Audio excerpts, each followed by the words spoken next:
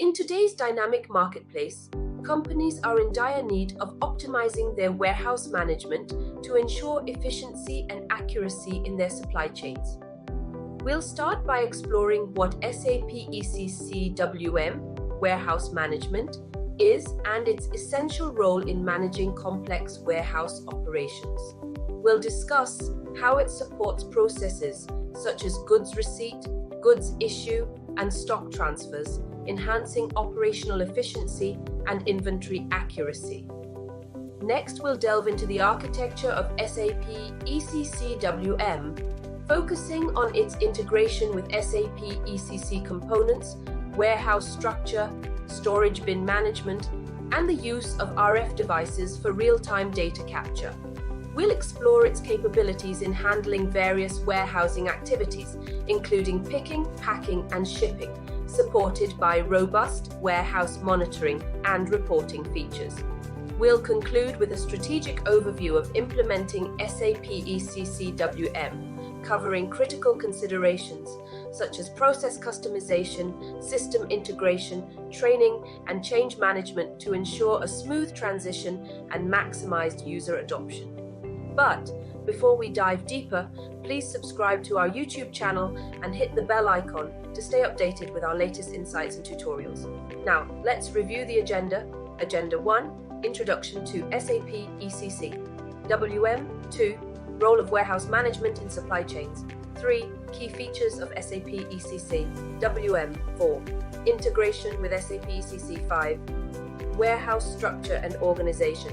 6, Inventory Management and Operations. 7, Use of Technology in WM8. Reporting and Monitoring. 9, Implementation Considerations. Let's get started with the video now. This is Samir here. Basically, we shall discuss about SAP Warehouse Management System.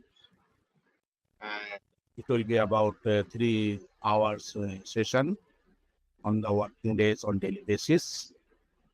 And we shall discuss about this structure of the program, of the syllabus. First, let me introduce myself. Basically, this is Samir, and I am basically handling all these SAP activities from Hyderabad. But most of the time, I'm traveling and I'm having different project activities. So, in this regards, I have also managed my time to provide the experiential knowledge, to share the knowledge, to gain my knowledge to the next level, and to have a discussion regarding this bidirectional way with the participants of the company. So this is my introduction in a nutshell. I'm working in this S4HANA area for the last 7 years, and I'm a certified consultant in SAP MM, EWM, PP, and TM all the ways. So I also like the certification and qualification in this particular SAP area. So I request the team to please introduce yourself one by one. All the participants are welcome. Thank you very much for attending the session, for giving the time to provide us opportunity to have a discussion. And I also want to request to the team that if you have any doubt, any question, please clarify this particular questions, answer in the session. And also, if you have any other question, please email to us, or maybe just please send information to Richard, which is our coordinator from ZaranTech. So this is the matter. So we should work as a win-win situation for both the team, ZaranTech, as well as for the company issues. So this is my polite and humble request to take care of the matter. And I also appreciate maybe in future for your support to make this training program a successful one. Okay. And in this manner, I am just sharing the screen. So let me know whenever you can see my screen. We start our session, basically introduction to WM. WM is a bridge between material management, and sales and distribution. Mac is a pitch. So for WM, so we should have some just basic knowledge of material management.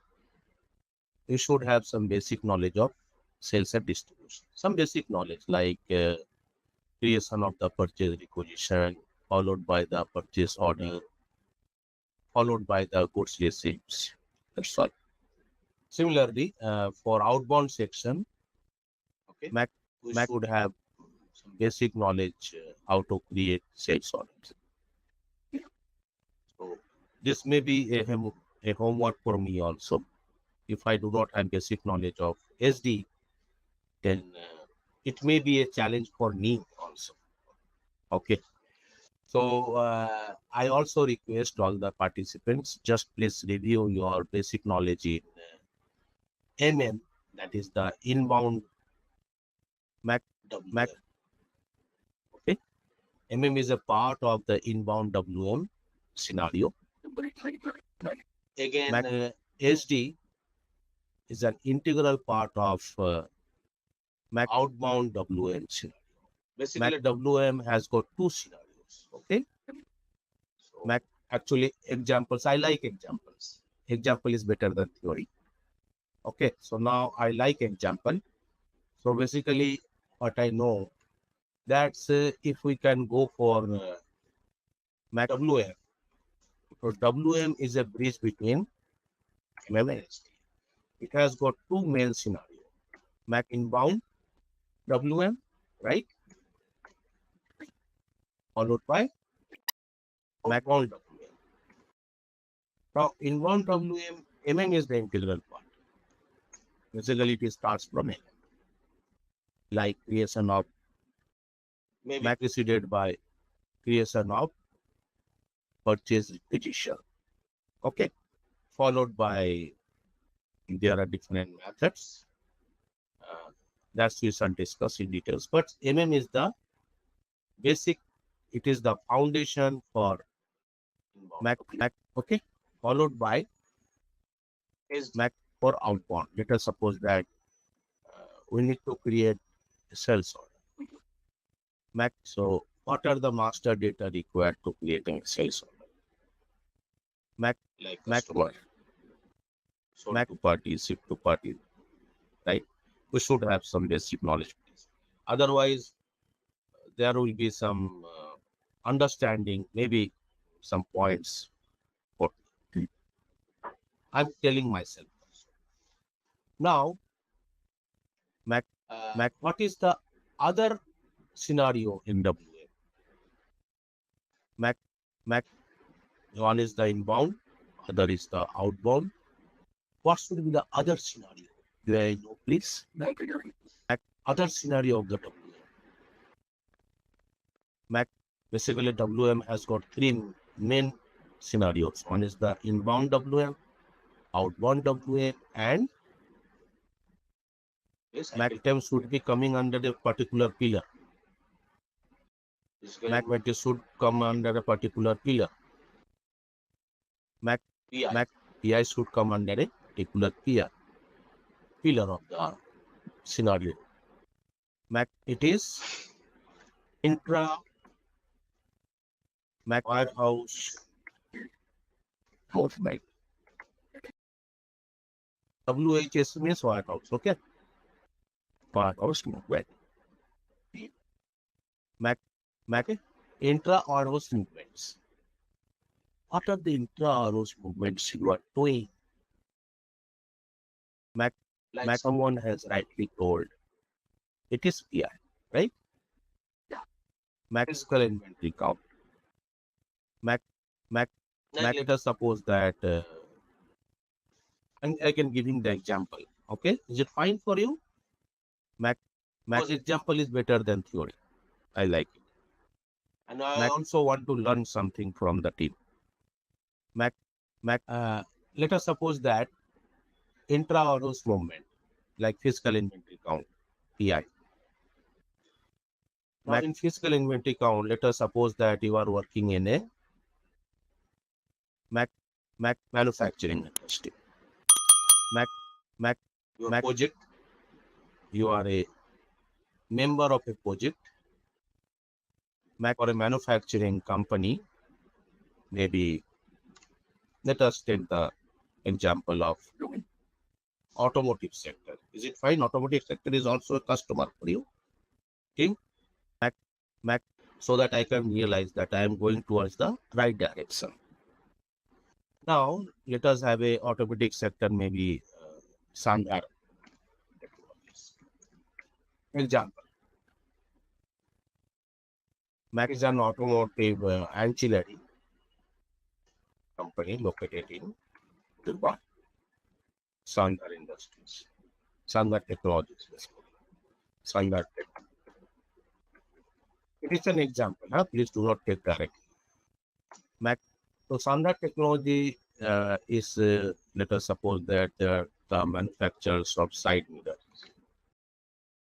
Okay. The side mirrors, they have got some specific side mirrors. Mac for cars, four-wheelers. Mac is 4W, four-wheelers. And they are also manufacturing mirrors for two-wheelers.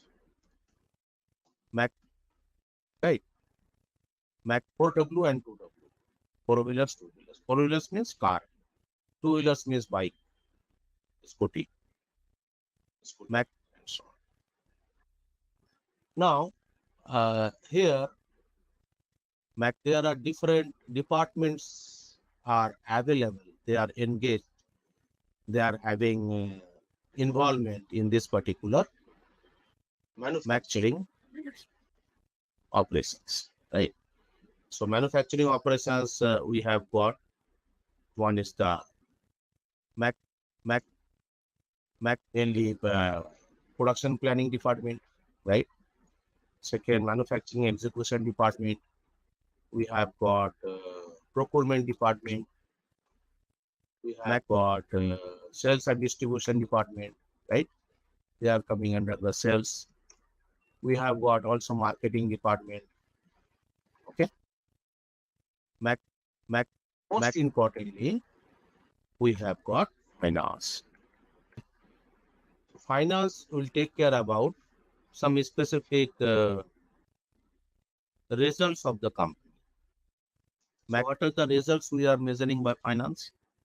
We should have some basic knowledge of finance. Just basic knowledge. Basically, three factors. One is the profit and loss account, P&L, right? Mac profit and loss account. Second is the cash flow. What is the current cash at any point of time? And the third is the balance sheet. All the financial transactions, most of them, they are rotating around this.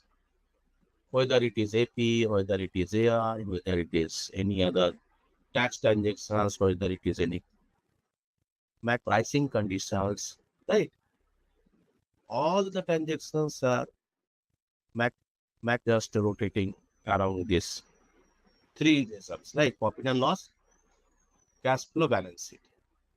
Now, at the end of every month, they have to provide some results, also some business specific financial results, right?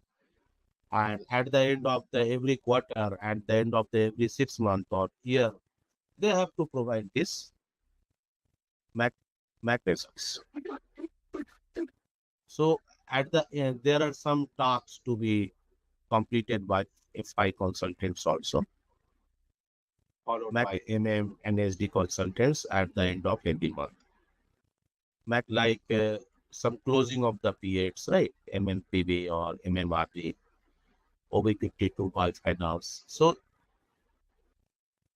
ultimate objective of the finance, they have to match the physical inventory with respect to the records available in our mapping data. Let us suppose that physically the material is stored or a particular material for example, side mirror, Mac or Maruti.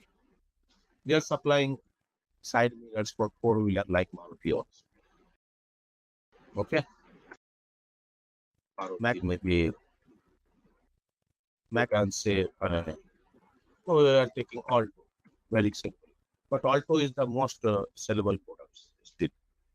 Right. Mac and the Maruti. For example, Mac Maruti Alto, they are supplying the side mirrors for Maruti Alto. And they have to take care about the inventory specific reconciliation. Mac all Mac the specific inventory available on the shop floor at any point of time, maybe on 31st of August. It is their objective. So Mac, it should be equal to the SAP book value. That is Mac physically Mac physical inventory, Mac only, Mac physical inventory count should be equal to the Mac SAP Mac, right? So for this, we need to do the physical inventory count, Mac process. So there are different physical inventory counting process. Mac we shall discuss later in the consequent chapters. Okay. Now, what are the other internal movements process? One is the PI, right? Mac warehouse movement. Internal movements of the goods inside the warehouse. Mac, yes. The person who has worked at WM, I think he may remember. Mac, the other. Mac listing. Mac listing. One is the PI, physical inventory. Other, basically inbound delivery will have some activities. Mac, have you heard anything about Mac replenishment? Yes. What is this? Mac. So we should have for any business object. So replenishment is a business object, right? So we should have clarification in three factors for any business object. What is the definition of replenishment, right? Second thing, what is the use of replenishment? And third thing, what is the example? Mac, so I believe that example is better than cure. Mac. So what is the definition? Mac replenishment. Then use. Then example. Mac any person. Basically, a replenishment Mac maintain a particular level of a stock. Mac particular temporary storage area. Why?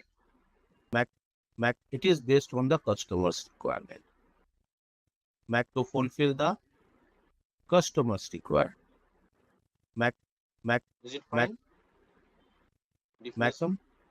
We need to maintain some specific levels of a particular materials stock at a maybe maximum storage area, interim storage type, maybe. And as per the customer requirements. Mac, what is the use? Use basically we are using this Mac for supplying the products to the customer end, or maybe any particular staging area, Mac staging area, Mac maintain this particular level in between minimum and maximum predefined value of the stock at this particular staging. Okay, understood? Any question?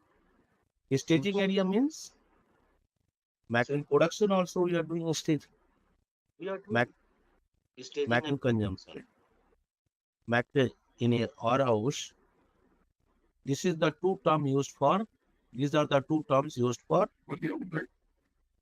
WMPP integration. Staging and consumptions. Okay. Whenever I am telling this staging area means it is a temporary storage area, may be used for production, may be used for the next point of sale area. So point of sale area is used in the mall, for example, Walmart. Magazine POS, point of sale. So there also we have is got staging area, right? It is a temporary storage area from where we are supplying the goods in a particular predefined unit of measure. Yes or no? In malls, maybe if you have visited Walmart, okay, so there also we are having staging area. Okay. Not only in production, in malls also, any specific point of sale area, where we have got huge possibilities of potential customer. There we are maintaining some staging area. So replenishment is required at this particular staging area. Based on the minimum value, maximum value, and the replenishment quantity. These are the three factors we should control. Okay. What are the others? One is the PI, other is the replenishment. Third, in WM, we are using the word PC. Is the meaning of PC? Means not personal computer. Huh? In our PI, no? Accounting is a part of PI. Hey, you have told already. So it should not repeat it. What is the meaning of PC? Though it is not personal computer. PC stands for posting. What is the meaning? Basically, posting changes. If we are changing the status of the stocks. Okay. Status of the stocks. Without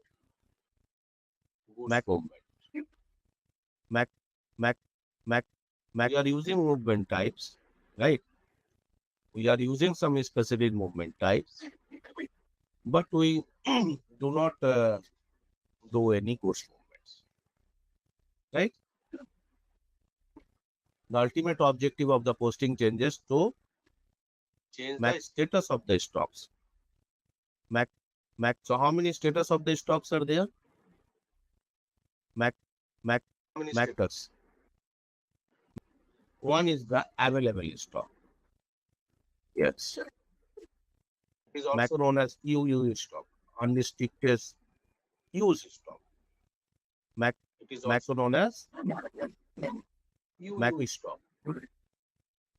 Unrestricted use stock, right? But nowadays people are calling it available stock. In EWM, all the ways, everywhere. In WM, in our management complex, we are calling it available stock. Stock is the stock. QI stock. QI stands for and other stock is the block. Generally, we are calling it as DB stock. Blocked stocks. Maybe it is blocked for scrap. Maybe it is blocked for next process. Maybe it is blocked for any clarification activities. we can put it in the clarification zone.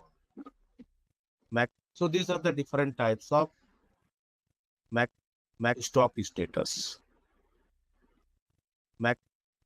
And they are also calling stock types. And if we change this stock status from one to another using some movement types, then it is called posting changes. What is the difference between posting changes and inbound maxes? Mac is the difference. TC and inbound process. There is no movement. Just we are changing the, in outbound also we are doing the goods movements, but there is no goods movements. But we are using movement types, maybe 320, 320. So,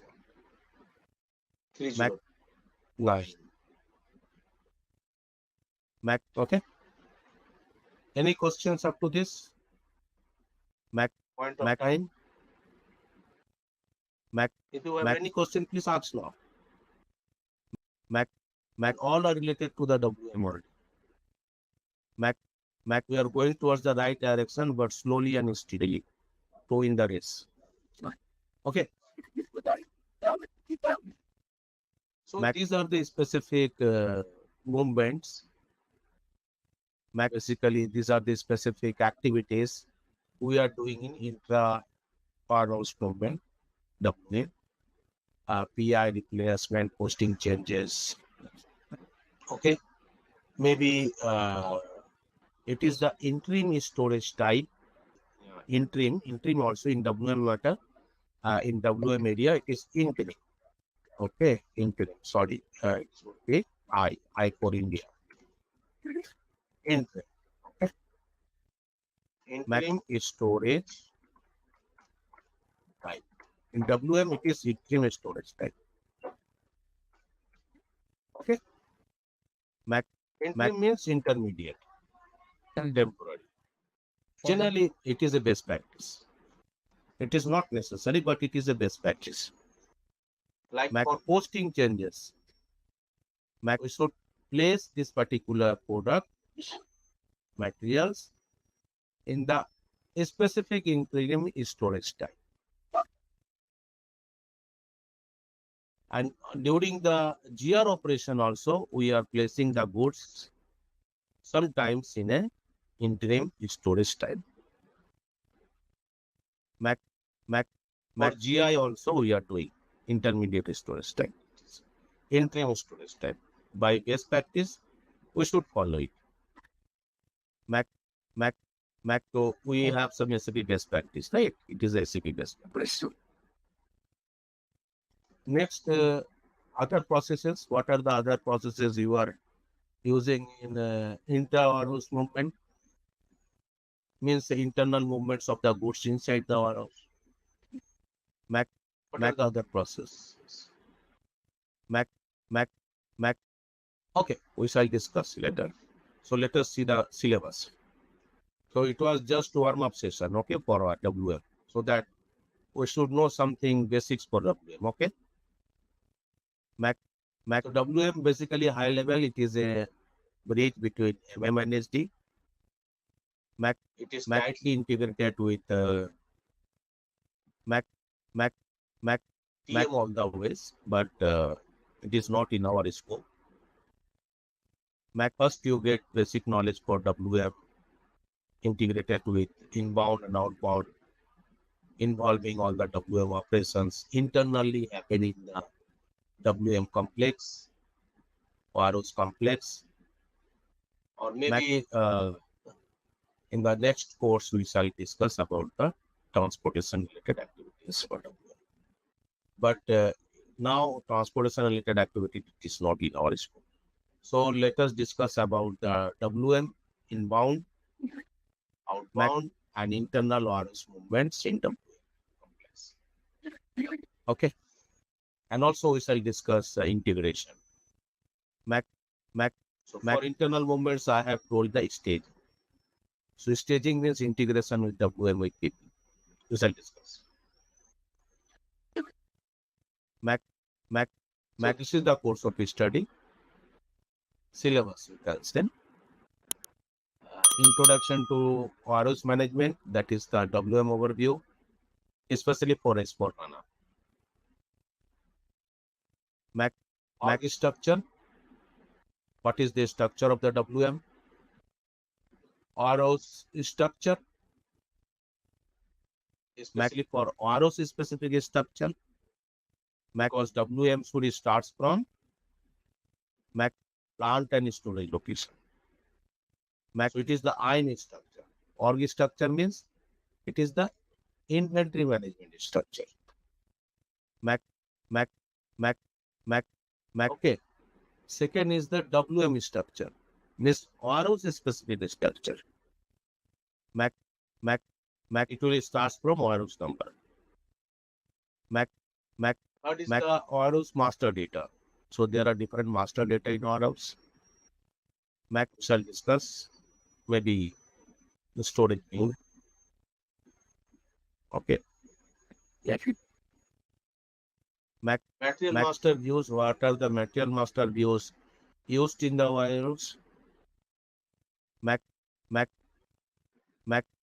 Specific material master approach. There are 5 topics we shall discuss in introduction to Then we shall discuss about the organization data, how to define this warehouse structure, warehouse number, storage type, storage section, storage bin, picking area, and storage unit. Storage unit is not mandatory. That's why many companies are not using a storage unit. But we should have some knowledge in storage unit. But it is not mandatory at all. Storage section was not mandatory previously. But later, after getting the feedbacks from different customers, stakeholders, SAP has made it mandatory for the storage section. So these are the 7 specific topics we shall discuss in this data. Any question for first 2 topics? We shall discuss in details all this. But any question after seeing this topic? Any suggestion, any idea? And these are the time stipulated for them, but it is the approximate time. Is not the exact time that we should maintain it all the ways, no. But it is the approximate time we shall provide, but it can vary. It depends upon the feedback, it depends upon the discussion, questionnaire, all these things. Okay, any question please? Next is the master data. Master data, as we know, first one is the material master, second one is the storage. These are the 2 specific master data here. WM. Material master, we need to maintain 2 specific view in the material master. WM. WM1, WM2. Apart from some specific material, basic data 1, basic data 2, and so on, we should maintain. But WM relevant views are the 2 views. WM1, WM2 views. Okay. Next is the transfer requirement. So create transfer requirement automatically. Transfer requirement manually. Transfer requirement basically based on the storage type and based on this particular material. Yes. Shall create some transfer requirement, specific steps. Next, we shall discuss about the posting change notice, right? I have already described PC. Mac to create this posting change notification. Then transfer order. We shall discuss about the number range, create TO for with respect to max per requirement. What is the difference between transfer order and transfer requirement? Mac, Mac. What is the difference between transfer requirement TR and transfer order? Mac, Mac, Mac. Okay. Basically, Mac, Mac, Mac.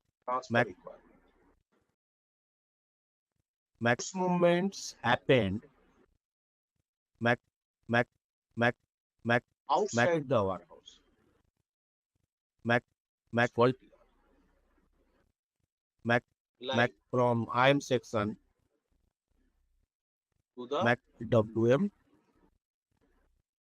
Max for warehouse complex. So there are two Mac areas, right? One is the IM, other is the WM. Yes or no? Mac WM zone and Mac WM area and IM area as a layman language, right? Mac one is the IM zone, other is the WM zone. Mac. If we are doing the goods movements from IM area to WM area, Mac is called Mac. Yes or no? Mac is. And if we are moving the goods inside the warehouse, Mac understood? Any question? Mac in number of examples. Mac, let us suppose that Mac goods has supplied to your plant. Mac, you have goods like lithium battery. Mac, okay. Lithium battery is supplied to your plant. Public SLOG. SLOG is transfer storage location. Okay. Mac, I'm using SAP defined terminology. Mac, they should not have any Mac question. Mac, we shall move the particular product raw materials. Mac from storage location to the Mac release. So this is called tier. For this we need tier. Mac. Any question? Mac. Or if we are moving the products from Mac WM area to IM area. Mac also need K. Mac yes or no? Mac it is for inbound. Mac is inbound logistics. Top one. Bottom one is the outbound logistics. Mac if it is for MM tasks, then it is for SD specific tasks. Outbound logistics. Mac one. Mac, any question? If you have no response, means maybe you have understood everything. Otherwise, I am not communicating anything to your location. Mac, and maybe you are located in Chennai, right? Mac, and all of us should be on the same platform. Mac, please tell yes. If you understood yes, please tell yes. If you don't understood my voice, my sentence, then please say yes, no, right? No harm to say no. Mac, because at the end of the session, if I shall say no, then there will be a big confusion. Okay, team, please say everybody yes. Understood or not? TR, transfer requirement. So, hello gents. Now, TR is nothing but it is the goods movements happened from prime area to the Mac and vice versa. Vice versa means WM to Mac, Mac, Mac, Okay. Mac. Now, TO is the transfer order which is happening inside the WM area, like maybe for PI, maybe for replacement, maybe for some specific internal goods movements. Let us suppose that you need to do some specific inspections inside the warehouse. You need to do some clarification inside the warehouse. Then you need to do goods movements, right? You need to do some specific observations to be carried out inside the warehouse. You need to do, we have to be movements. If you want to move the goods at a particular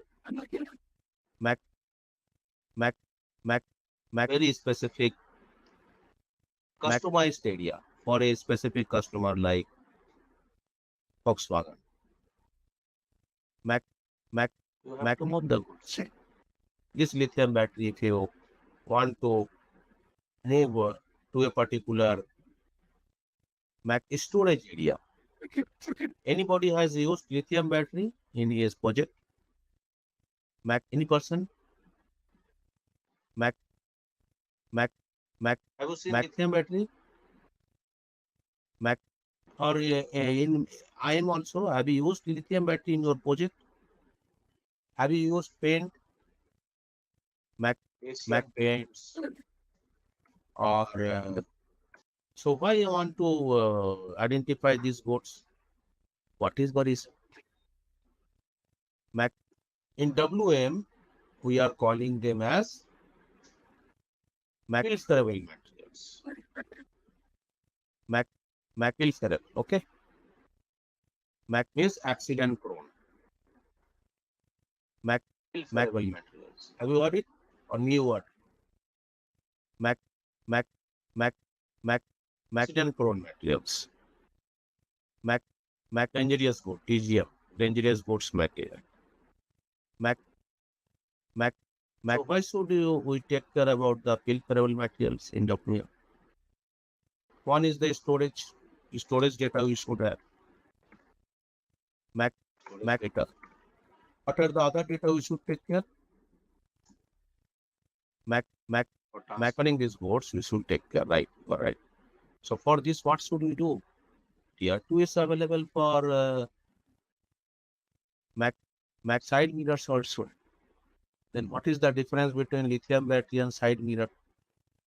It is the storage, no? For transferring, what should we do? Especially for lithium batteries. Before transferring. Packaging data, correct. Pack. Matter the other data. Any other person? Basically, we should maintain 4 types of data for such pilferable materials. Storage data, packaging data. Next is the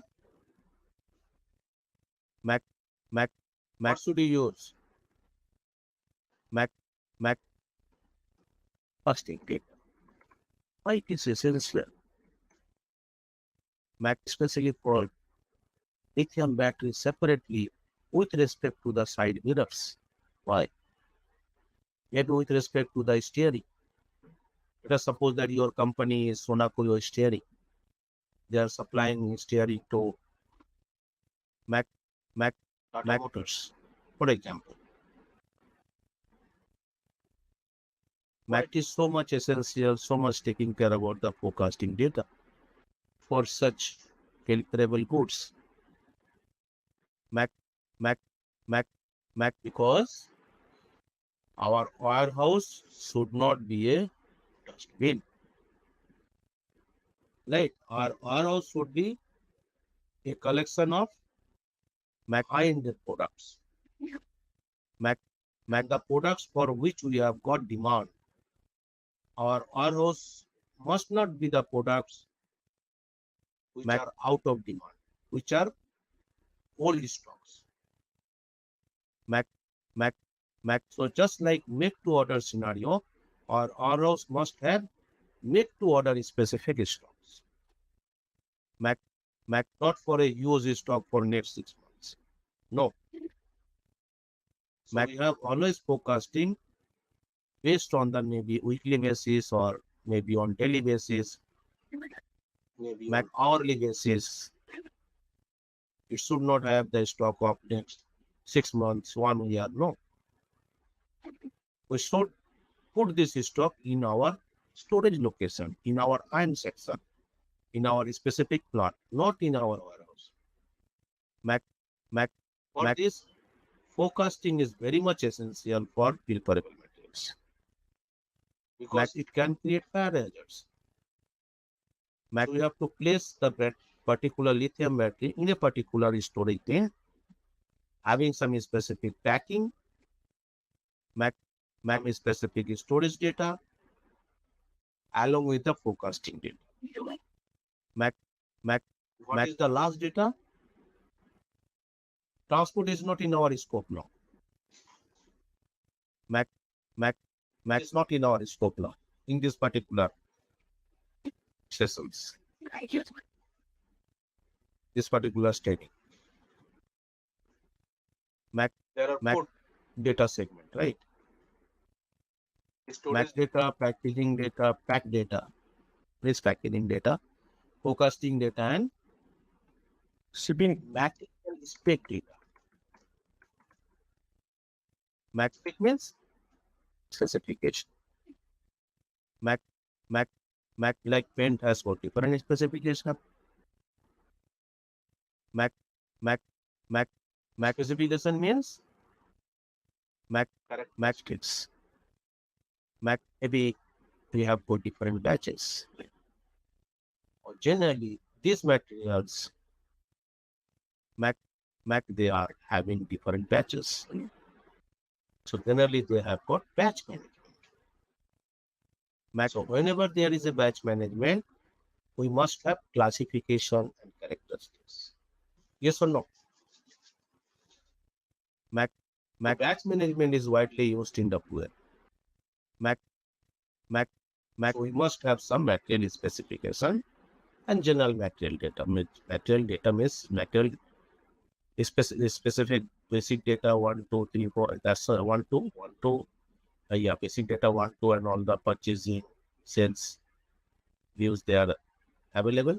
Apart from this, we have got classification data for specific batch. Right? So batch management, everybody knows it because it is not in our scope, but we should know. Any doubt for batch management? So what is the specification data characteristic data of a paint? Asian paint data support that. Royal paint. Right. I have bought Royal paint just yesterday. For the painting of oil. Located in Chennai. I have bought, I think, green color paint because I like green. For example. So I have got green color. Color is the right. One is the color, which is the classification, green is the characteristics. What are the other characteristics? Have you understood? Class is the color and green is the characteristics. Quantity is not the characteristics. Quantity is the unit of measure, base unit of measure. Is the characteristics. It's coming as viscosity. What? Okay. All the chemicals or physical characteristics, right? Specific gravity. Viscosity. Okay. Maybe Mac specific gravity, right? Mac all the physical and chemical properties. Mac Max. So unit of measure liter is not a physical and chemical properties. So all the physical and chemical properties are coming under the characteristics. Yes or Mac, no? Mac. So we should not forget physics and chemistry. Mac. By the way, entire warehouse management is based on the three-dimensional pattern. Mac is based on the solid geometry. What is solid geometry? What is solid geometry? Warehouse is based on the solid geometry. Entire warehouse operation. Mac solid geometry. Solid geometry means three-dimensional geometry. Mac 3D. Right. Mac is a 3D. Max, you are right. What is the meaning of X, Y, Z axis? Mac I. Mac N. Stack and leather. Mac X, Y, Z. Mac. Okay. Based on this strategy, we are working in the warehouse management. Most of the time, we forget to take care about the level. Level means height. Height means Z axis. In warehouse, we need to optimize. We need to use the advantage of height, Z axis. And in inventory management, we forget to use the Mac axis most of the time. But in warehouse management, we should maximize the utilization of heights. So that's why warehouse management concept is based on the solid geometry. Mac. Understood any questions for TR and TO difference? Mac. It is defined in the batch management specific sector, which is coming under MM. So the material which is supplied to the WM must have some specific batch, right? So let us suppose that you are supplying lithium battery or pen, for example, pen, Asian pen, I'm giving, right? Asian pen. Mac is the famous pen nowadays. So Asian pen, every pen has got some number. I have got. What is the meaning of this number? Mac, I have bought yesterday 2-liter pens, green color, for example. The number is 7781. It is a commercial number for the specific color, for the specific quality of the pen, which is has got very specific viscosity, specific gravity, which are the ingredients of the pen. The pen brand was Royal brand. It is a washable pen. Okay. It was my requirement. A specific pen color. And I have bought this, and the color, the particular supplier, the pen dealer, Asian pen dealer, has told me that please remember this number. Mac 7781. He has given me a homework that please remember, hey, Samir, please remember this number. Why? Mac 7781. Because it is a commercial number. Mac, if I need more quantity. That's why he told me. If you come again, then I cannot give the same paint, right? Because he forget. Markets. So this is the beauty of this particular commercial number, which is having the specific material specific color, physical and chemical characteristics.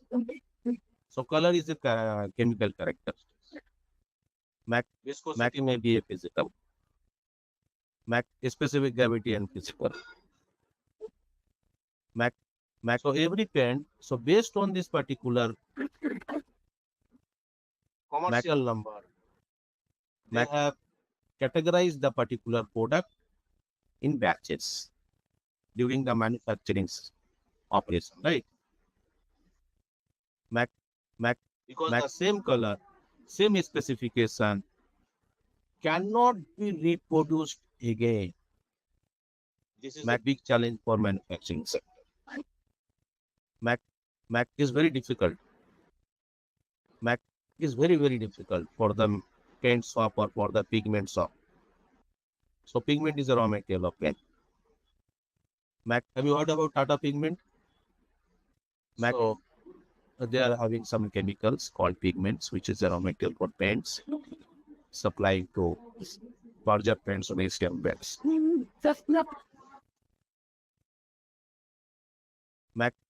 So have you understood the logic of maintaining all the specifications? Because they have to maintain some batch management. Because of the batches.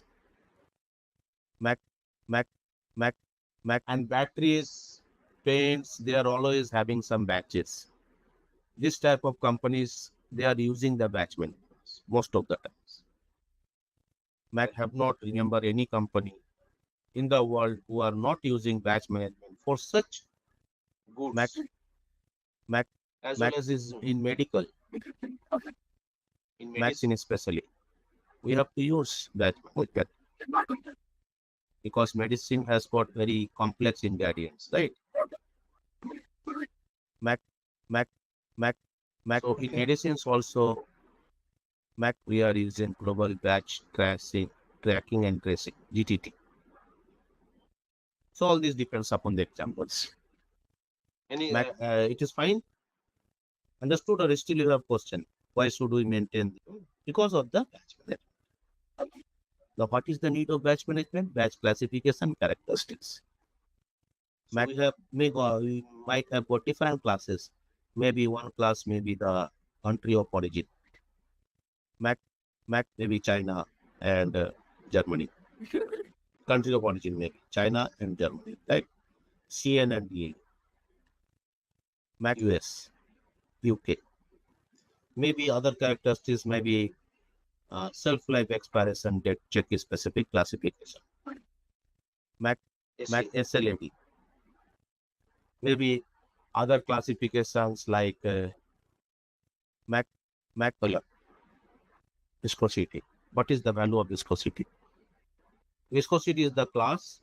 Value of viscosity is the characteristics.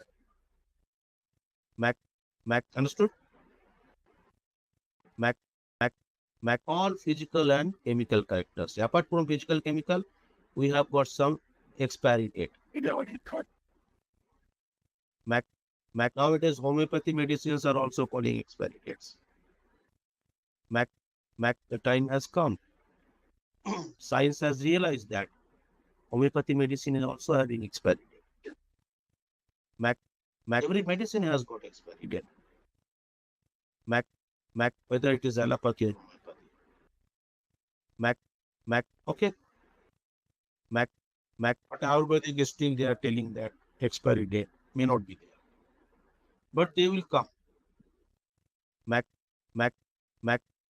self-life expiration date.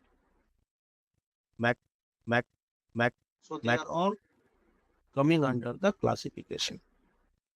Different classifications. And the value is the characteristics.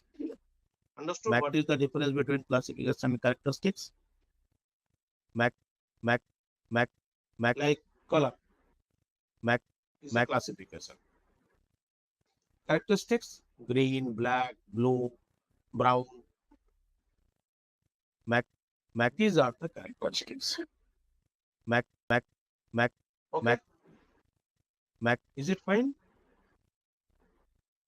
Mac, we are missing something. Mac, okay. Mac. Now, inventory management. For inventory management, we need to activate automatic TO creation, setup for auto TO creation. Basically, for setup of auto TO creation, we should take care about the movement types. Mac, most of the time, based on the Varus number, or maybe based on the storage type and so on. Movement type is the Mac in deciding factor for TO. Mac, okay? Mac triple line or whether it is 998 and so on. Mac allow negative stops. Mac in interim storage type. Why the negative stop is necessary? No, it is the name telling. Na? Any example? Mac. Why negative stop is sometimes necessary in WM? Not always. Mac negative stop. Mac like let us suppose that now the festive season is started. Mac in the month of October, right? Mac in just after the festive season, Mac green is demand of huge demand. Mac sweat. Mac, yes or no? Mac October. Mac, there will be huge demand of cement industries. Mac, why? Because of the construction work will be going rapid. Mac, in all of a sudden across the globe. Generally, this is the consumption of the cement. Max got the survey report that after the festive season, after October of every year, we are getting huge demand of cement. Actually, we have to fulfill the demands first. And we are doing towards fulfill the demands. So for these, negative stocks is required. The demand is very high. We have to supply from the SAP book value. But physically, we shall adjust one by one. And then we shall adjust the specific inventory.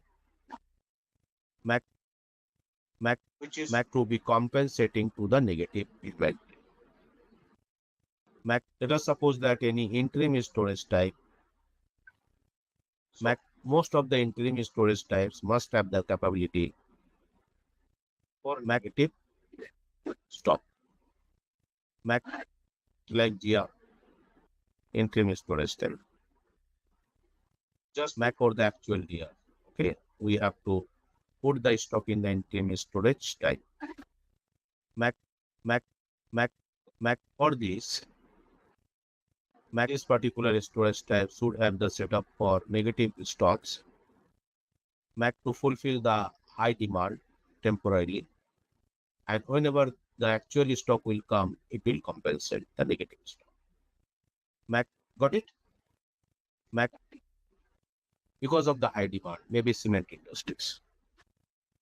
is the burning example. We are having this type of situation for all the cement industries. Which are live nowadays. Whether it is SAC, whether it is Gujarat Ambuja, whether it is Birla, whether it is any other local brands, all the cement industries, they are having the possibilities of having negative MAC stock, especially after October. MAC like medicines, MAC, MAC, MAC.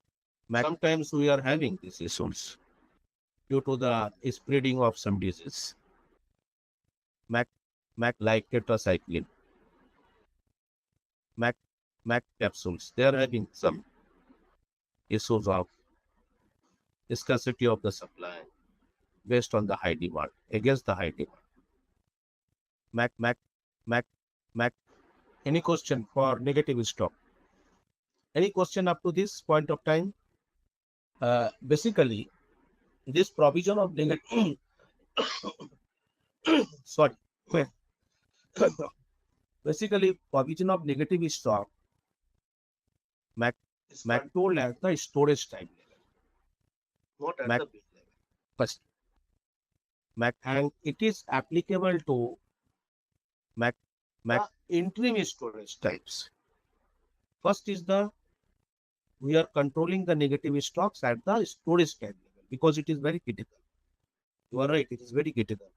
And it will create lot of confusion among the warehouse staff. MAC, why? MAC, the education level of warehouse staff is very low. Yes, you are right. It will create confusion. So that's why SAP suggests to control the negative stocks visibility at the storage type level. And it is not for all the storage type level. It is only and only applicable for the very specific interim storage types. MAC not for all. MAC, let's suppose that there are 10 interim storage type. So out of 10, maybe 1 or 2. So for MAC, which 1 or 2? That we shall discuss later.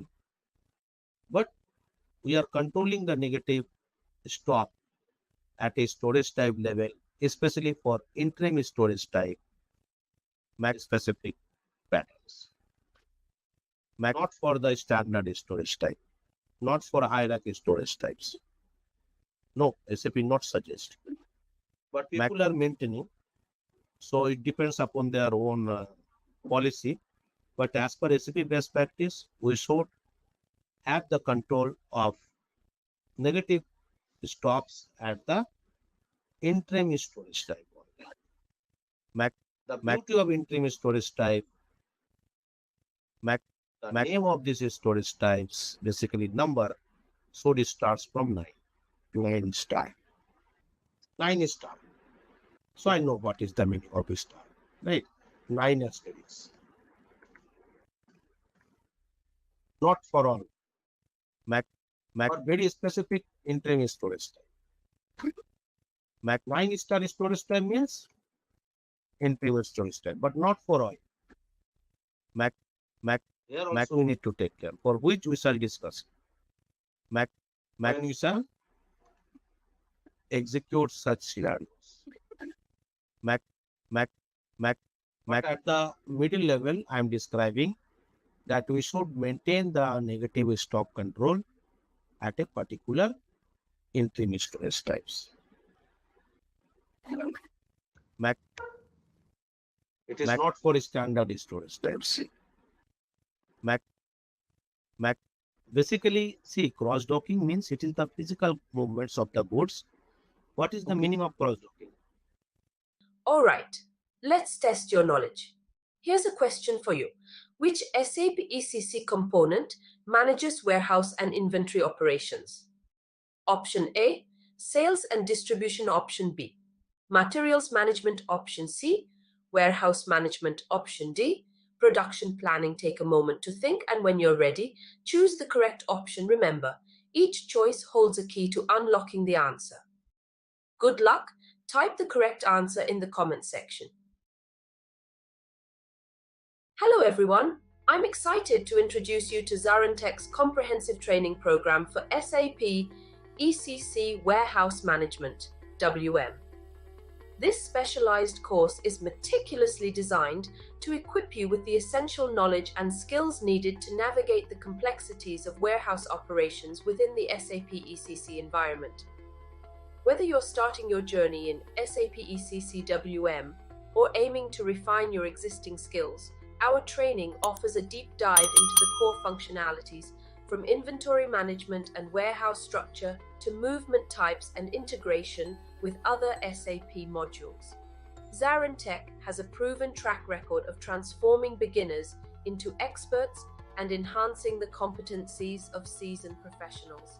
Our graduates have gone on to significantly improve warehouse efficiency, accuracy, and productivity in their respective organizations, leveraging the power of SAP ECC WM to its fullest potential. By choosing ZaranTech's SAP ECC WM training, you're not just learning, you're gaining practical experience through real-world scenarios, access to expert instructors, and insights into best practices that set you apart in the job market.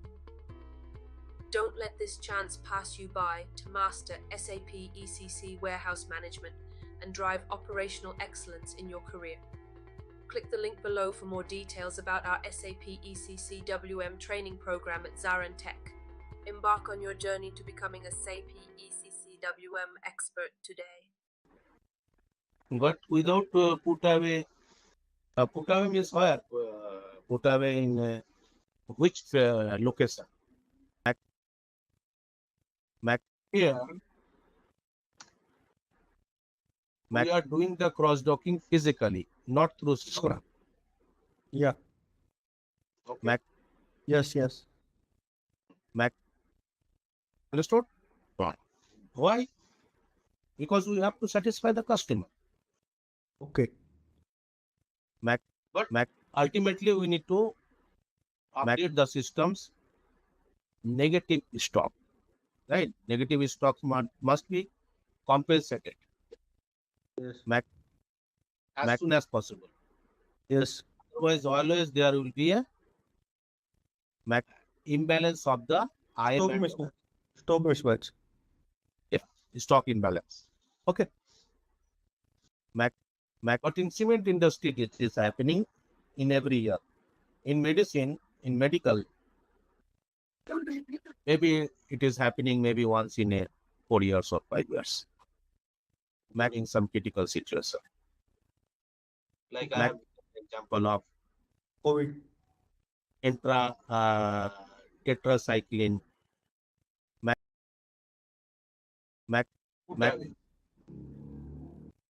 Now, goods movements not allowed for storage type. Let us suppose that some storage type is applicable for maybe for clarification job. So we have to stop any movements for this particular storage type, maybe for next 10 days. Okay. Maybe we need to take some specific measures for some storage type which is under shutdown, under repair, under maintenance. Right? We should not disturb entire warehouse. Just take 2 storage type under maintenance. Or maybe some storage type have got some specific products, maybe for customer returns. Some emergency. Maybe some vendor returns. So for the time being, we should not have any because they are under clarification. Okay. Such cases we are having some goods movements not allowed for such storage type with some indicators. Now Putaway strategies. Putaway, there are strategies in customizing sector. So under strategies, we have got stock placement strategy and stock removal strategy. Stock placement strategy is very simple based on the particular stock placement specific process. We have to find out the specific Putaway strategies. Maybe next to empty bin, fixed bin, open storage, Mac and existing bin, pallets, or maybe fixed bin. Instead, I think fixed bin has come twice. Okay, maybe by mistake. Just close. So fixed bin is the simple. This one and this one both are the same. But fixed bin strategy again we are using in picking strategy also. Okay, so fixed bin is the strategy which is common for both putaway and picking. Mac. This should come here. Mac. Okay. And self-expired, I know. This particular strategy again we need some knowledge that how self-expiry date is working. Mac especially for Mac storage data one view. So it might be homework for you people. That please check how the self-expiry date, self-expiration date check is working based on the total shelf life and minimum shelf life. Mac. There is a setup for master data preceded by customized during the GR. And FIFO, this first in, first out. Stringent FIFO again. LIFO is also last in, first out. So again, we can have lot of. What is the difference between stringent FIFO and FIFO? Mac, high level. Mac. What is the FIFO? You have told the right thing, but in the reverse way. It is not same thing. Basically, stringent is applicable for all. Mac and FIFO is applicable for a specific Mac storage. Okay. FIFO is applicable for a storage type 001 hierarchy storage type, for example. But stringent means system will search whether the same material Mac is available in any for entire warehouse or not. Mac for all the storage types except Mac, which is Mac type. In stringent FIFO, system will search for these materials for entire warehouse for all the storage types for except interim storage type. What is the example of LIFO? Mac, last in, first out. Example of FIFO is very much applicable for automotive sector, right? Or medicine also. But Mac is the example of LIFO. Mac, any person. Is the example of LIFO. Mac because of Mac used demand. Mac, yes or no? Mac, no. Because of the high demand. Mac do not have the time to rearrange the Mac cement, Mac bags, right? They do not have time. Mac just put the cement in a particular stack. Mac from bottom to top has taken the cement from this stack from top to bottom. Yes or no? Mac suppose that there are 20 cement bags of Gujarat Ambuja cement, high quality cement. Mac in a particular stack, 20 bags. 1, 2, 3, 4, 5, 6, 7, 8, 9, 10. From bottom to top, right? Stacking. And during the goods issue, they are taking the bags from Mac top to bottom in the reverse way. Because they do not have time. Mac, yes or no? Mac, this is happening in cement industries. Mac, during the situation and during most of the situation, because Also, expiry date is not there. You are right. Generally, we should not use cement after 6 months. Yeah, otherwise the quality will also deteriorate, and you can see the cement specific problem of visibility. And generally, the cement stocks we are not keeping more than 1 month or 2 months. Generally, Mac are very much macro in nature. We cannot have huge stock of cements for next 1 year. Like maybe for like medicines we can have, but for cements we can. 1 month, 2 months, that's all. That's why the cement plants. Have you visited a cement plant? Any person? Maki, Gujarat, Ambuja. Mac, Mac, controlling the production very much based on the demand. Actually for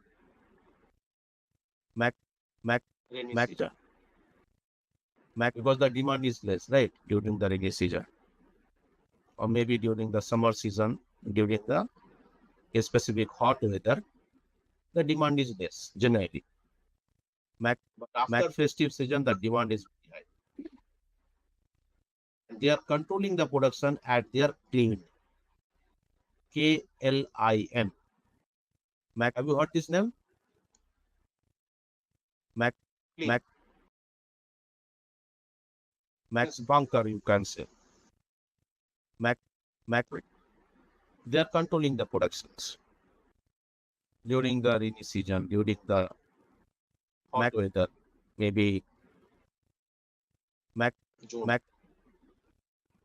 they are controlling the production. But during the September, October,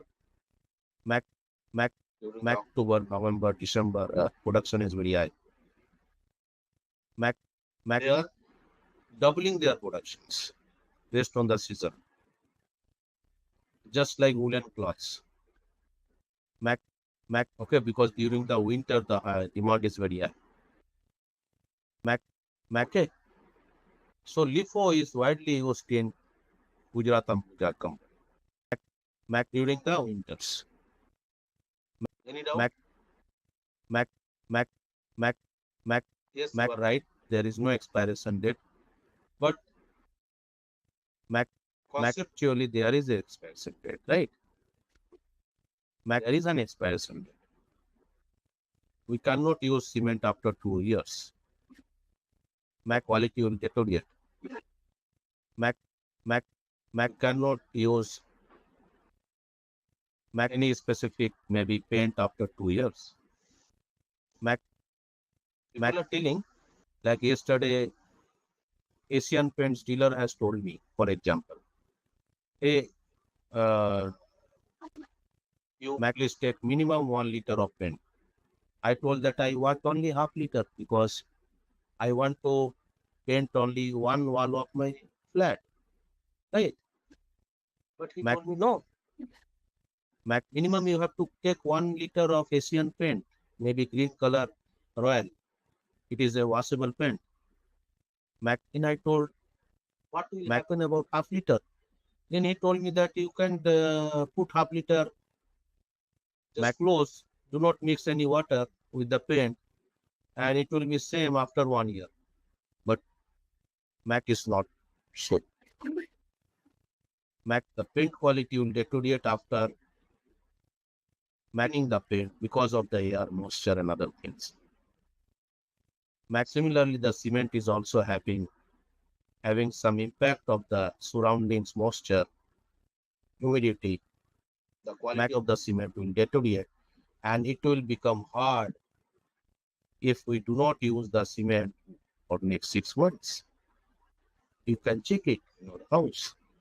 It is very difficult. To maintain the quality of the cement after 6 months. Okay. But there is no expiry date. It is right. But there is an expiry date. Conceptually.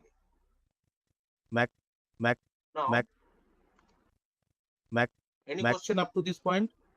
FIFO, LIFO, stringent FIFO, Mac expert, Mac, Mac fixed bin strategy will come under picking strategies. Sorry. Mac due to the Excel sheets, especially the structure, it will come under the fixed bin strategy also. Fixed bin strategy is used for putaway and picking both. Mac, okay? This. Mac, any question, guys? Now, warehouse management, business scenarios, Mac end-to-end scenario we shall take, maybe with inbound delivery, with ASN. Mac, what is the meaning of ASN in SAP MM? Mac will know it. What is the use? Mac, what is the next step of ASN? Mac, what is the result of ASN? What is the result of ASN? What is the next step of ASN? Mac, so what are the parameters we should check in ASN? Mac parameters generally. Mac is the particular material or products. Mac components, right? Mac is the component. What is the article? Material gas industries materials are known as article. Mac followed by what is the quantity? Mac of the materials. Mac followed by followed by Mac. These are the parameters. Mac check. Mac from ASN. Mac, okay. And the result of ASN will create inbound delivery. You are right. Mac is the need of inbound delivery. Why should you create new document in MM to confuse our MM consultant? This is the question asked by a particular MM consultant that, Mr. X, why you are creating a new document inbound delivery to confuse us? Why? Already we have got purchase order, we have got a GR, we have max scheduling agreement, we have got contract, so many documents are there with MM consultant. Why you are creating inbound delivery? I think it is a maybe of sales and distribution, right? Why you are putting this inbound delivery to MM? Mac should be a document for sales and distribution because it is delivery. What is the need of inbound delivery? Basically, inbound delivery is known as VBD, right? It looks like a document for SD, right? Because it is a delivery. No, it is coming under it. Why IBD is required? Because Mac is required to control to manage the Mac which inventory. This is Mac on gain. Packaging is there, yes. Packaging is also there. But main motive is the inventory management. Mac inventory managed. Mac how? Why? Yeah. Because we are creating PR, right? Mac standard practice in any business. We are creating PR. Now PR has got different approval process, and Mac is approved PR. maybe a number of approval MAC stages based on the PR value and that. MAC now from PR we shall create PO. MAC PO is also going to be approved. MAC no. MAC whenever you are sending this PO to supplier to supply the materials, MAC based on the product price, MAC quantity and delivery date. MAC. So if there will be any change in the requirement, MAC of the customer, we cannot change any parameters in the while MAC the PO is approved. MAC. Then what is the way? We have to disapprove the PO, change it, again reapprove. MAC very difficult thing. MAC some organization it is impossible. MAC it has got 9 levels of approvals of PO. MAC is nearly impossible, right? It is not possible to disapprove the PO, to remove the approval, then again change it, again reapprove for the 9 levels. MAC is a very difficult process. Management does not like it. Most of the companies, big companies, because SAP is used by big companies, Fortune 500 companies, they do not like it. Then what is the process? If you want to manage the inventory for the approved PO, you should be able to create an inbound delivery. So you can create inbound delivery automatically via ASN and manually via transaction code. What is the transaction code to create inbound delivery? AS31 and N stands for well, correct. Job. Let us suppose that in your organization this ASN and inbound delivery is not available. Then you have to remove the approval of the PO. Otherwise, how can you reduce the quantity or delivery date, maybe change the delivery date of the PO? You cannot change. System don't allow you. Never. Yes, that's why inventory control we are doing in IBD. IBD is creating against this particular PO for this particular vendor on automatically. Mac, you can control the material quantity and delivery. But price is a matter of concern. Price we cannot change because again then finance will come into the picture. They do not want to change the price. Right. Price is controlled by another way. Maybe through PIR, purchasing for reports, maybe through MAC specific material master accounting with one year and so on. So, but quantity and delivery date we can change. Price MAC difficult. MAC change in inbound delivery. But main thing quantity and MAC it can be changed. Right? If the customer demand MAC delivery date change. Let us suppose that your customer has told you to supply 200 MAC bags of cement.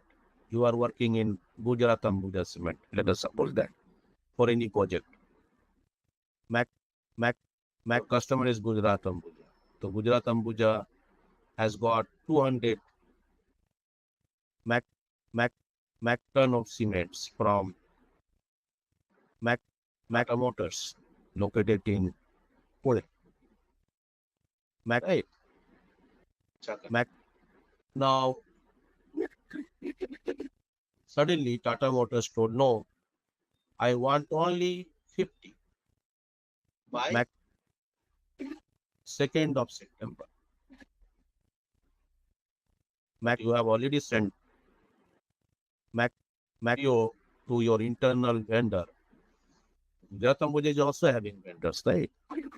About 452 vendors are up to Jatam. Mac, they have already sent vendors to Mac for such quantity. So can they send? Can they check? Can they modify the PO? Well, Mac very difficult. Only thing, they can create a new inbound delivery using WF31N manually against this PO. Otherwise, they can provide the process of ASN. Mac, but the process of ASN must a particular complex process. In actually, we have to do the setup for all this ASN related objects. That's why people are creating Mac manual inbound delivery using WF31N. Mac, they are maintaining some specific reference number for the ASN number in this particular manner, and they are creating the Mac-bound delivery documents to control the inventory. Mac, here up to this, it is coming under MM. So inbound delivery is a baby of MM. Mac, it is not a baby of SD. Mac, so it is a baby of MM. And still, it is not coming under WM. It is not a baby of WM. Mac, but some organizations, they are telling the WM clerk should take care about the inbound. But actually, it is not a baby of WM. Mac, baby of MM. Mac. Now, after that, Mac, we shall create maybe TO. Mac from this inbound delivery. Generally, we are not creating any transfer requirement for it. Mac, we are creating transfer order directly for this particular inbound delivery. Mac to process this particular stocks. Mac do the goods movements, the warehouse, inside the warehouse. Physical inventory I have already given. Actually, based on the platform, what are the types of physical inventory? Based on the platform. I am telling platform. Based on the platform, how many types of PI are there? PI means physical inventory process. Based on the platform. Till.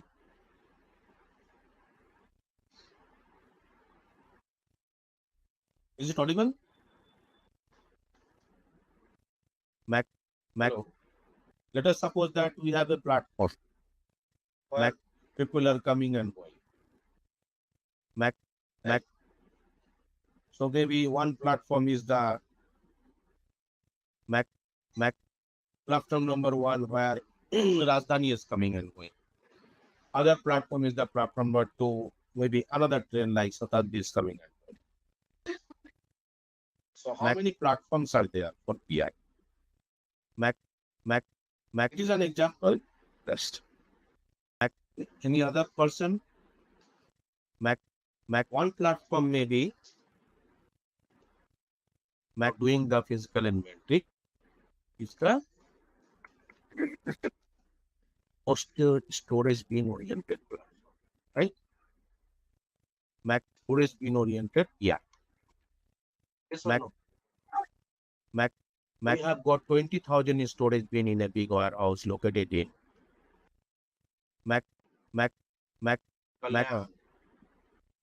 Putaway for Raymond Industries. Let us suppose that Raymond Industries, okay, has got only 20,000 pins located in a big warehouse near Kalyan. Kalyan is a nice place for all the big warehouses. It contains warehouses for Raymond, Mackay, Dabur, Britannia, and so on. Okay, it is a real example. Now, if we are doing the physical inventory count, we have to block the bins, right? We cannot do GR or GI from the bins. Otherwise, we cannot do the physical inventory counting process, right? So, do we block all the bins? The operations for Raymond warehouse located in Mumbai, Kalyan. Oh, we should block only 100 bins. The particular location. Do the PI process, complete it, confirm it, settle it, the write-off and write-on for the PI.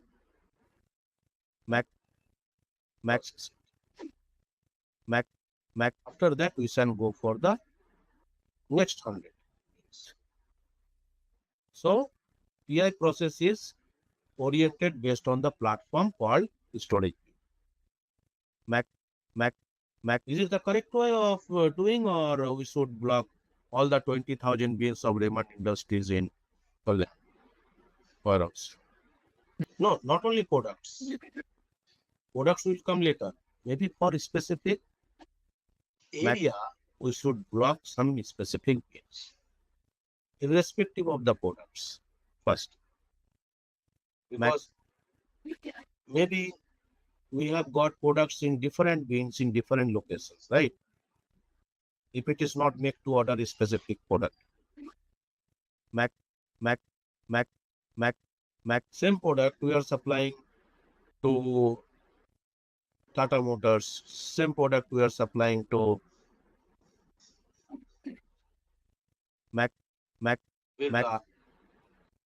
Century employees, same products we are supplying to Big Bazaar, same products we are supplying to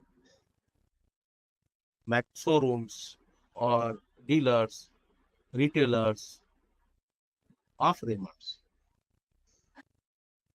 Is a big network. Raymond has a very big network, right?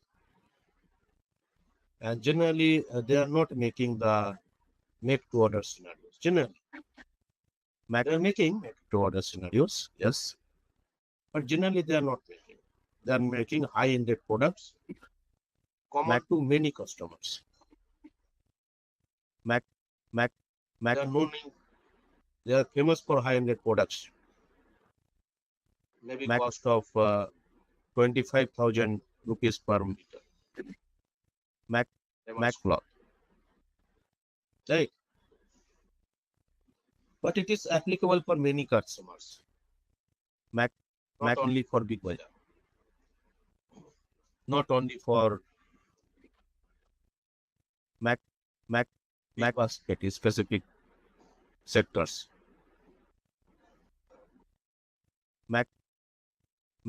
They are not dedicated. But they are providing some specific to order scenarios based on the bulk demand. But in general, they are not doing. They are telling that they are famous for high quality products at par. Maybe Thakkar Industries located in Jamshedpur. maybe big bazaar located in Mumbai. Mac, these are the burning examples. Okay. But should we block the 20,000 bins? No. We should block very specific 100 bins in a particular zone, maybe nearby clarification zone. Right. They should start their counting and they should complete it one by one. They should have some plan. Okay, so one platform is the storage bin oriented PI. What is the other platform? Whenever we are calling storage bin, right? Whenever you are calling storage bin, so storage bin is a child of Mac storage section, right? Mac storage section is a child of storage type. Mac platform is the same ultimately, right? Mac always. Other platform is the Mac. There is no much difference between the PI process carried out in a storage bin. If I am selecting a storage bin, it belongs to a particular storage section. Again, storage section, it belongs to a particular storage type. So there is no much difference. Mac is the platform, is the product. Let us suppose that Mac has got very high-ended product. Mac product code Mac 2341. Mac this type of product codes are happening with are 2341 product code. It is a high-ended product. It is a ended product for shooting and setting for a month. Maybe cost is for example 25K per meter. Mac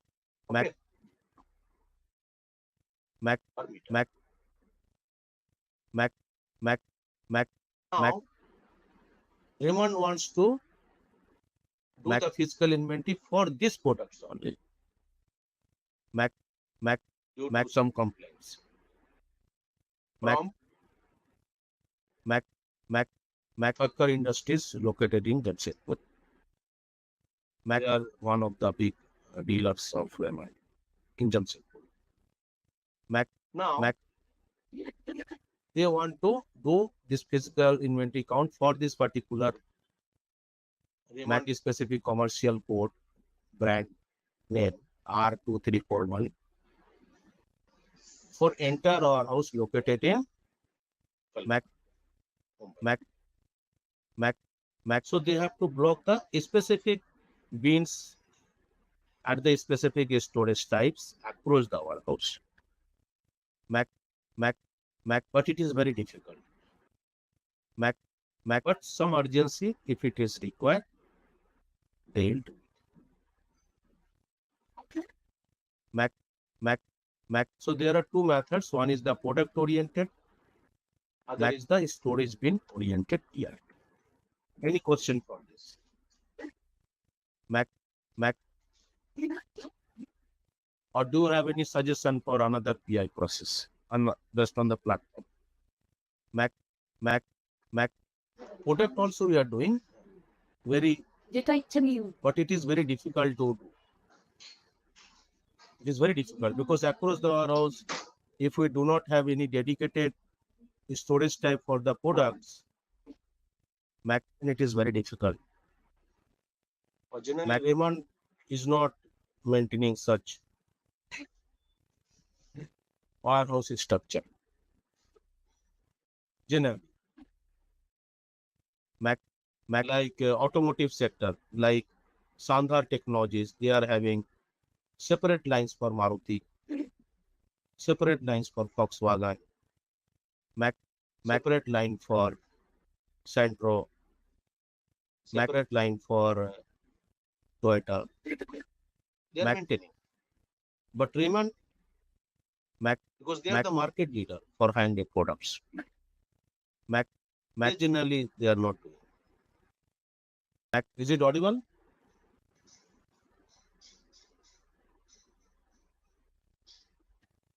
Mac, screen is visible. I think some network fluctuation is there. Sorry. Mac, basically, we should understand the objectives of this individual topics and clear difference in WM, clear difference in IM. We shall discuss what is the difference between Mac WM. Maybe we shall use the transaction code EI20 followed by EI21.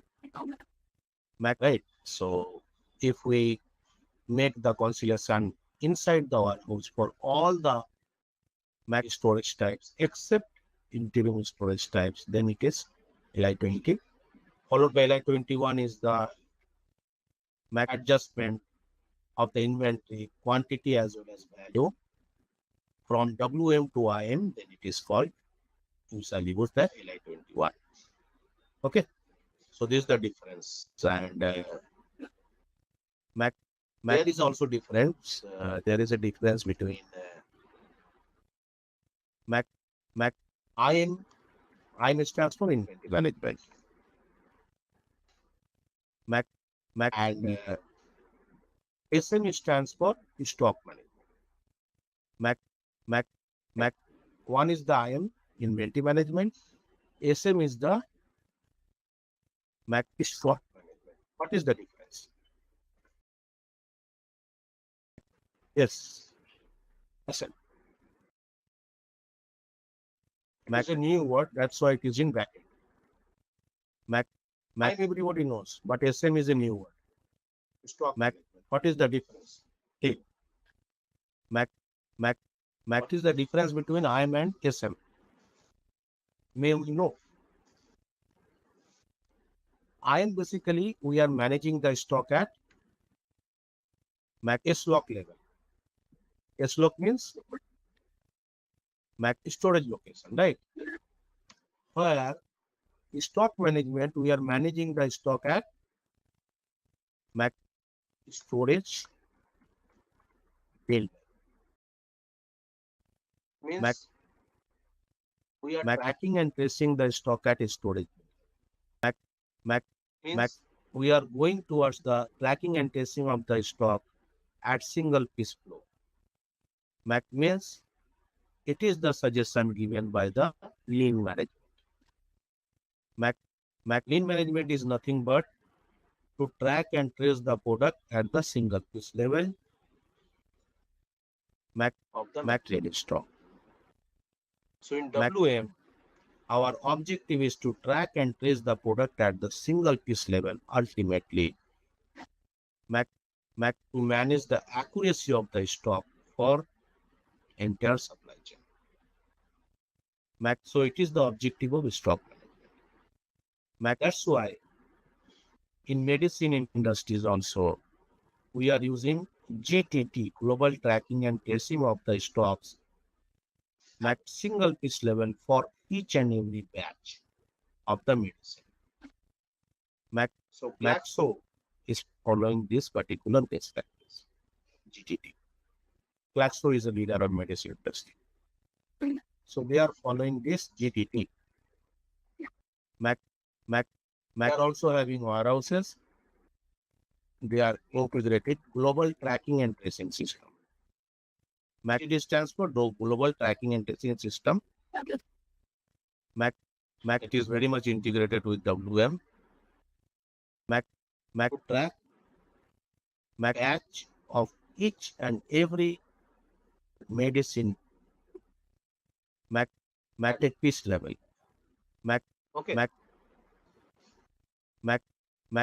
Now we have got integration. This is the batch management. That's why I have included batch management a big chapter here. But batch management is a part of MM, so I request him to please go through the batch management at MM level, because this batch management we shall discuss mostly for WM. Mac for MM. Please have some homework. Maybe tomorrow is the Independence Day, 15th August. So I request the team to go through the batch management, especially for ML. I can share you some document. I have some document, but it is available in the internet. Batch management PDF is there, or you can have access to support.sap.com or help.sap.com. Okay, these are the two specific sites where we follow. One is the support.sap.com, because all the KBA knowledge base articles of SAP, they are available in support.sap.com. Mac, the freshers who might have very less approach in SAP in past, he can go to help.sap.com. These are the two sites, but mostly I prefer to go for support.sap.com. So there we have got some PDF document for batch management, especially for because batch management is the particular requirement which is followed by most of the industries across the globe. So it is a baby of MM. Mac followed by SD, followed by PP, followed by PM also. But the starting point is the MM. So MM people should know, people from SD should know batch management, people from PP, because I like PP also.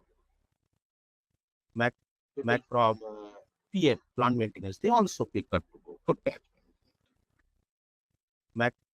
What is batch? Mac is a subdivision of straw. Asian pen, having the same ingredients. How to measure the ingredients? Based on the batch classification and characteristics. But characteristics are not mandatory. Classification is mandatory. Right. Let us suppose that you do not want to measure this particular parameter of the cement based on the color, because cement having the unique color, right? Generally, except some red cement given by Bingla, okay, or any specific cement company for red oxide cement. Otherwise, the color of cement is unique, gray color. All the ways, like SSC, Gujarat, they are providing unique color of cement. But the color is very unique. That's all. So characteristics is not so much important for Gujarat Ambuja cement, for example. Okay, but classification is mandatory for batch. Classification characteristics. Characteristics is not mandatory, but classification is mandatory. All the ways. Similarly, how to create the batches. Have some good knowledge about some tables of the batches. What are the SAP defined tables for the batches? Said, let us have some homework for batches. So it will be beneficial for us to understand the batch management in this particular session. It is my humble and polite request to the team to have some knowledge updation for batch management. And what is the new thing happening in SAP? We shall discuss. Integration, we shall discuss the integration of WM with QM. Where IBD is mandatory, inbound delivery is mandatory. Because in QM, ultimately, we are controlling the inventory also, right?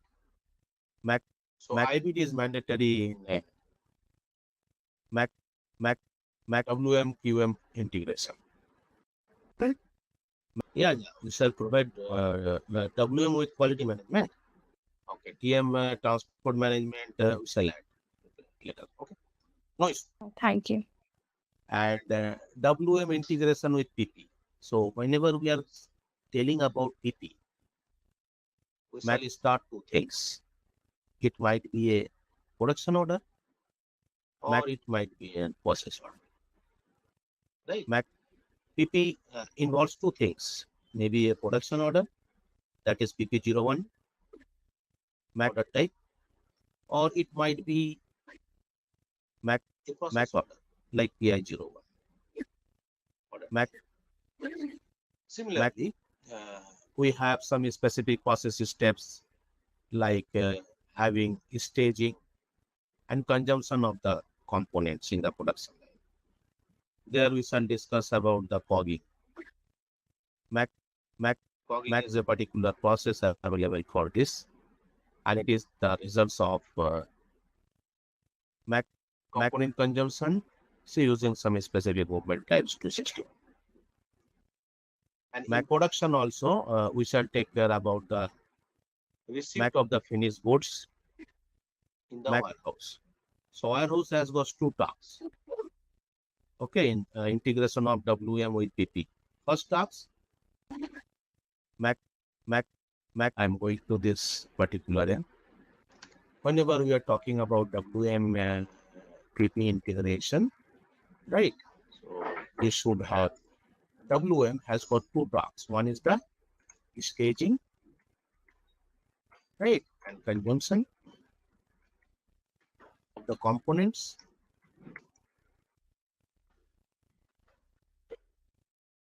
MAC, it is would be there. Components, that's followed by MAC GR of FG. MAC firehouse. Max is goods shipped of finished goods. MAC at the exit of the production line. MAC action type 4. MAC okay. MAC movement type 101. MAC. So we have to place this particular finished goods inside the warehouse complex, preceded by warehouse staff has to supply these components to the production line. MAC are the two major jobs of WM for PP as an internal customer. MAC, so there is a concept of internal vendor and internal customer in WM also. So MAC PP, MAC an internal customer of WM. MAC or no? MAC WM is responsible to supply the components to MAC production line based on the quantity and the delivery time and date. MAC goes to the GI goods issue, and then WM is responsible to receive the goods MAC products from the production line to the Putaway. So picking followed by Putaway. MAC. Okay. Any question? Any suggestions for WMPP integration? Next is the WMSD. So it is already discussed. MAC is not a very big thing. WMSD is nothing but it is the outward scenario. MAC OBD. Followed by the Siglex. Followed by the TM. Now I shall include TM, okay? No problem, I shall include TM some specific objects. So it will followed by TM. But TM is also integrated with warehouse, with MM also. Like, let us suppose that we have got inbound delivery from a particular external vendor, or maybe our plant located in Mumbai and our main plant located in Pune, Chakan. Okay, so we can have some inbound delivery from Mumbai, then transported by the roadways, maybe truck vehicle or rail car from Mumbai to Port. And then we shall receive the goods from this particular means of transport. So in transportation, we shall take care of two things. One is the mode of transport, followed by means of transport, followed by vehicles, resources. Okay. What is MOT? MOT stands for mode of transport. Maybe what we have got here. If it is person, to where maybe we have got, right? Maybe we have got ships, road, maybe rail. Maybe we have got water. It is also a mode of transport. Air, water, road, surface, right? And these are the mode of transport, followed by MTR. MTR stands for means of transport, by which maybe in air by it is airplane. Right? In road we have got truck. In rail we have got rail car. In water we have got ship, vessels. Followed by some specific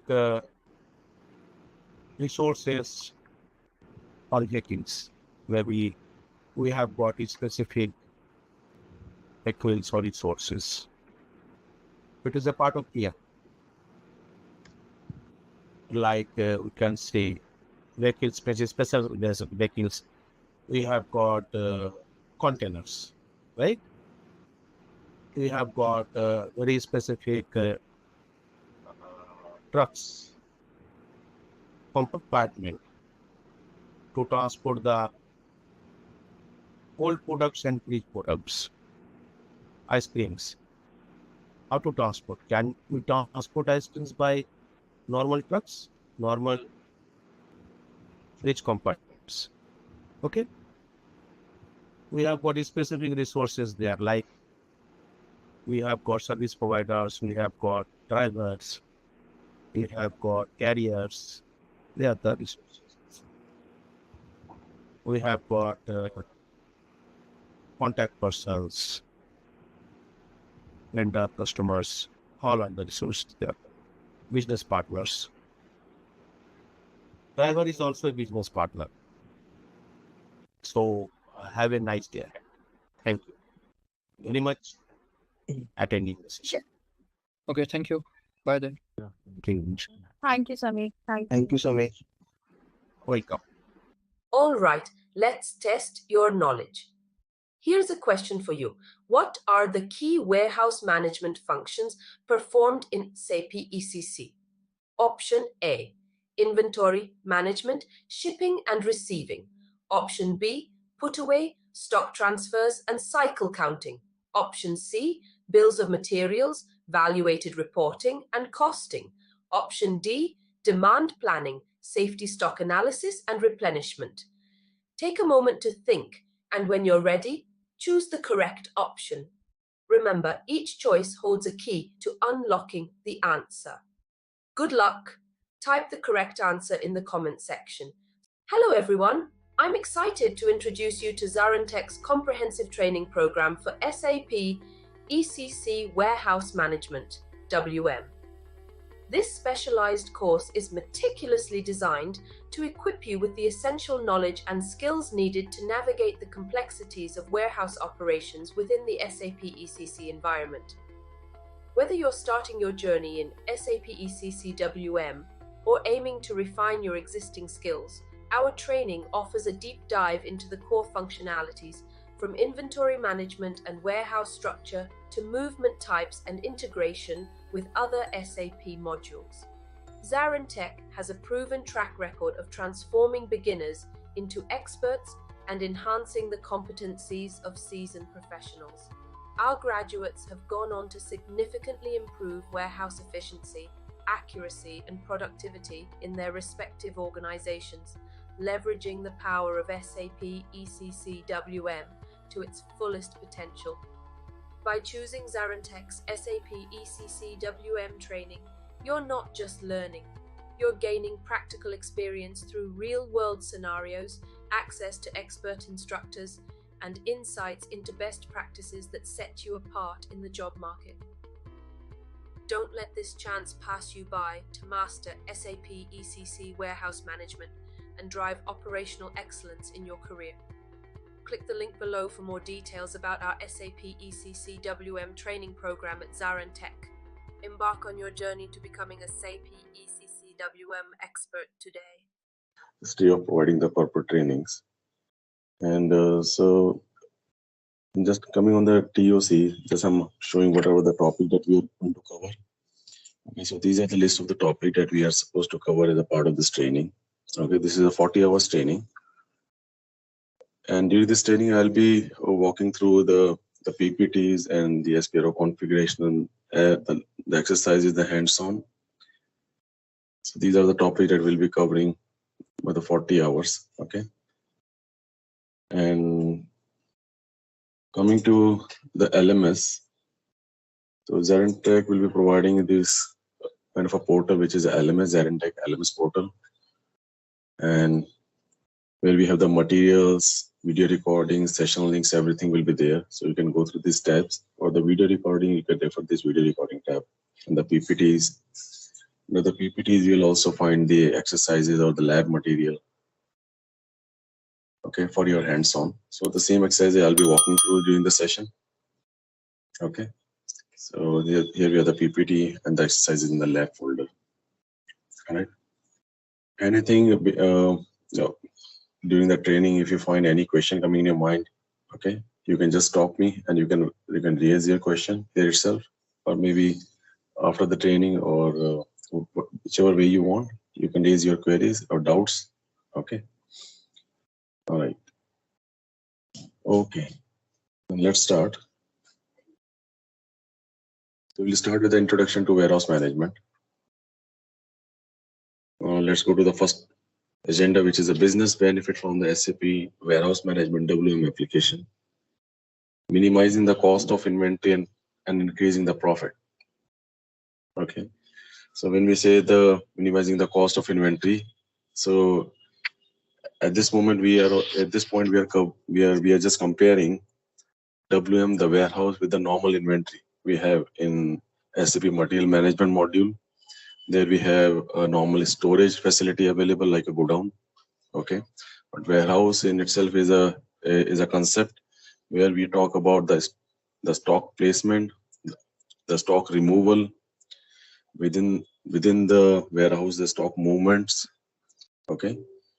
And that too, we have a lot of processes involved where we are doing the bulk picking, okay, bulk placement, kind of value-added services, or everything as a one-stop solution in the WM module. Okay, so that's why it reduces the cost of inventory by maintaining the inventory in one place and providing all the services, the warehouse-related services, okay, as a one-stop solution. All right. And that's why if we are reducing the cost, we are making the profit. Now the next point is maintain optimum stock to meet internal and the external customers' delivery expectation. Okay. Just 1 minute. We are saying maintaining optimum stock to meet the internal and external customer delivery expectation. So first of all, we have to understand what do we mean by the internal or the external customers delivery. Okay, maintaining the optimum stock, we know where whatever the stock that we are maintaining, it is anyhow for the customers. Okay, the stock whatever we are maintaining in the warehouse, we are storing in the warehouse, it is for the customer deliveries requirement only. Okay, so when we say the internal customer, so internal customer, if you guys already gone through the process of the STO, okay, stock transport order within the company, okay, company code to company code transfer, these are all become our internal customer. The affiliate process, basically. We also call it as the affiliate process, where my company is a multinational company, exists in around the world. Okay, let's say company code Germany, company code Australia, company code India, company code China. So all this company code become, if you wanted to sell from to the Indian customer, but it's a German product, so company code Germany can raise an order to company code India.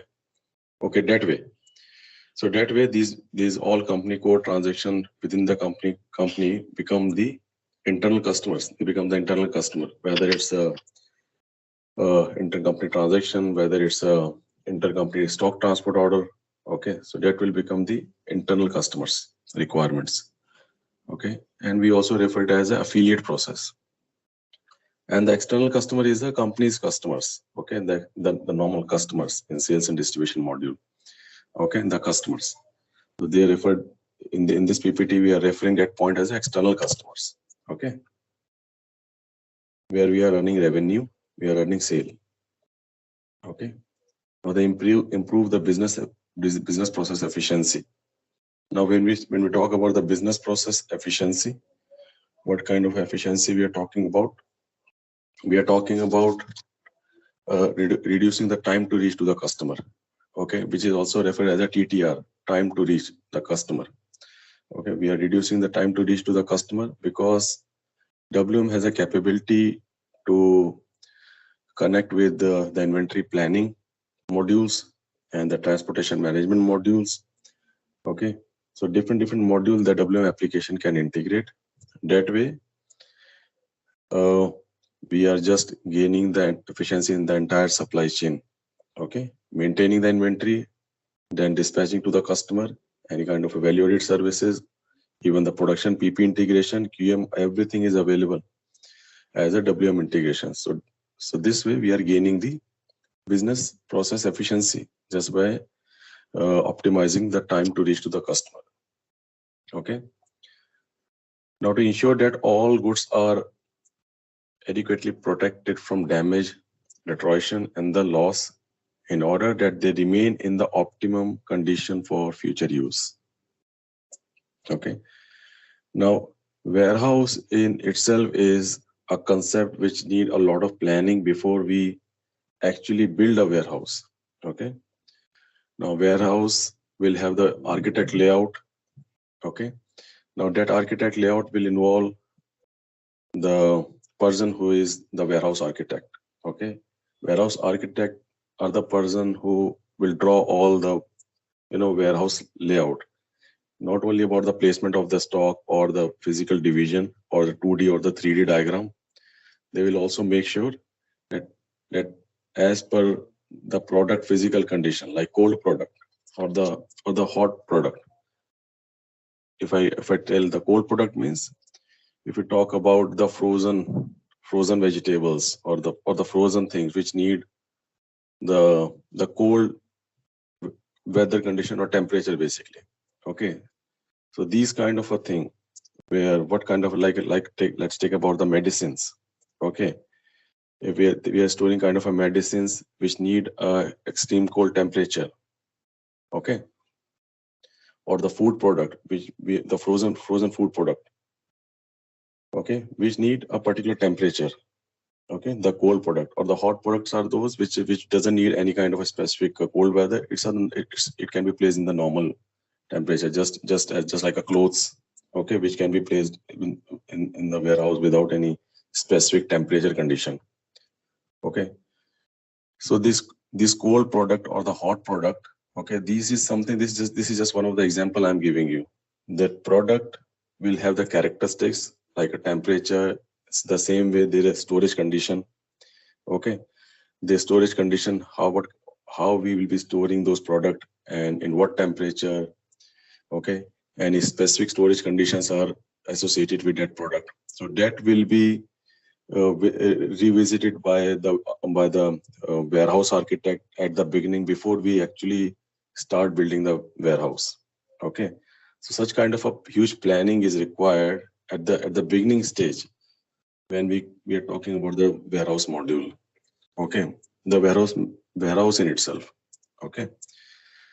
So warehouse will have all the storage condition already planned while considering the product characteristics, their physical state. It could be a liquid product or the solid product.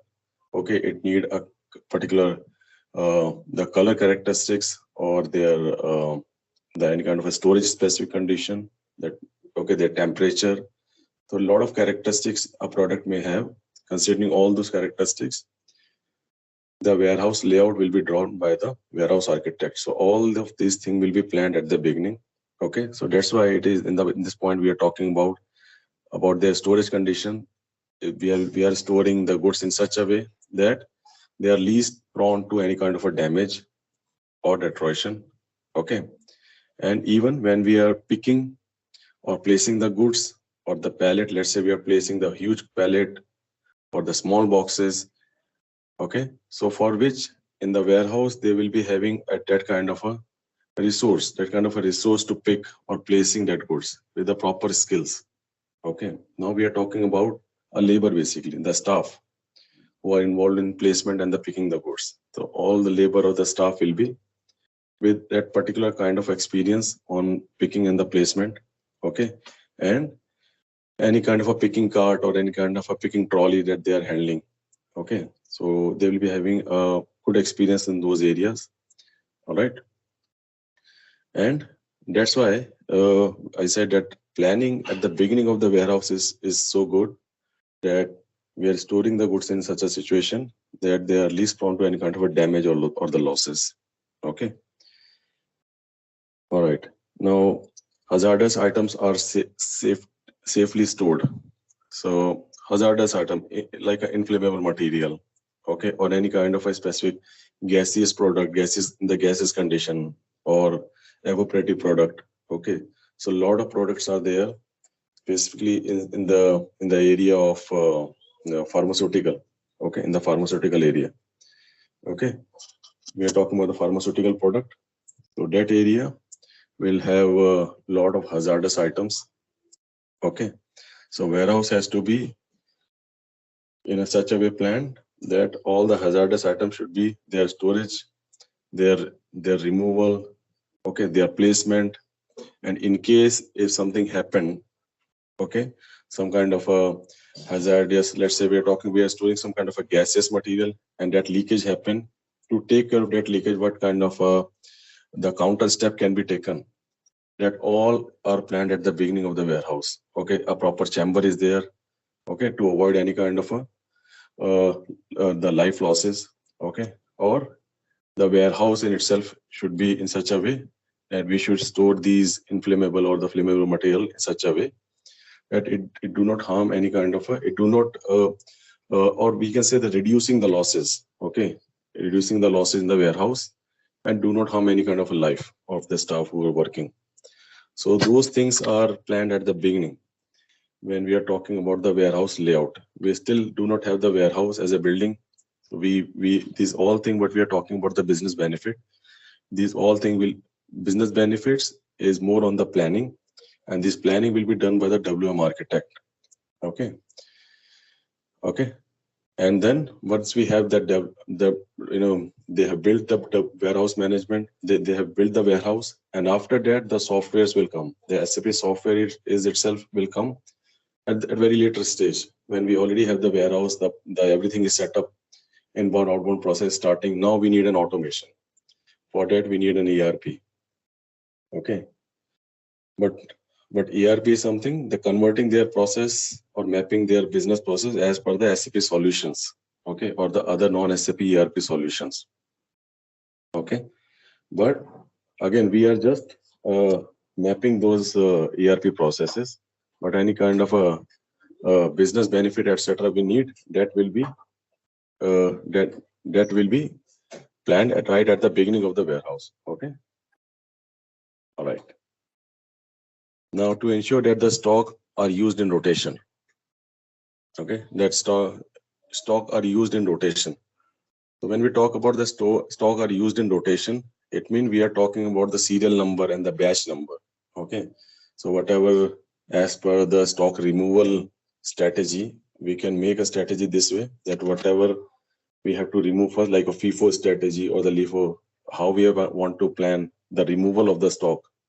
Okay, obviously we want whatever the products are getting expired first, we should be removing from the warehouse first. Okay, so it will be like last in, first out. Okay, these kind of basically this FIFO, LIFO we'll discuss in detail. So I'm just giving an example. The rotation, etc., is what the batch number or the serial number or the self expiration life of the product.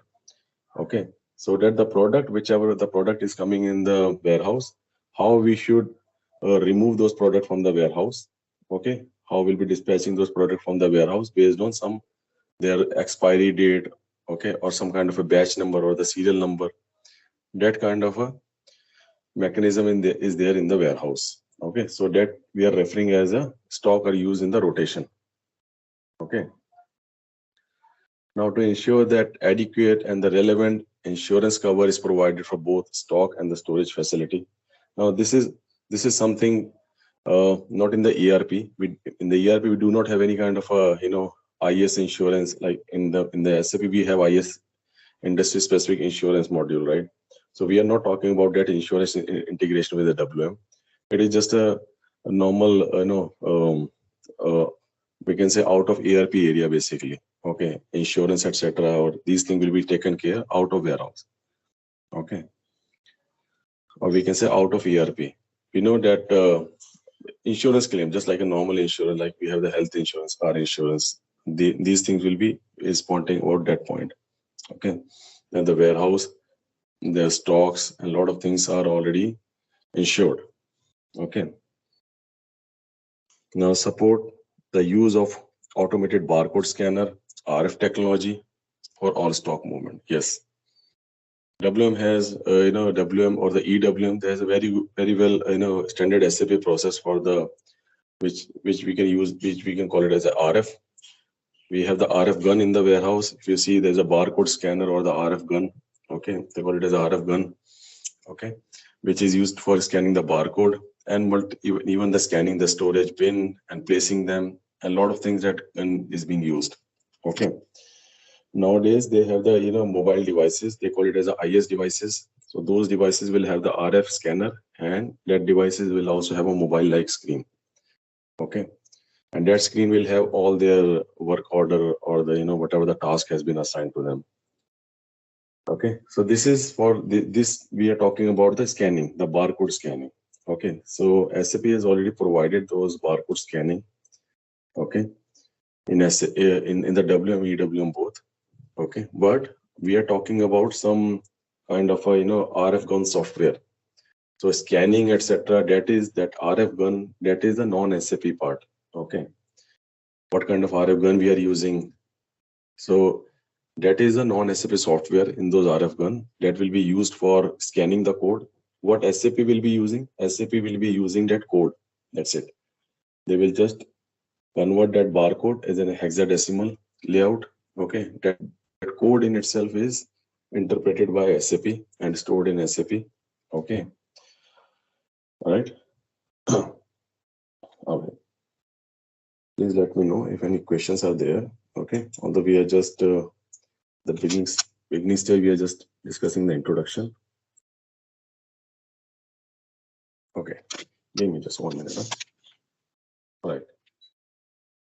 So in this slide, I'm showing you one structure, which is on the left side, we can see the warehouse management. On the right side, the inventory management. Okay.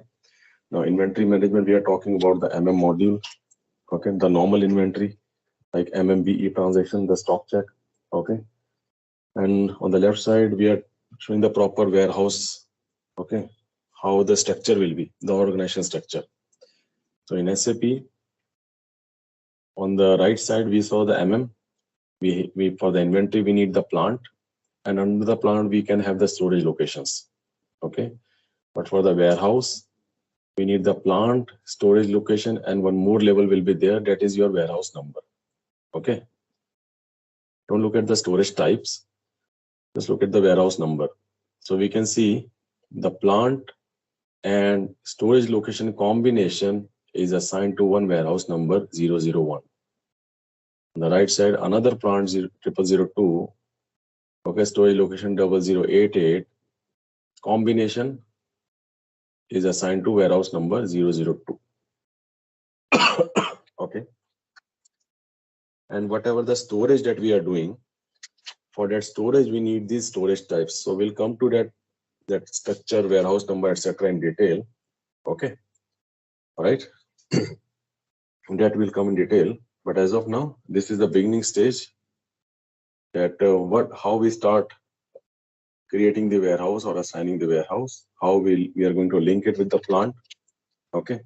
So on the right side, we just need the plant and the storage location and all the stuff, all the stock is we are going to store in the storage locations. But on the left side, we have the plant and the storage location.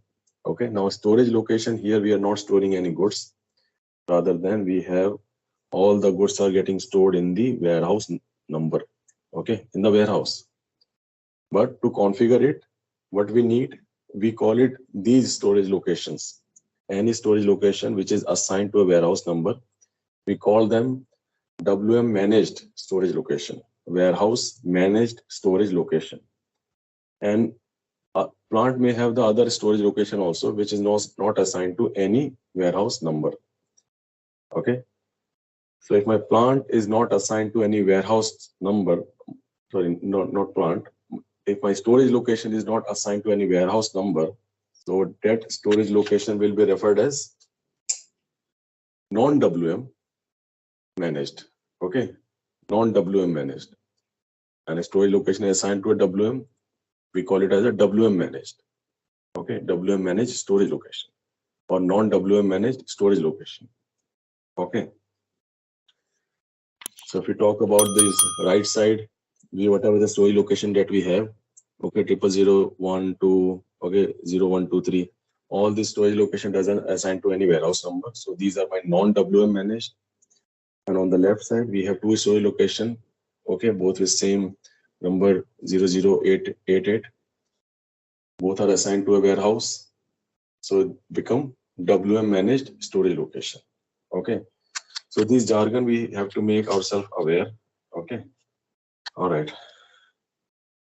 So WM managed storage location and non-WM managed storage location. So to begin with, we need a warehouse number. Okay. We need a warehouse number. And that warehouse number we have to store, we have to assign to plant and the storage location combination. Okay. So same we are going to achieve in the SPRO configuration also. Right. Okay. Now, we have why business need a warehouse application. We talk about the benefits. Okay. We talk about the assignment in SAP, how that is assigned, how we are going to begin. Warehouse number assigned to plant and storage location combination. Okay. Now here we are talking about the need basically. Okay. WM need. Okay. So limitations in the IM. There are some limitations in the inventory management in MM area. Okay, that's why we need the WM module. Okay. So if you talk about the provides macro level of information of stock. Now, this we are talking about the IM, inventory management. Okay. Here we are talking about the IM, inventory management. So when we say that provides a macro level of information stock, it means when you're running MMBET code. And I hope you all are working. And in your day-to-day, you will be working on the stock, checking the stock in MMBE transaction. Okay. If not, let me know. I'll just show you in the MMBE in the SAP. Okay. So MMBE is a transaction to check the stock. And that transaction will give us how much stock we have in unrestricted or the block stock. But it doesn't give you the specific location of that good. Okay, the specific location that how much pieces is present in this location of my warehouse or the inventory. Okay, so we do not know exactly. It will give you a total amount. Okay, 1,000 goods are available, 1,000 pieces of goods are available. But what is the condition of those goods? It could be possible that those goods are available in as a like 100 goods in 100 pieces in one box. So I'll be having 10 boxes, but where is the location of those 10 boxes. Okay, that kind of a specific information, the specific coordinate, the XYZ coordinate. Okay, XYZ coordinate means exact location. Where is the exact location in my go down? Okay, of those 10 boxes. Okay, that kind of a specific information it doesn't give.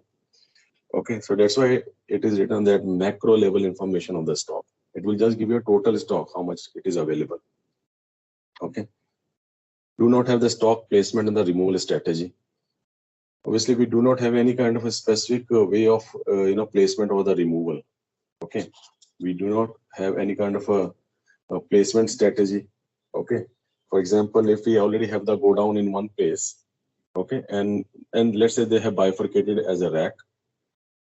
Okay, and already that rack has a capacity of 1,000 pieces.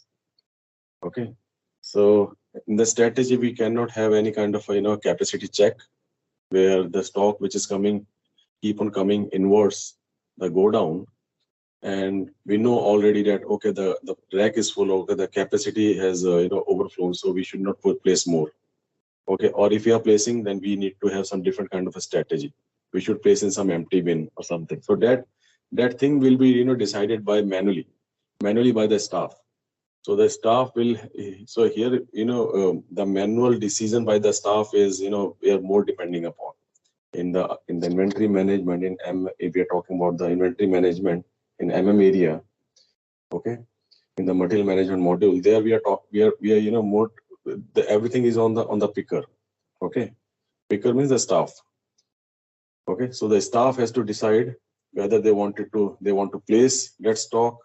Okay, all right, whether they wanted to place the stock, or if it is already full, they have to decide where they have to keep, or if it is already that there is no stock to remove, which is the exact location to remove that stock from. Okay, that kind of a decision is not derived by the system. So system is not guiding the staff, but in the WM module, system is guiding the staff which exact location you have to pick, which exact location you have to place.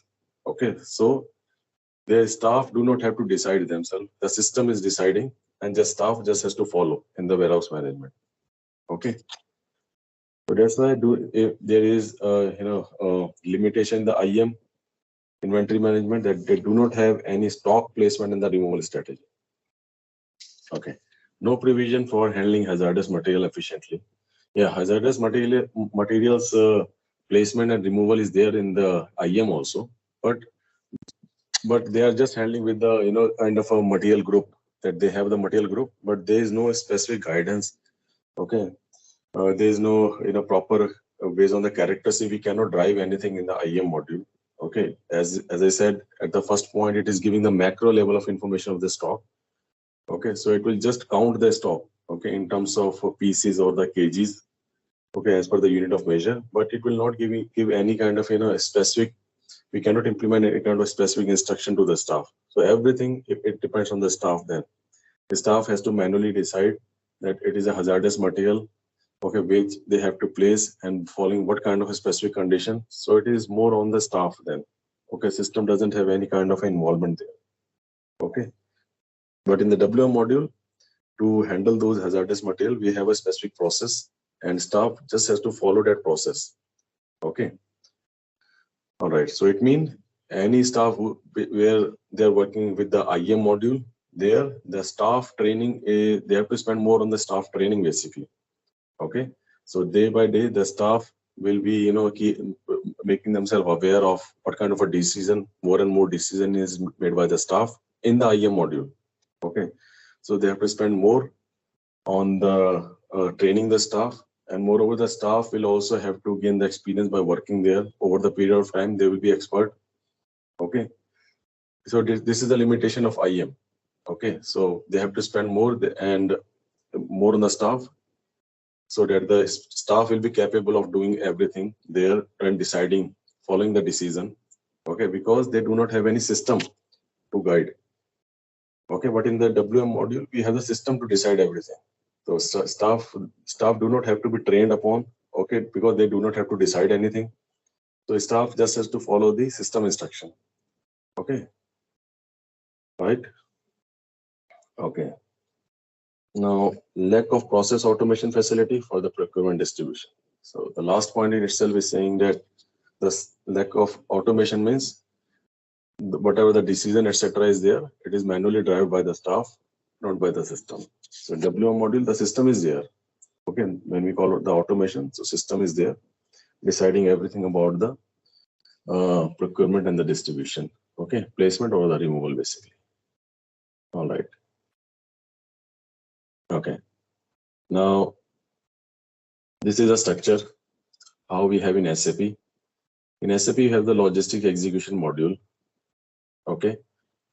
And this module is divided into warehouse management, which is one part, then the shipping, which is another part, and the transportation, which is the third part. Okay. And this transportation or shipping, we must have primarily seen integrating with the SD module, the sales and distribution module, for the outbound shipping and the transportation, the deliveries, outbound deliveries, and the outbound shipments. Okay.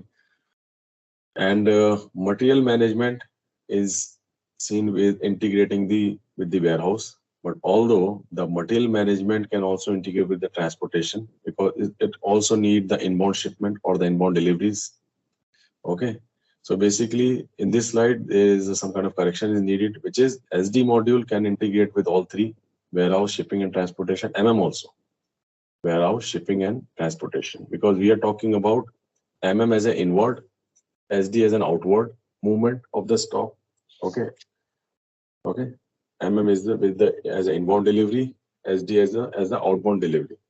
And we know from the warehouse, we have the inbound flow of the goods, inbound delivery, receiving the goods, good receipt in the warehouse, and outbound flow of the good, which is dispatching or the outbound delivery or dispatching the goods from the warehouse. Okay, goods issue from the warehouse. So, and if we do not talk about the warehouse, if we talk only about the LE, shipping is the deliveries, transportation or the shipment. So we have both inbound and the outbound shipment, inbound and the outbound delivery. So MM and SD need the integration with all three. Okay. WM, shipping and transportation, and MM also WM, shipping and transportation. Okay. All right. So LE consists of these three elements: warehouse extended from material MM, and shipping and transportation from sales and distribution. Okay. All right. Now, function of logistics execution. Now, in this slide, we are talking about more about the logistics execution. Okay. It's a link between the procurement and distribution in R3. So it is showing that procurement means making the stock available in the inventory. Okay, procurement is all about procuring from the vendor, which is done by MM team. And other than procurement, we also have the production. Okay, if there's a manufacturing company, then they have their own production unit, own factories for involving in the production. Okay, so that way, anyhow, the stock is coming. We are talking about the stock, making the stock available in the inventory, and that is done by the MM module by procuring from the vendor, or the PP module by the creating the production order, doing the own manufacturing. So these are the only two ways we are bringing the stock in the inventory. Then it will come to the logistics execution. Logistics execution being shown in the middle. It is showing any kind of a placement related process. Okay, let's talk about the WM. Okay, any kind of a stock placement of the stock removal process. Then we have the distribution. Distribution is again dispatching to the customer. Okay, or using those raw materials which is in the inventory in the production, in the PP module. Okay, so that is the distribution. All right, please let me know if any questions are there. Okay. Now this at the high level, it is showing what kind of a business process that we'll be focusing upon as a part in the logistics execution. Okay. On the left side, it is showing the inbound flow. On the right side, it is showing the outbound flow. Inbound is a good receipt. Outbound is a goods issue. Okay. Now, it is showing for inbound delivery. inbound delivery with reference to the purchase order, put away with the transfer order, okay, and then transfer order confirmation, good receipt posting. This is the flow, okay, high level flow which has been given. We'll be going through this flow in detail one by one, okay. Then for other way of doing the good receipt issue, now good receipt we can do only two way. Inbound delivery, with respect to inbound delivery we can do the good receipt, or directly from the purchase order we can run the MIGO transaction and we can do the good receipt, okay. But if you're doing with the inbound delivery, then we have to create a transfer order with respect to the inbound delivery, and the transfer order we have to confirm. We'll learn about what is this transfer order confirmation or now. Just to give you a placeholder here, that transfer order is something which will be used as an internal document within the warehouse to transfer the goods, okay. It's a short definition. Transfer order is a document. It's a kind of a document which will be used to transfer the goods, whether it's transferring within the warehouse, okay, transferring within the warehouse, moving from one place to another place in the warehouse, or inbound into the warehouse, or outbound from the warehouse, okay. Good receipt in the warehouse, goods issue from the warehouse, or any internal movement within the warehouse, any kind of a movement, we need a transfer order, okay. So how that transfer order will be creating with respect to inbound delivery or the purchase or the purchase order or the good receipt, okay. So then in the goods issue we have the same thing, outbound delivery, goods issue posting, or here we also have the goods issue posting, okay. So these are the places where we'll be using the the integration, basically, where the transfer order. So transfer order is the first document which will be in the flow, in this entire flow. Like we have the purchase order, the inbound delivery. These are the ERP, okay. Then we have the transfer order. So transfer order is the first document where we can say, okay, now the stock has been started interacting or moving or interface to the WM has started, okay.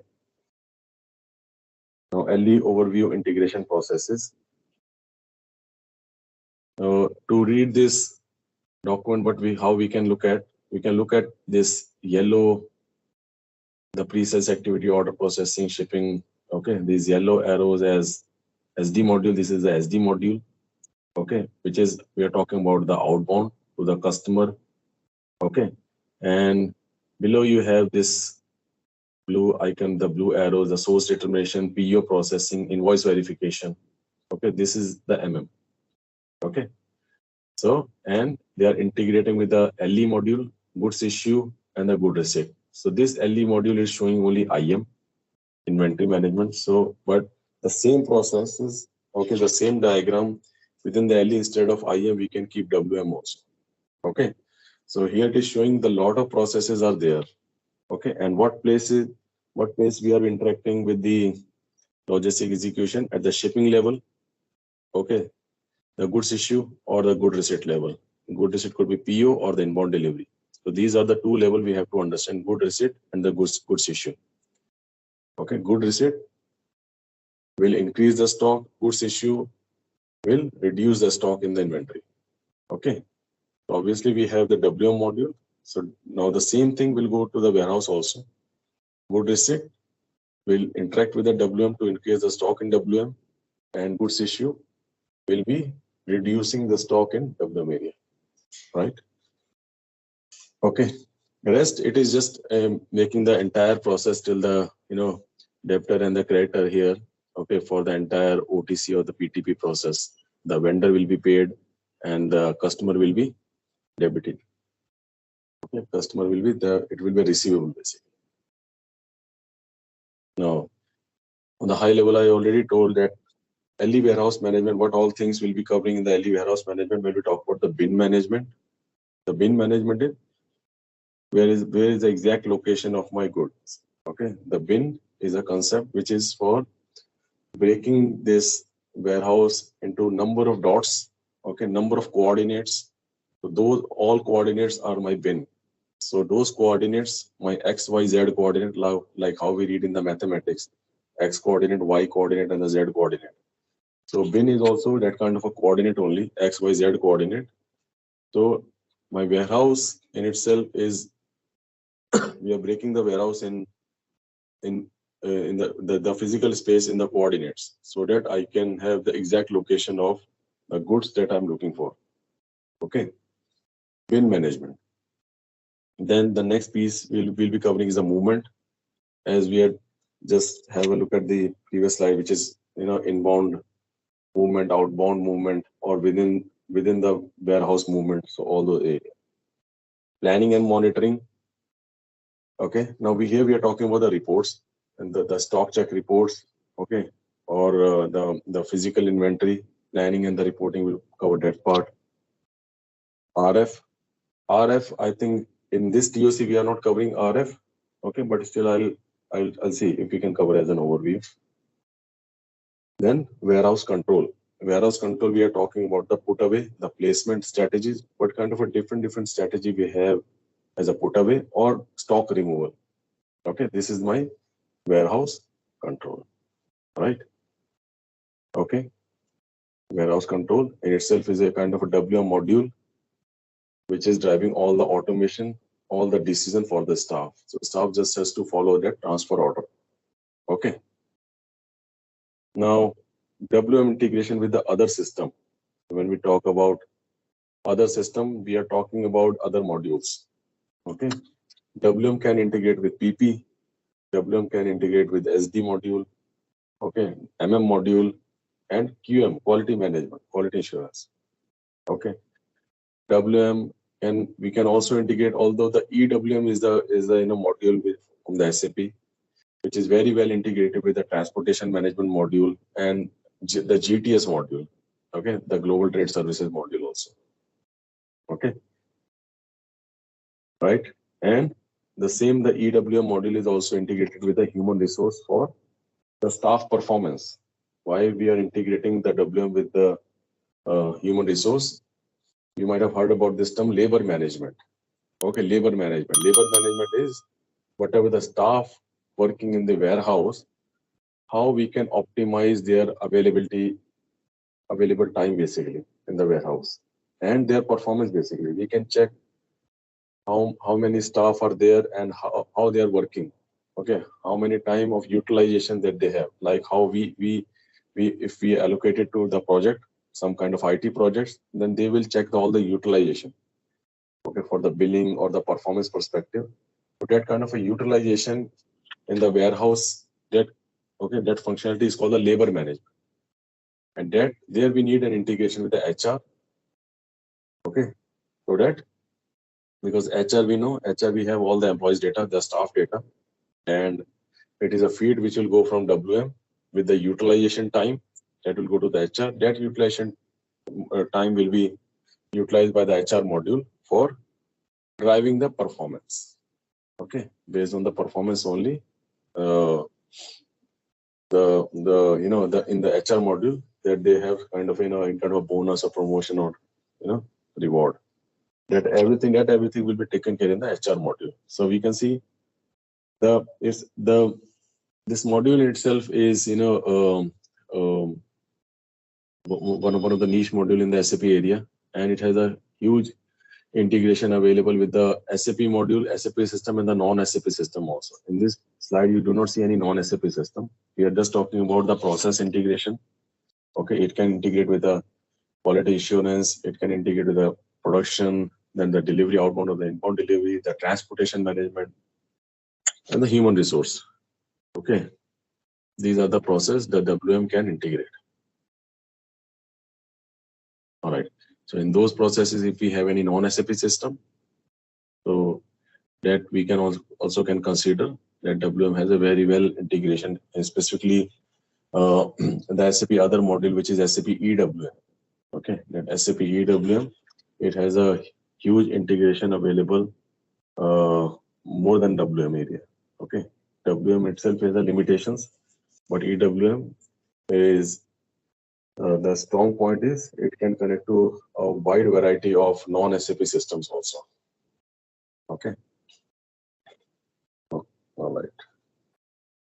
So we are done with the introduction slide. Okay. Now I'll show the system. Okay, the SAP system.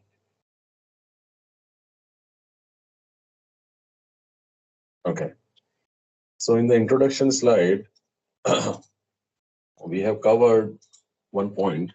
Okay, I'm taking you to the SPRO configuration.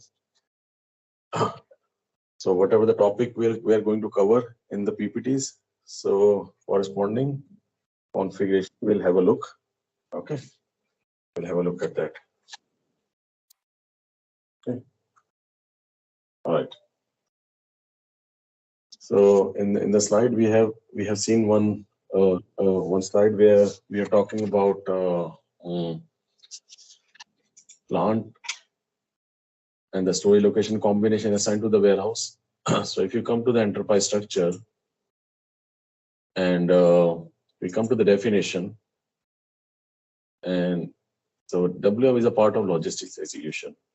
Okay, we have seen in the slide we have three parts: WM, shipping, and the transportation. All these three parts coming under one umbrella, which is logistics execution.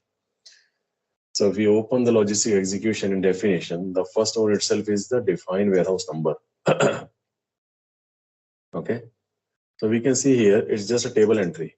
Okay, just one 3-character number we can decide ZWB, W1, any number. We just need a 3-character number, give the description, that's it. It's just a table entry. It doesn't have any detail further. So it's just a warehouse number we have defined here. Okay, so it means in the system, my client can have more than one warehouse. Okay, so how the system will recognize every warehouse has been given one warehouse number. Okay, every warehouse been given one warehouse number. This is how the system will identify at which warehouse number we are talking about. Okay, which warehouse number we are talking about. Now we have only this configuration, defining the warehouse number. That's it. Now after defining, we'll come to the assignment tab.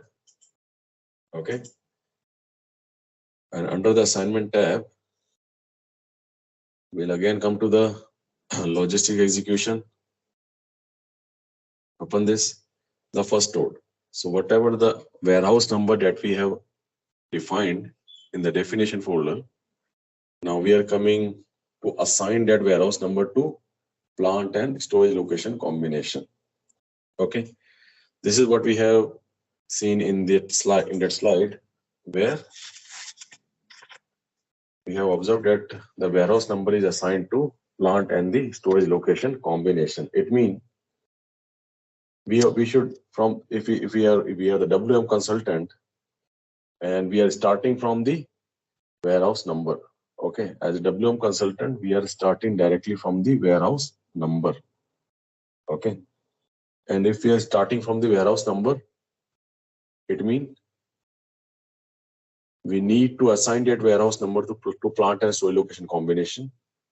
So that plant and storage location has to be made available in the system. During the go live, when we have, we know already that how we transport. If we for any project, when we do the go lives, we have the first of all the transport from the finance team go first, right?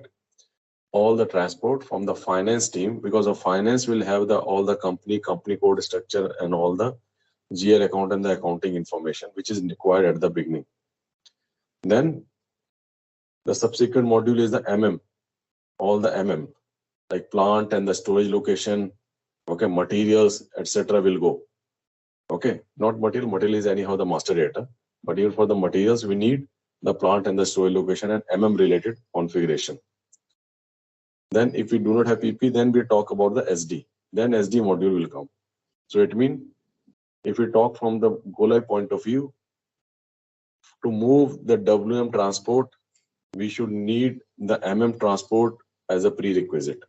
Okay, all the MM related configuration should be made available in the production before we meet the we migrate the WM transports. Okay, all right. So previous class, when this is the first class. Okay, so and recording will be there in the LMS. Okay, so you'll find that recording in the LMS folder in the recording tab. Okay. So now what we are discussing about the warehouse management, the WM number, warehouse number assigned to plant and the storage location combination.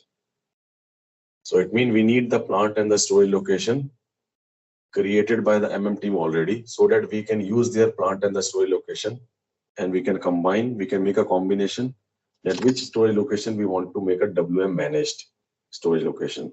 So that particular storage location, we will assign the warehouse number, plant and the storage location combination. We'll assign the warehouse number, WM number. Okay. So MM transport has to be moved first. Okay. MM transport has to be moved first. Okay. Before we start the WM transport in the production. So we will discuss about, we'll take any warehouse number and we'll have a look.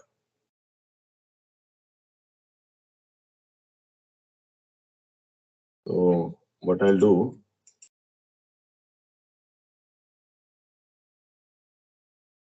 in the logistic execution, I will define one warehouse number. Okay. I can have one warehouse number, ZWM. Okay. ZWM. And this will become the TCS training. Okay. This will become the TCS training. All right.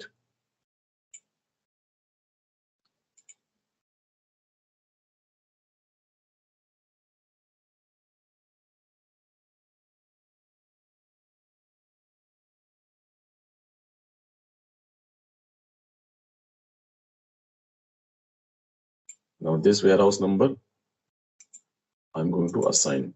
Right.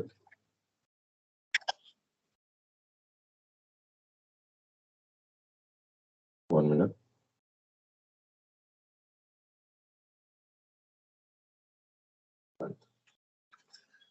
Now in the assignment tab, we come to the logistics execution, assign warehouse number to the plant and the storage location combination. So we need a good plant and a good storage location, because we are not going to create any plant and the storage location. We are just going to use the plant and the storage location created by the MM team. Okay. All right. So we'll use this 0001 and 0088. Okay, 0088.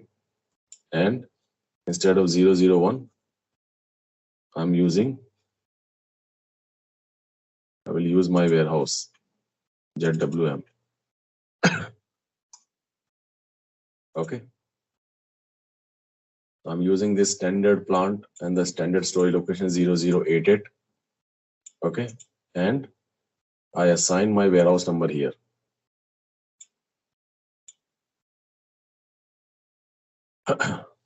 Okay. This is done. This is what we have discussed as a part of introduction. Only that much configuration we are covering in the configuration in the introduction session. Okay, let's go ahead and let's have a look at the further topic like structure, master data, etc. Warehouse structure.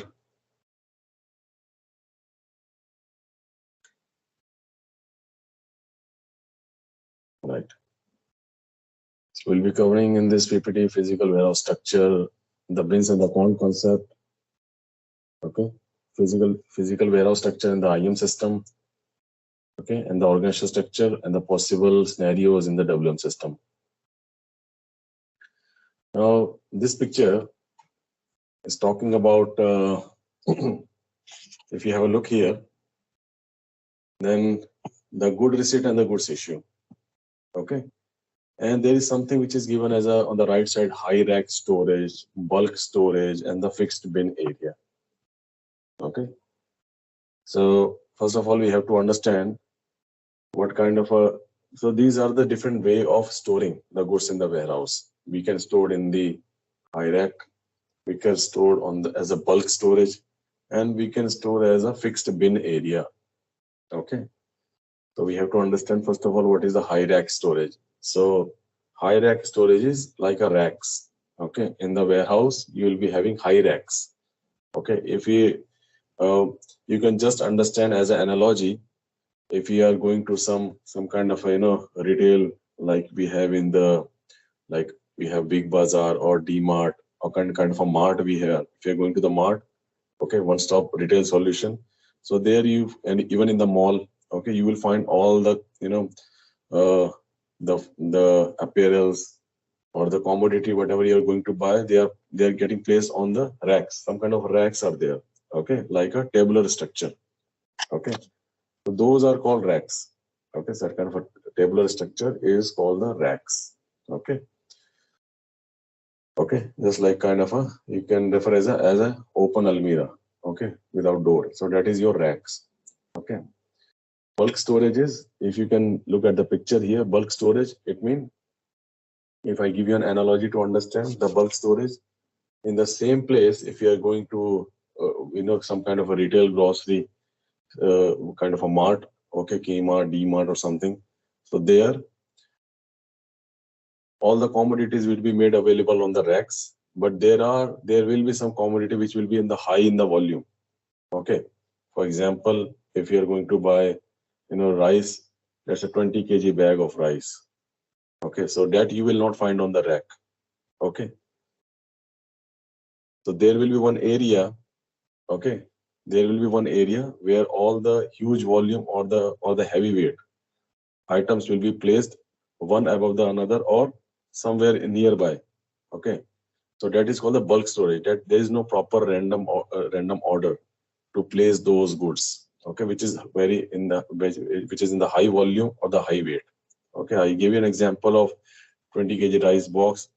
Okay, similarly you can just think about the oil. Generally you have the 1 liter of oil on the rack available. You can simply pick from there and bill it. But if you talk about, if you are going to look at the 50 liter of can of that, so that you will not find on the racks.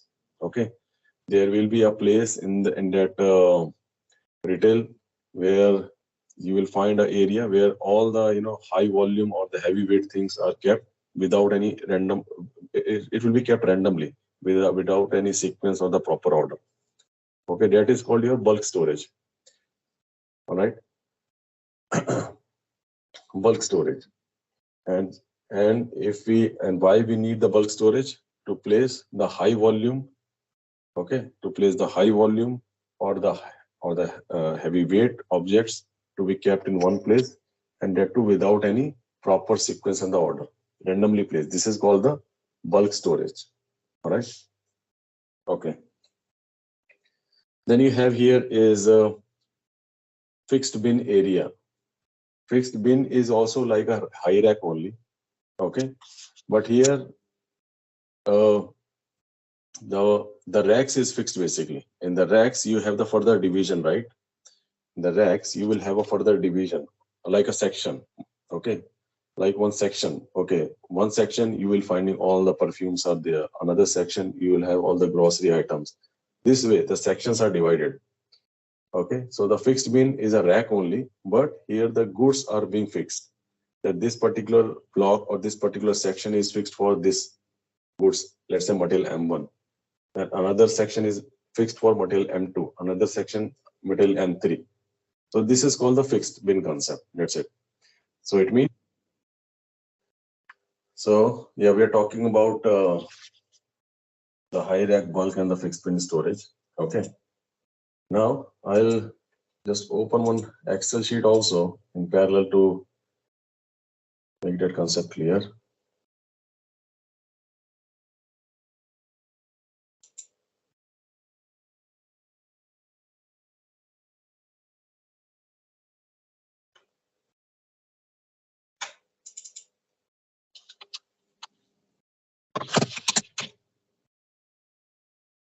Okay, so we are talking about high rack.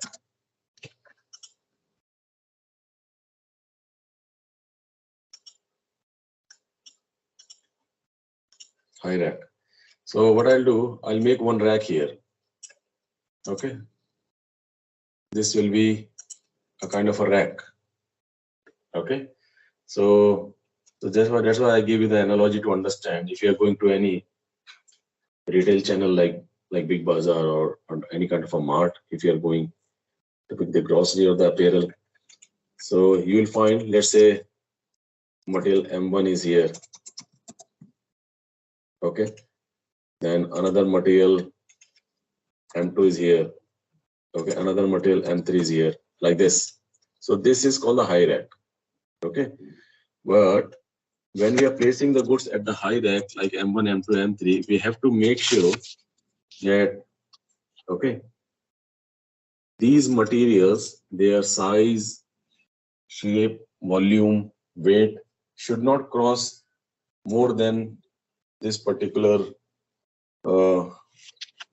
section, or we call it as a bin basically.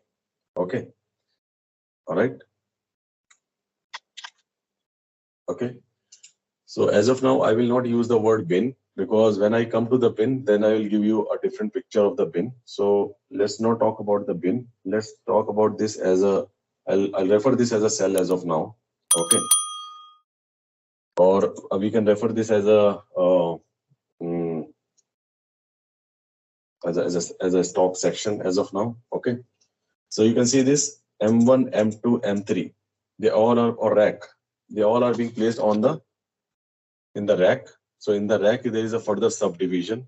So we have to understand this material M1 or M2 or M3. It should not, their size, shape, volume, weight should not cross more than this particular subdivision or this particular cell, right? Okay. If it is crossing, the system should give me already a kind of a notification. I'm doing the good reset. I'm going to post. Okay. If let's say this particular cell is having the capacity of 5 kg. Okay. And this cell is having 7 kg. Okay. This one 10 kg. Okay. M1 material is less than 5 kg. M2 is less than 7 kg. M3 is less than 10 kg. But I'm introducing one more material, which is M4. Okay. M4 is 15 kg.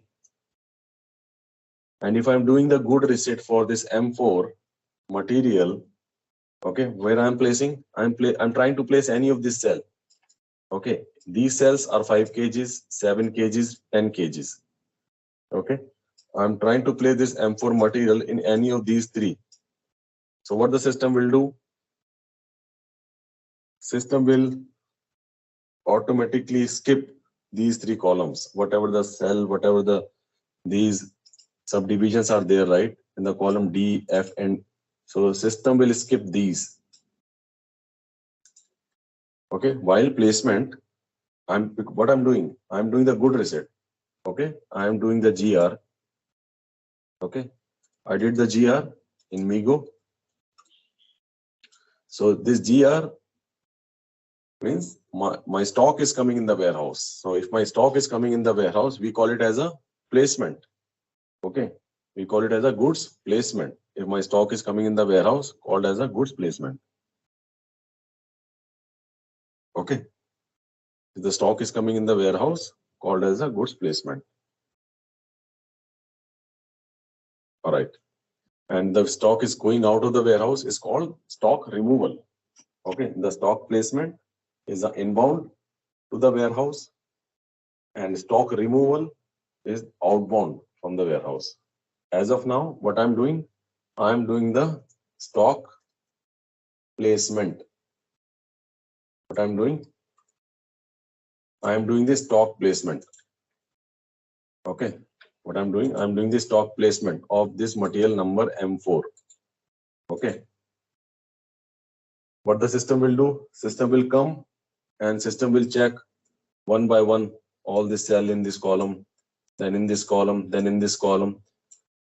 Because it is only 5 kgs maximum, it is 7 kg maximum, it is 10 kg maximum, then it will come here. Okay, and if I'm defining here, it is 12 kg maximum. System will skip this column G also. Then I define here H as a 16 kg. Then system will come here and it will place the material number M4 here.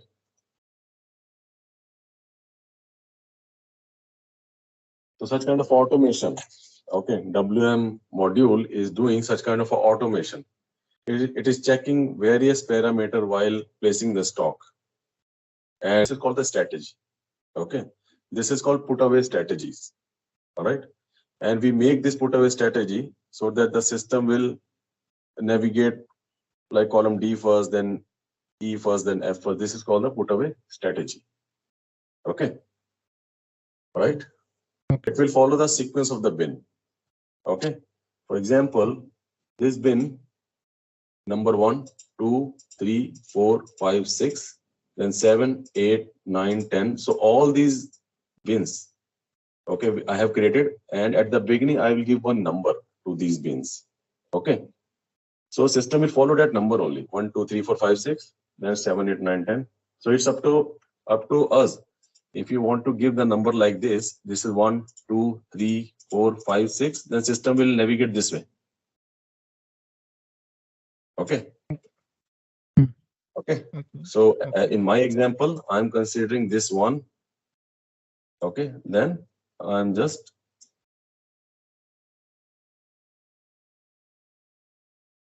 this way. So all my bins. Okay. So these are called the bins basically. This small subdivision is called my bins or the quants. But as of now, let's use this word bin. So these will be having one number, 1, 2, 3, 4, 5, 6. Then this 7, 8, 9, 10, 11, 12. So system will follow this number, 1, 2, 3, 4, 5, 6. This sequence, this will follow. All right. Yes, that we can do. That is called the bin types. We'll come to that. This is just an example I'm giving. Okay, fine. But if you're talking about, yes, system should come to directly to the next column. We have a bin type for that. So system will check for the bin type only. Okay, all this bin type from 1 to 6 is having one bin type, and bin type is for checking weight, volume, etc. For that requirement only we have the bin type. If that is not fitting, it will go to the next bin type, then third bin type, then it will go to the bins. Okay. So now I gave this example. I'm not discussing any kind of strategy. We'll come to the strategy later. Currently, I'm just giving you a picture that what is a rack. So these are the racks. Okay, these are the racks placement, high rack. Now we'll use these pictures later when we talk about the strategy and all. Now the bulk storage. Okay, we are talking about there is no proper random order in the bulk storage. Bulk storage will also have a bin 1, 2, 3, 4, 5, 6. We can have only one bin. Okay, in the bulk storage. Okay, you can see this kind of picture. Okay, all the drums which is on the high weight. Okay, you can see this as one of the example of bulk storage. Okay, high weight or the high volume objects, they are kept it in a bulk. Okay, they have been just in every, whether it's a retail channel or whether it's a warehouse. Okay, every place will have a such kind of an area where these heavy objects or the high volume things which can't be placed on the rack. Okay, like I gave you example, right? I gave you example. These are the racks. Okay, but let's say we have one of the material M5 which is 2000 kg. Obviously, this such kind of a heavy weight or the high volume object we can't place on the rack. So for such objects, we need another storage that we refer as a bulk storage. Okay, even if you go to any of the mart, you just observe. If you want to buy not 5 kg or 10 kg rice, you wanted to buy 25 kg or 50 kg rice, or then a 50. So that will be placed in some other place, one over the other, just like this, how the drum is being positioned. Okay, so that is a common area. In that area, all the stock will be piled up. So that is called the bulk storage. Okay. Now coming to the another storage which is called the fixed bin. As per this diagram, there is another area which is fixed bin area. All right, fixed bin area. Now, if we come to this fixed bin area in this example, now fixed bin is also like a rack only. Okay, fixed bin is also like a rack. But in the fixed bin, what we'll do that, for example, we are using fixed bin. So as I told you, fixed bin is also like a high rack. But what is the difference? Difference is that, for example, if these particular bins, okay, I'm making a different color. Okay, these red bins is always for the material M1. Okay, and these three bins, this is always for material M2. Okay, this is for some other material. And these bins are always from the material number M3. Now we see. Okay. Now, what I'm doing, let's say these all bins are full. Okay, these all bins are full, and I have one more M1. One more M1 material is coming. Okay, one more M1 material is coming, and M1 we know it's a 5 kg, less than 5 kg. And what we are doing GR, MIGO. We are doing the stock placement. But now we are doing as a fixed bin. And for the fixed bin, M1 will have only will check at this particular bins. Now there is one limitation. In EWM we can assign lot of bins, but there is a challenge with the WM. In the WM, it is always a fixed bin. Only one bin we can assign. Okay. So this example I'm giving, lot of bins. It is not lot of bins actually. It is always a fixed bin. Only single bin. Now this, yeah, it is always a single bin actually. Single bin. Fixed bin, like a previous which I was showing, lot of bins. That is a concept in EWM. In EWM, we can have this M1 material dedicated to some group of bins, M2 to some group of bins. But there's a challenge with the WM. In WM, we can have only single bin for a particular material. If we are going to fixed bin, in that case, what will happen? M1 will always go to a particular bin, a fixed bin. And where we keep this fixed bin? This fixed bin will be assigned. This fixed bin will be where we are going to assign this fixed bin in the material master in your MM03. MM01. Okay.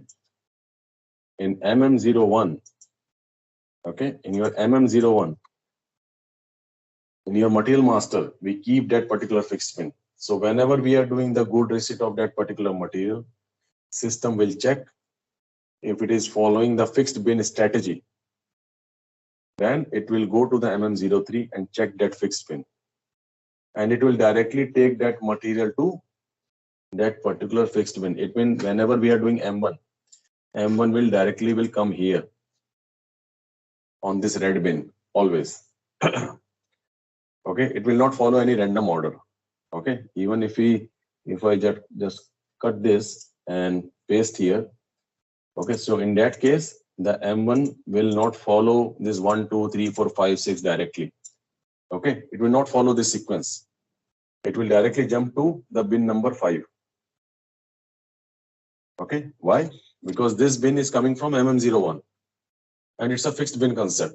It means placement of material. If you wanted to make it on a particular bin, okay, particular bin, you always wanted to placement of that particular material to a specific bin always. And this is called the fixed bin concept. Okay, but it is like a rack only. Okay, if you talk about the storage facility, it is just a rack, but the only logical concept. So in that case, my bin will be having a kind of a capacity. Okay, if M1 material is having 1 kg, okay, let's say my M1 material is not 5 kg, it is just 1 kg. and we are doing the good receipt of 1 piece. Okay. Then we still have a capacity of 4 pieces, 4 kg. Then 1 more kg. So the 2 kg, and we still have a capacity of 3 kg left. Once we full the capacity, once we have 5 kg of M1 available. Okay. If we have the M1, we have done the 5 good receipt of 1 kg each. 5 good receipt, 1 kg each for material number M1. So as per the fixed bin, what will happen? It will keep on coming and adding here. So when it is full, now the question is, suppose it is full and I have another kg of M1 material is coming, where the system will place? System will not place anywhere. Okay. System will give you an error message, no bin found. Okay. System will give you the error message, no bin found. Why? Because it's a fixed bin. And as per the fixed bin, this particular material is supposed to be stored on that particular bin. And if that bin is full, it crossed the capacity, then system will give the error message, no bin found. Okay. No bin found. That's it. Or the capacity is full.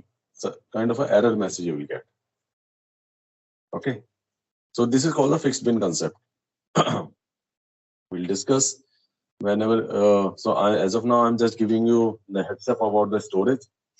Okay. We are going to achieve this in the system also. So that time you'll get more in the details. But you should understand what is high rack, what is the fixed bin, what is the bulk storage. Okay. Fixed bin is just like your high rack. The only difference is it is okay. There is a bin dedicated for a particular material to be placed. So M1 is not a bin. M1 is a material. 1, 2, 3, 4, 5, 6. All are 5 kg bins only. But earlier, when we were not using fixed bin, in that case, what the system will do? System will follow 1, 2, 3, 4, 5, 6. It will place wherever the empty bin or where the capacity is not crossing, system will place it. Okay. But in case of fixed bin, it will not follow this sequence. It will not follow that strategy or search that you are referring the search, right? It will not follow that strategy or search. It will directly jump to that particular fixed bin. Okay.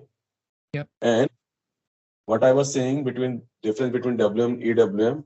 In WM, you have only single bin concept that you assign in MM01. Okay. In MM01, we have only single field for the fixed bin. It means only one bin you can make fixed. Okay. But in EWM, we do not use this MM01. In EWM, we made another copy of material. And there you can assign a group of lot of fixed bin you can assign. If one fixed bin is full, it will go to the next fixed bin. Okay, suppose if we talk about EWM, there you have lot of red here. It will come to another red like this. Suppose if this is also 5 kg. Okay, so you got the concept, right? It's just in EWM you have multiple basically. Multiple bins you can make fixed. But in WM, you have always a single bin you can make fixed. Okay, that is a problem. Okay, like this you can make this. Suppose considering these two are the 5 kgs only. This is 5 kgs. Okay. So at least now you have three fixed bin. If your 5 number is full, it can come to the column number I. There are another 2 fixed bin available. But this design is available in EWM, where you have multiple fixed bin. In WM, you have always a single fixed bin or a particular rack. So we have a dedicated field in MM01. Yeah, we have a dedicated field. If you come to the WM view, I'll show that in the master data. But if you want now, let me show that field so that it will be easy and good for you guys to connect. Let me check if any material is available. Not available, no problem. So what I'm doing, I'm creating one material. I'm creating one material. And I'll take basic data. As of now, I'm not making the complete. I'm just giving some basic things. Okay, our plant is 0001, and our warehouse number is that we have created is ZWM for TCS training. Okay, I'm not giving any storage type or anything. I'll give some basic data here.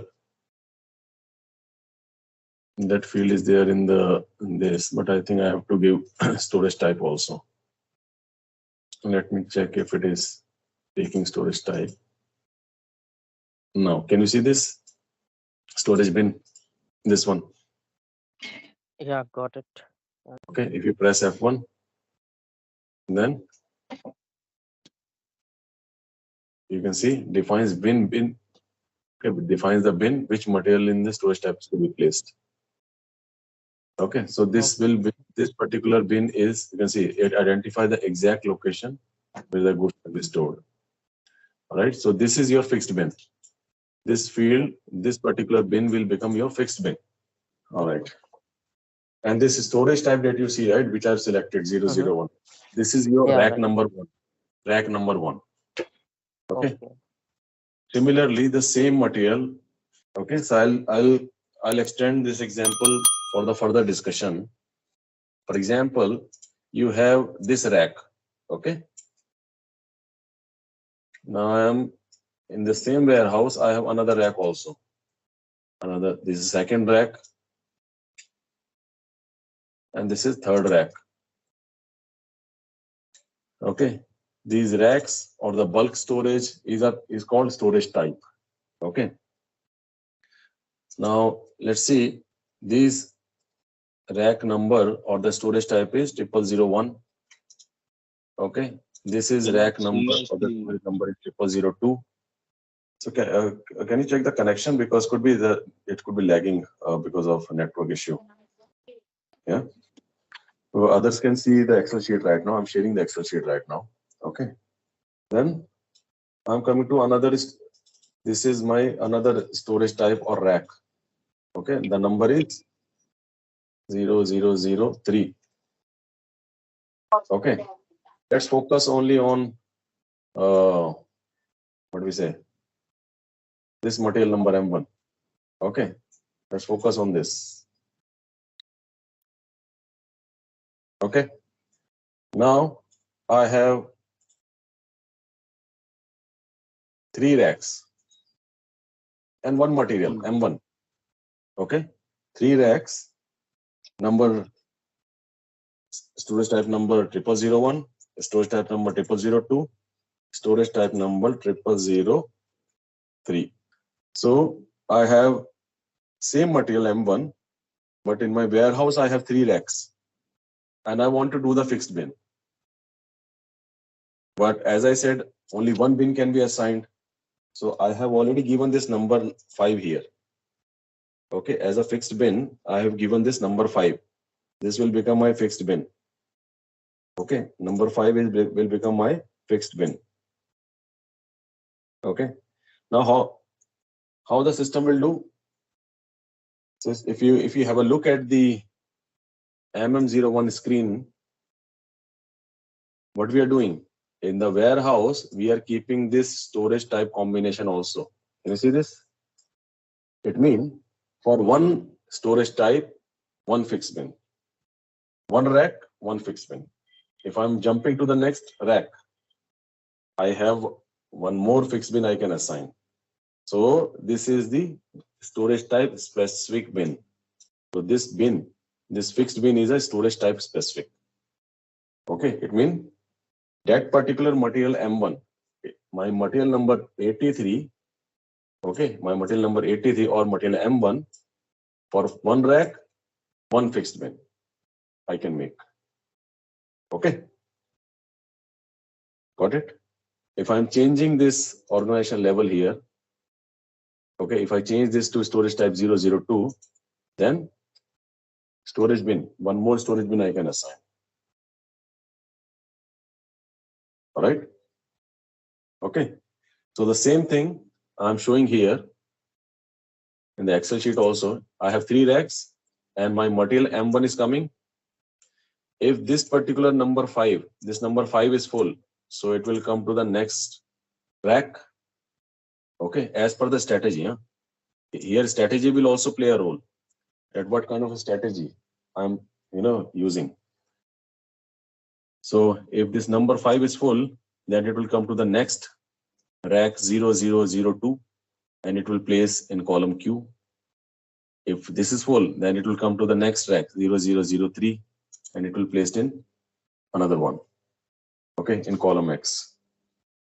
That particular fixed bin, the red cell. Yeah, one bin or one storage type. Huh?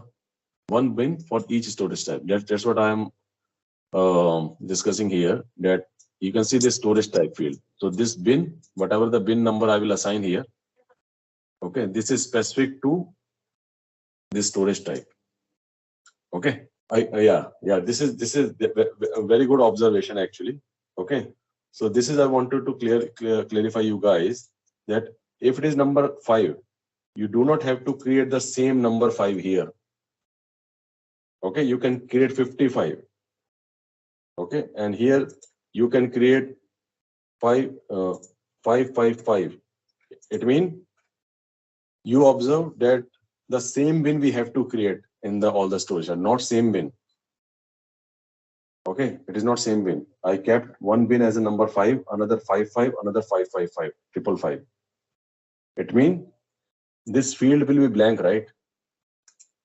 If you're choosing another storage type here, this field will be blank, right? How? I show you. I'll just come back and I'll recreate this MM01.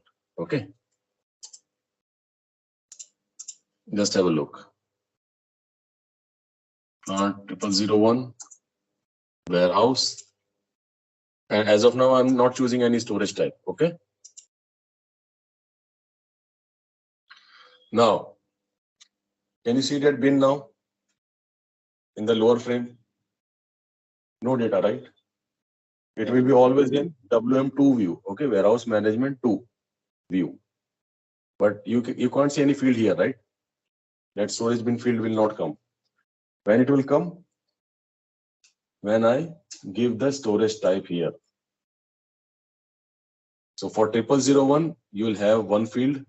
If you give 0002, okay, if I take another one, okay, if I'm taking another one, then it will give another field, storage bin field. All right. So it is not like that same bin I have to keep in all the storage types. No, it is not like that. For each storage type, you have one bin given by the SAP. Okay, you can keep any number. All right. One material can be extended to multiple storage types. Yes. Okay. One material, one material M1 can be extended to storage type number 0001, 0002, 0003. Okay, and for each storage type, SAP is giving you one blank field, one blank storage bin. You can keep your own storage type bin number. So that's why I gave the different number here. This bin number is 5. Okay, another bin is 55, another bin is 555. Okay. Just to, because I know you might be thinking that the bin number has to be same. No. Bin number do not have to be same. Okay. So your one material M1, you are extending to 3 storage types. So 3 bins for that particular storage type. So this way the fixed bin strategy.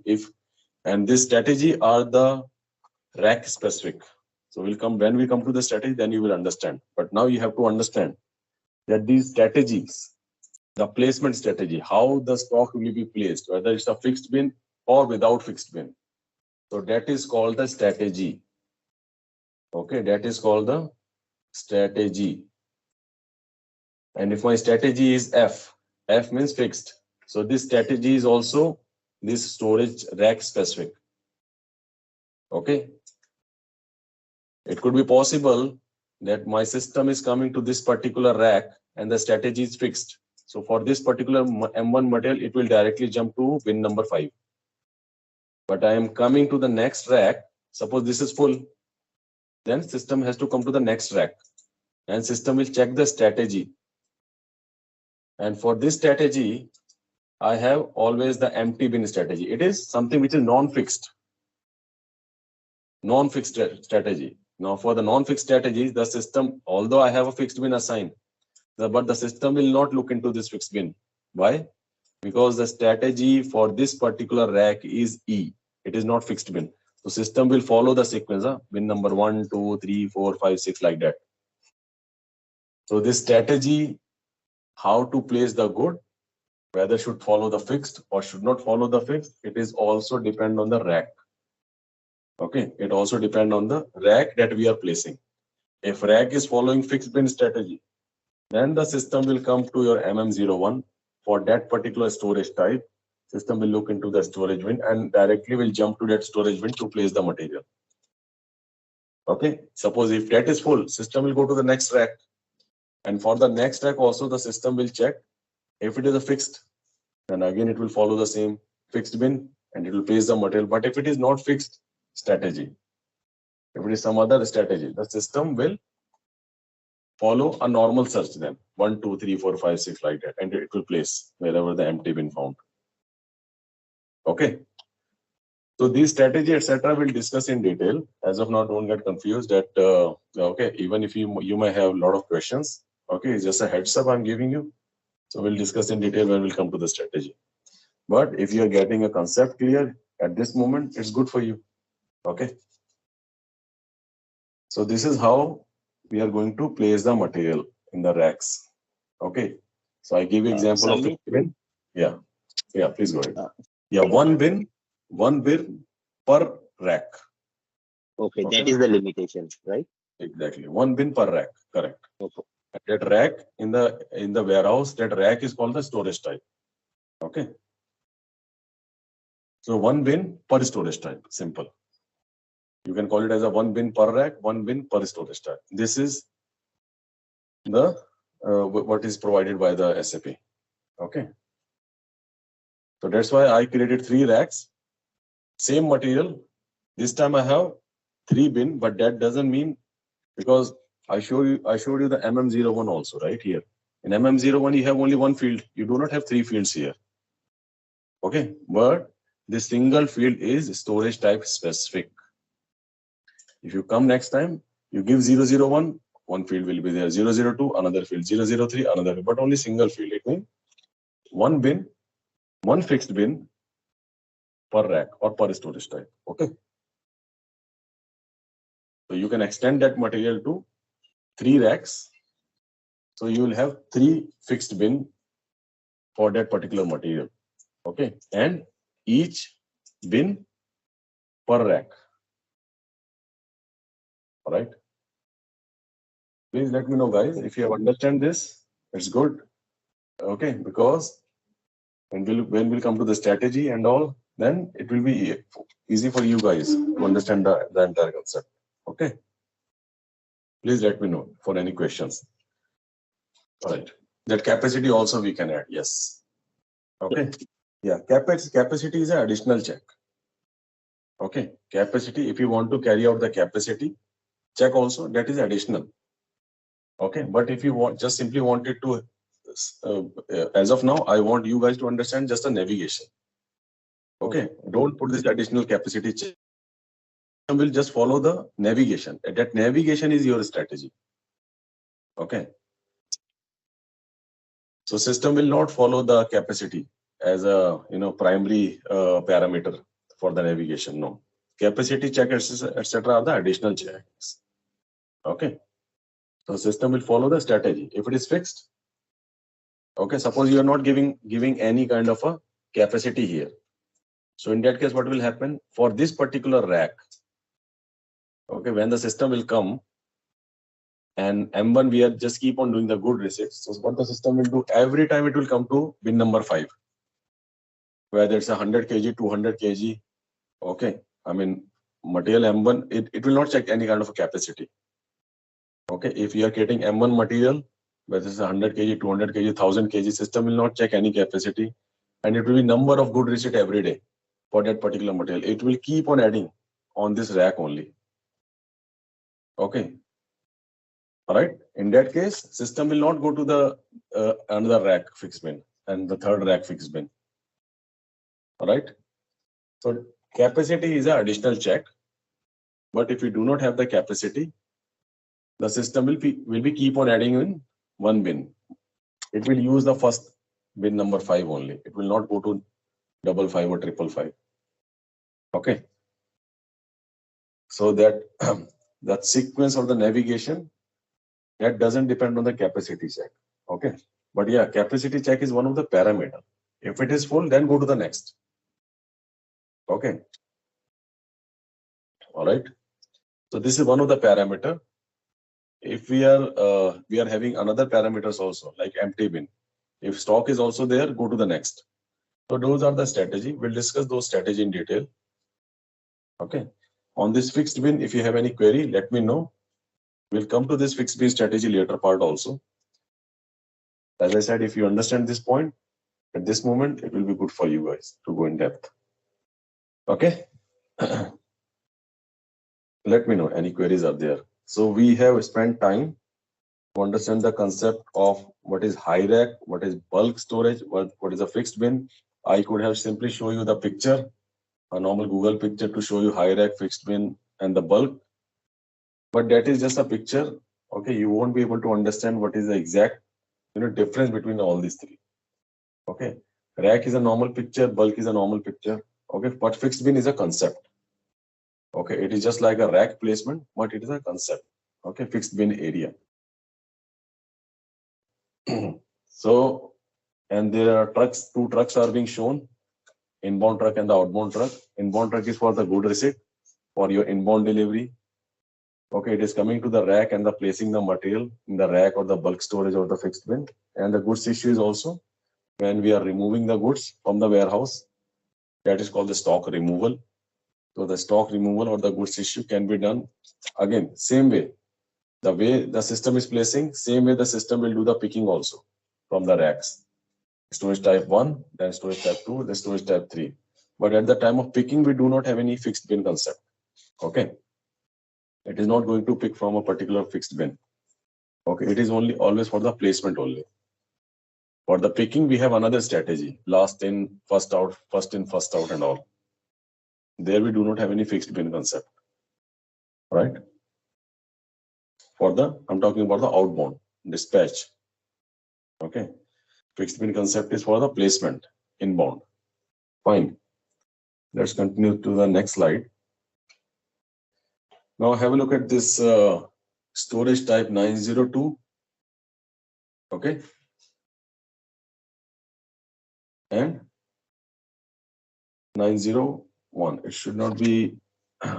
So here you can see this 2 storage type. Okay. So I have to tell you first of all what is the storage type. Okay. So any physical space in the warehouse is divided into sections. Physical space. So that is called the storage type. So how, I mean, I just can give an example, analogy to understand. When you enter your office or your ODC, right? Okay, when you're coming to your office ODC, that time you must have seen some kind of a kind of a hanging what do we say? Kind of a plate will be there, a hanging plate. Okay, where it will be showing, okay, this team is sitting here, like support team is sitting here, backup team is sitting there. Okay, generally we have that kind of a facility available when you're entering the offices. Okay, if it is a big ODC, okay, then and you do not know where to go, so what they will do from the ceiling, they will hang a kind of a plate. On that plate will have that team name. Okay, and your basis team is sitting here, another SQL team is sitting there, Oracle team is sitting there. So it's a group of lot of people are sitting there. So what they are doing, just by hanging that with that identity plate, it is showing that these particular team members are sitting here in this particular space. So just by looking at those that plate, that hanging plate, whomsoever is entering in the ODC, they do not have to keep on searching and asking the people where that particular SQL team is sitting, where the SAP team is sitting. Okay, within the SAP also, where is the SAP basis sitting, where is the SAP HR team sitting. Okay, just by reading those hanging plates, identity plates, they can simply navigate to that particular team directly. Okay, so that identity plate is telling the person who is entering the ODC that that particular place you have to come. Okay, that particular space is dedicated for this particular team, SQL team, Oracle team, SAP Basis, SAP HR team. That particular seats, that particular space in the ODC, that particular desk, that particular area. Similarly, in the warehouse also, there is a space which is dedicated. Okay, entire space in the warehouse is dedicated. So, okay, all right. For example, when we are entering in the warehouse, okay, so what will be the first step? You can see this truck, the good receipt truck. This truck is inbound truck. Okay, when the stock is coming in the warehouse, so the first place is where the unloading will be done. At the door, the unloading will be done. That is a temporary area. That is called your storage type 902. They have given one number for each space, each dedicated space. They have given one number. That this particular space is for unloading. Then from here, that particular space is for doing any kind of a quality inspection or value-added services. That particular space is for racks. That particular space is for bulk storage. So the entire space in the warehouse is divided, okay, for different purpose. Some only for storage, some is for loading, some for unloading, okay. Some is for the entering door for the vehicle, which is called yard, okay, which is called parking also, parking area in the warehouse. So the entire space in the warehouse is divided. The physical space is divided. And that subdivision, that division of that space is called storage type. All right. Storage type is a physical division, physical space division in the warehouse. It's called storage type. So in this picture, you can see two storage types. That's why if you come back to my example, I have created 3 racks, right? And I've given the storage type number 001, storage type number 002, and 0003. Why I call the storage type? Because this is the rack 1 utilizing one space. It's a dedicated space for this particular rack. I'm coming to the rack 2. This is a dedicated space for rack 2. I'm coming to rack 3, dedicated space for rack 3. They are utilizing, these racks are utilizing some space in the warehouse. Okay. So every dedicated space in the warehouse is given one number. That number is called storage type. Okay.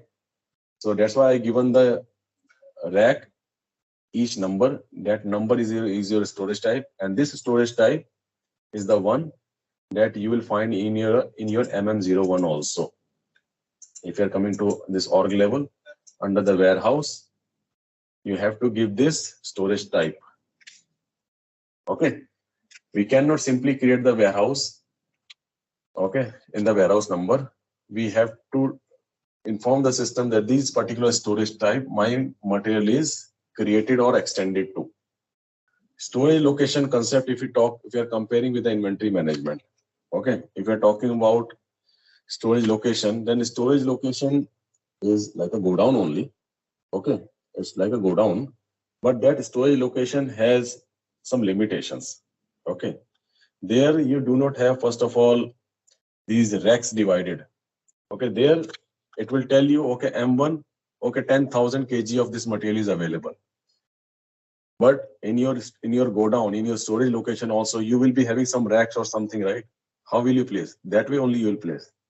But the system will not give you the configuration in the storage location, that which rack, which place, no. Only one T code, MMBE. That's it. So the system point of view, if you're talking about the physical storage, then obviously you can make a go down. Just you can have in the go down, you have kept the racks. Okay. Okay. If you talk about the physical space, then the storage location is for the small go downs only, where it doesn't matter. There is no stock placement. Okay. You're not dealing with a huge stock. Okay. Or multiple variety of the material. So that we make the storage location where we do not need a a lot of, we are not dealing with a wide variety of the material. We do not need any kind of, product characteristic. We have only single kind of a material. Let's say we are just storing rice, and let's say we are just storing the grain. Only two kind of a material we are just storing, and we are not bothered about their location. We are just interested to know their total kgs. Okay, these many kgs of rice is available, and these many kgs of grains are available. Only two products. So we are not interested on how, what kind of a racks position and what kind of, the proper lot of processes that we have. We do not need those warehouse processes for such a go down. But in the warehouse, we are dealing with, thousands of kind of a material with different product characteristics. Okay. Right. So, and we need all the warehouse processes to deal such a thousands of material. Okay. With different characteristics, different processes we need. We need the value-added services processes. We need the integration with the PP. All right.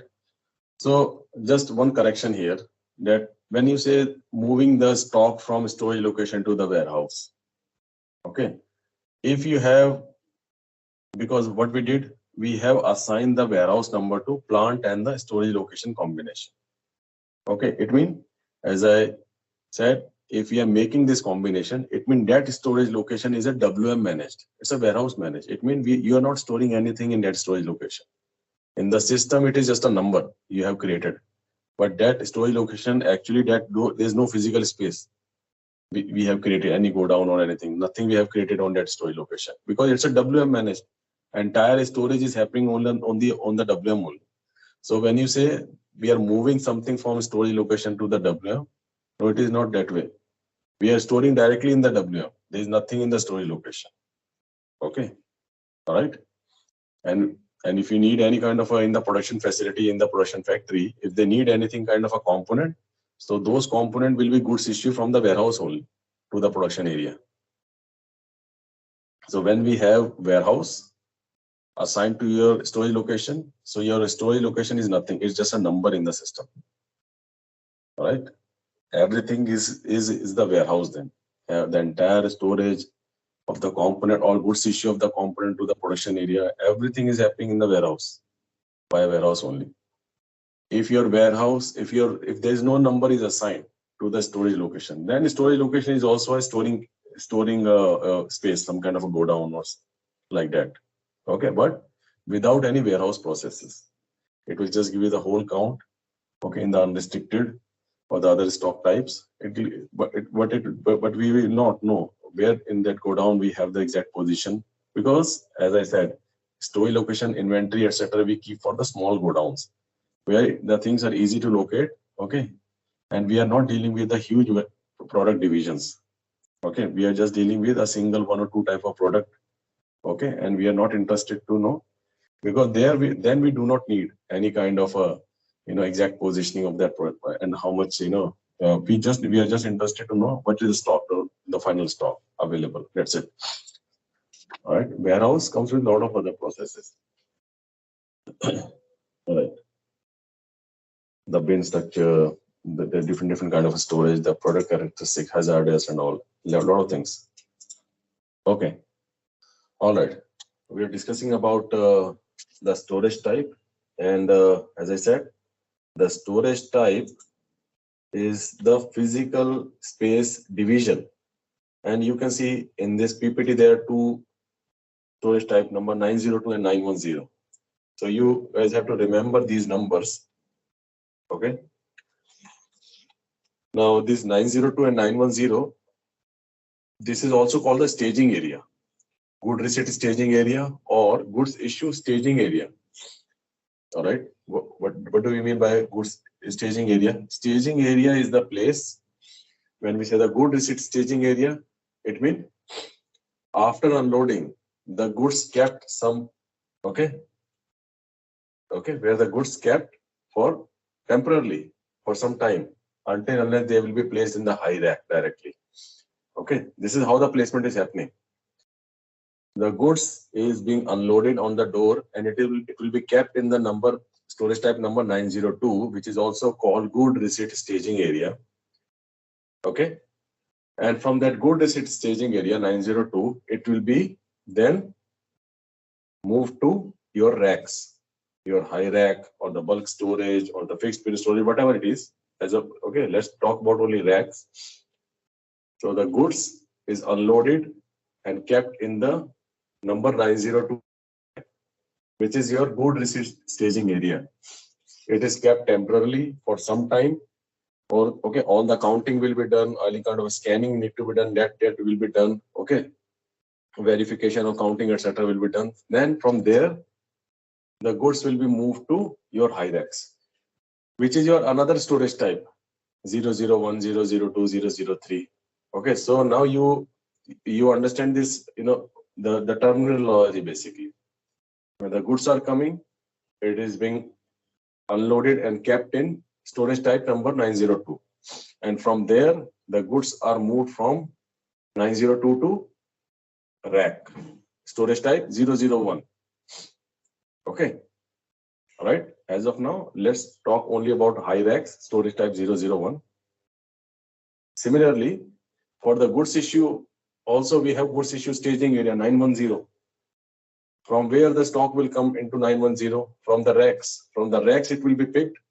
Storage type number 001, rack, high rack, it will be picked and it will be kept in 910 storage type, which is your goods issue staging area. And then it will be loaded on the truck. Okay, it will be loaded on the truck from there. Okay. So now we are coming and talking in the storage types. As I said, every space in the warehouse is divided into the further subdivision, and that subdivision is called the storage type. Okay, every area in the warehouse has been given one storage type. Number 902 is for good receipt staging area, 910 is goods issue staging area. All right, and then high rack storage type 001. You just remember this number because at the end of this training there is a proposed assessment. Okay, multiple choice question. So that time, the assessment will be, or even the SAP certification happens on these kind of these kind of information that you have to remember. All right. So hope you guys have understood what is the staging area, what is the good receipt staging area, what is the goods issue staging area. Good receipt staging area after unloading, goods kept for some time temporarily. Good receipt staging area, and goods issue staging area before loading, the goods is being kept temporarily for some time. That is your goods issue staging area 902, 910. And racks storage types are 001, 002, 003, etc. All right. Okay. Let me know if any doubts are there. Okay. Now we have understood the concept of storage type. Okay. It's a space in the warehouse, whether it's a staging area or whether it's a high rack. Okay. These all have been given one storage type number. Now we will come and we'll talk about the storage bins. In this example, you can see there is a bin and there is a storage section. Okay, storage section. Right. Now first let's talk about the storage section, then we'll come to the bin. Okay. You see, this is the entire rack. This is one high rack. Okay. In this high rack, there are two columns. Okay. If you just look at the cursor, which I'm moving, okay. This is the first column. This is your first section. Then your second section. So this vertical division has created two sections. Okay. Two sections. The first section we are calling as a fast moving section. The second section at the back side, okay, that will become our slow moving section, let's say. Okay. So they have, in this PPT, they have kept both as a fast moving, but just to correct it, the first vertical division you understand as a fast moving section, fast moving items, and the back side, the product, that vertical section you refer as a slow moving items or the slow section. Okay. Slow moving item or slow section. Okay. So why we create all these sections? Okay. What is the need of creating these sections? right? So we have to understand this section is a logical concept. Okay, like as I said, storage type is an actual physical space, but these sections are not a physical space. These sections are your logical entity, logical understanding we have to develop here to understand the section. Okay, it means the way we are placing the goods. That division is called that. Okay, the logical division, the physical division of the space, the physical space division is called the storage type, and the logical division is called the section. The logical division. What do we mean by the logical division? Physical division we understand. It's very easy to understand. We have the space. Okay, this space at the entry will become staging area. At the exit, it will become staging area for the goods issue. Then the further we have rack 1, rack 2, rack 3. This has become all my storage type and all. Okay. All right. But we have to understand what do we mean by the logical division. Logical division, if you look at these two vertical division, first is the fast moving, second and the back side is the slow moving. It depends on the product. Let's take an example of the apparel, clothes. Okay, generally in the summer we'll have the summer clothes at the front side. So my summer clothes will become fast moving items, fast moving section. In the fast moving section, I will keep the summer cloth, and the winter cloth I will keep at the back side of the rack. In the winter, it will opposite. All the winter clothes will be in the fast moving section, and your summer cloth will be at the back section. All right. Why we are making this kind of a section? To optimize the picking, basically. To optimize the picking, we are doing all this. For example, as I said, in the summer, the summer apparel, summer clothes will be in the fast moving section at the beginning. And all your winter clothes will be on the back side in the slow moving section at the back. So there is just one correction in this PPT. Okay. Just read this back side one as a slow moving section. The first is the fast moving, back side is a slow moving. I'm giving an example of summer. In the summer clothes will be the fast moving at the front, and the winter clothes will be at the back. Why we kept this logical section? Because in the summer, what the customer will order? They will order the summer clothes, right? Exceptionally, there will be some order for the winter clothes. Okay, if there are people who are traveling to some cold locations out of India, they might be ordering for some winter clothes, but 99% of the order you will get for the summer clothes only. So in that case, it will be a good idea to keep those stock at the beginning of the rack so that it will be easy for staff to locate and pick it easily. All right. So this is called the section, so that whenever because 99% of the order volume is for summer clothes in the summer. So let's keep those summer clothes in the fast moving section so that staff do not have to go all the way through your rack, because racks is not like our retail channel. Racks are huge. If you look at the YouTube, just one video of racks, they have to use one picking cart or the trolley or kind of a small car they have to start from one position of the rack to they are almost like like 300 400 meter, like that much long. Okay, 300 400 600 800 meter long. So they have to just keep on so just to save their time, the staff time, we are doing all this sectioning, the logical sectioning. Okay, so this is the logical section of the product of our storage type. Okay, storage type is a physical space, but the storage section is not a physical space. It is the logical division of storage type. Okay, it is a logical division of the storage type. All right. And why we are doing all this sectioning? To optimize the placement or the picking. Because in the summer, let's keep all the fast moving summer clothes at the beginning, and let's pick also from the beginning. Okay, beginning of the rack, and all the winter thing will be keeping at the back side. All right, let me know. If you have any doubt understanding this, the concept of this section, please let me know. Okay, then we are coming to the concept of bin. So the bin is the coordinate. X, Y, Z coordinate is called the bin. Although in my example which I gave you this example as one box as a one bin in this rack.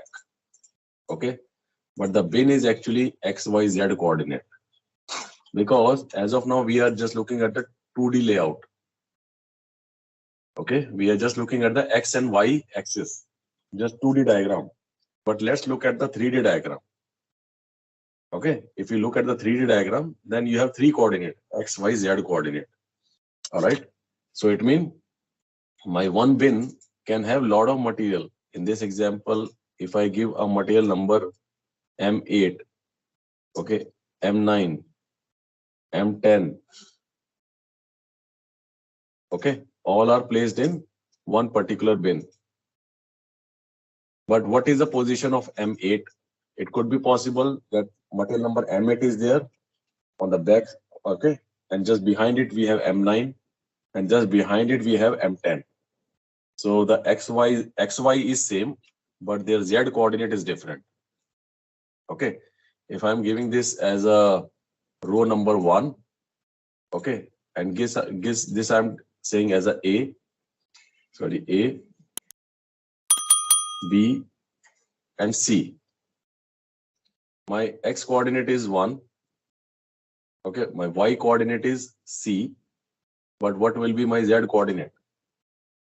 Okay, for M8, let's say it has a position at the beginning. Okay, let's say it has a position Z1. So this will be, this you have to understand, M8, M9, M10. So this is called the bin. Okay, these coordinates are called bin. Okay, if you look at the 2D diagram, then 2D diagram, it will show that this particular box, we can use only X and Y coordinate. X and Y coordinate means if we take X and then Y, so this coordinate will become 1C.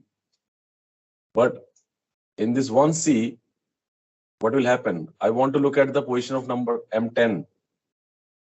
If I'm just coming to this 1C, I know M10 is there, but what exact position? So that's why we have kept the Z coordinate also here, the Z coordinate. First it will be Z1, then behind it Z2, then behind it Z3 in the same box. So these are called the storage bin. Although it's a one cell, one box, but under this box I have 3 storage bin. Got it? All right. So the storage bin is the coordinate, XYZ coordinate. It is not a rack box actually. Okay, this I wanted to tell you. So let's discuss the storage bin now. In the rack, you will have same here in this picture also. If you come to this picture, in this picture also you will find a lot of placement, a lot of division are there, right? If you talk about the small division, but under each division you have a lot of space. Okay, under each division you have a lot of space, and that space can be utilized by the multiple material. You can keep one material above the other or one material behind the other. Okay, so that is called your storage bin. So just understand this concept of the storage bin. It is not a your cell or your rack small box. It is a coordinate actually, XYZ coordinate, because in the same small subdivision or the small box of your rack, you will have multiple material. Okay, one after the other. We should not forget the Z coordinate, the depth. Okay, so if you consider depth, within the one box also we will have multiple storage bin. Got it? If I come to this storage bin structure, just have a look at this. In any of this, let's say this structure. Can you see this bin? You can see this. The first is X, then Y, then Z. Okay, 0, 1, 0, 1, 0, 1. First is X, then Y, then Z. Okay. This way we have to create. Okay. So XYZ coordinate I gave you for your understanding. But when we come to warehouse, we call it as a aisle, stack, and level. Okay. First, you guys understand the XYZ concept. This is aisle. Aisle I'm keeping same. I have only one aisle. Okay. I'm just changing my stack and level. So it will be total how much bin? It is just like your speedometer. First, this will move to 10 bins. Then this will move to 2. Then again 10 bin. Then this will move to 3. Then again 10 bin, 4. So total how much bin this way? It will be 10 into 10, 100. Because this I'm not changing. This I'm keeping constant. Aisle. So we'll come to this aisle, stack, level and all. Okay. But let's understand the concept of XYZ coordinate first. Okay. So hope this answer your query, right? Who asked this question? This to show the structure XYZ. So this is how we'll be making XYZ coordinate. Okay. Now coming to the next thing, that in the warehouse, if you go and you talk to the staff and you say XYZ coordinate, they will not understand actually, because in the warehouse we have different jargon that is called aisle, stack, and level. Now this is called this entire thing. Okay, this entire thing they will be referring as one aisle. Okay, they'll be referring as one storage type, one aisle. Okay, then in that you have further stack and level. Okay, what is level? This row are your level, and this vertical is your stack. And if you're talking about the depth, then depth will become your aisle. Got it? Depth will become your aisle. All right. Now it depends on, it is not fixed. Huh? Any warehouse can use anyway. Okay, what they have, but this is standard which I'm telling you. Horizontal is your level, vertical is your stack, then depth is your aisle. Okay, depth is the aisle. Okay. So now again, as I said, that the business can have their own terminology also for defining this aisle, stack, level. But we have to understand with the concept of XYZ coordinate. Okay. In the standard, horizontal is level, vertical is your stack, and then depth is your aisle. All right.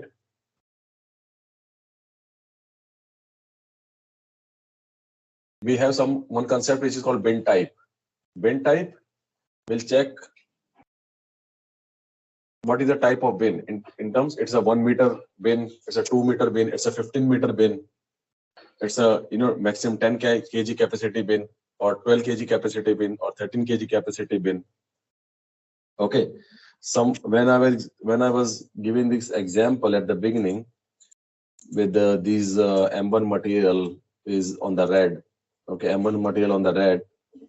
Okay, then someone asked this question that if it is 5 kg, okay, if we know that these bins are 5 kg, then it should directly jump to the next one for the 7 kg rather than searching and navigating for each and every bin.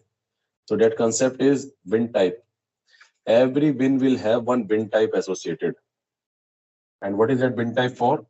Bin type will tell, okay, whether it's a 1 meter bin, or what is the height, okay, what is the length, what is the width of this bin. Okay, so that when placing the goods, system will first of all check the bin type. If the bin type of that particular bin is meeting the requirement, it is under the predefined height, width, and weight, then system will navigate those bins. Otherwise, system will not even come to those bins. It will directly jump to the next bin type. So in the system, if you come to this configuration, we have here storage bin type. Okay, you can see here bin type we have created, block size, height 1 meter, 2 meter, 3 meter. So same thing you can now understand in this diagram. Lower bin, higher bin. What is this? This is bin type. When we say lower bin, it will be 1 meter height. lower bin 2 meter height. What is a higher bin? Higher bin is a 50 meter height. So it means whenever the goods are coming and we are placing, my system is using the strategy, okay, placement strategy, then system will also check this bin type. And what is the bin type? If my object, if the material which I'm placing, if it is more height, more volume, then obviously it will skip the lower bins. It will come directly to the higher bins. And it will try searching on the top, whatever the bins available on the top, higher bins, and it will place the material of high volume on the high bins only directly. It will not come to the lower bins because of bin type. Okay, so bin type with this diagram, very easy to understand for you guys. Bin type is 1 meter, 2 meter, 3 meter height.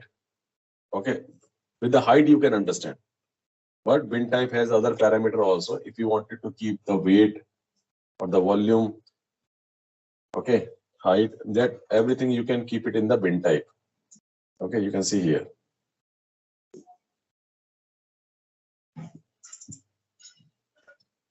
There is a bin type associated and there is a maximum weight. Okay, maximum weight which has been given. And this bin type has been given in this description. The capacity check, etc., will be happening at the bin level. When you will create the bin, there you can define the maximum weight, maximum capacity in terms of height, width, and volume also. Okay. So bin type with this diagram you can understand easily. 1 meter bin, 2 meter bin, 3 meter bin, or 50 meters bin. Same for the weight also, 1 kg bin, 2 kg bin, 3 kg bin, or 100 kg bins. So if my material is 67 or 68 kg, all the 1 kg bin, 2 kg bin, 3 kg bin, the system should simply skip, and system should directly jump from on the bins which is of the high capacity, okay, high volume or high weight. So that jumping is happening. Okay, that jumping or skipping of all the bins is happening because of this bin type. Okay. So this bin type is again the important parameter, and this where we associate this bin type to each bin. To each bin will have one bin type associated, right? Whatever we are discussing, we are going to see in the system. Today I have created one warehouse number. I assigned that warehouse number to plant and the SOE location combination also. Okay. I show you some of the, MM03, one fixed bin where we keep the fixed bin that we have discussed. I showed you how the bin structure looks like. But this entire thing we will create. Okay, we will create the master data. We will create the entire structure of the warehouse. Everything we are going to create, and we'll have a look. Okay. Tomorrow we are going to create the entire organization elements, the storage type, okay, and the sections, the bin type, everything we are going to create tomorrow, right? We need an access to SAP, so that I think being arranged, okay, so that you guys can also follow.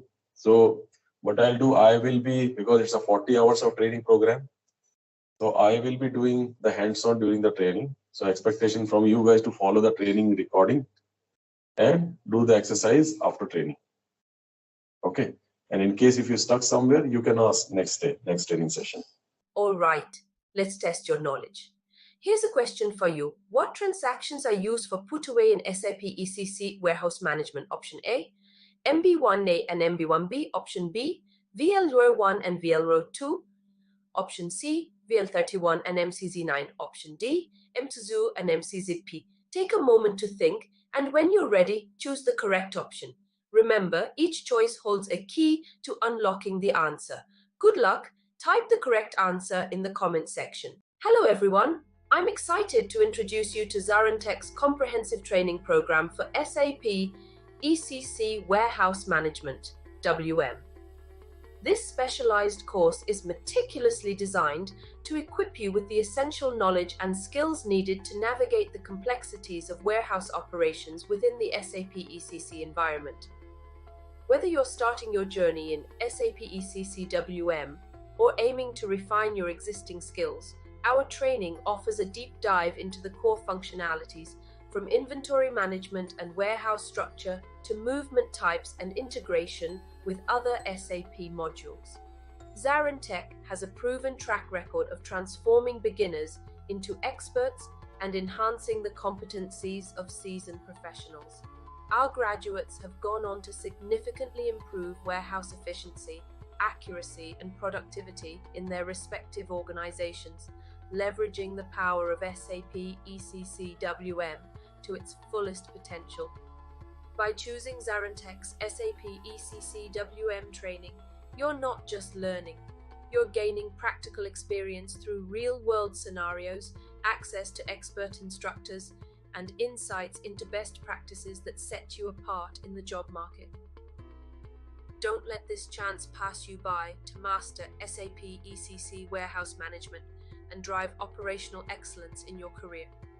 Click the link below for more details about our SAP ECC WM training program at ZaranTech. Embark on your journey to becoming a SAP ECC WM expert today.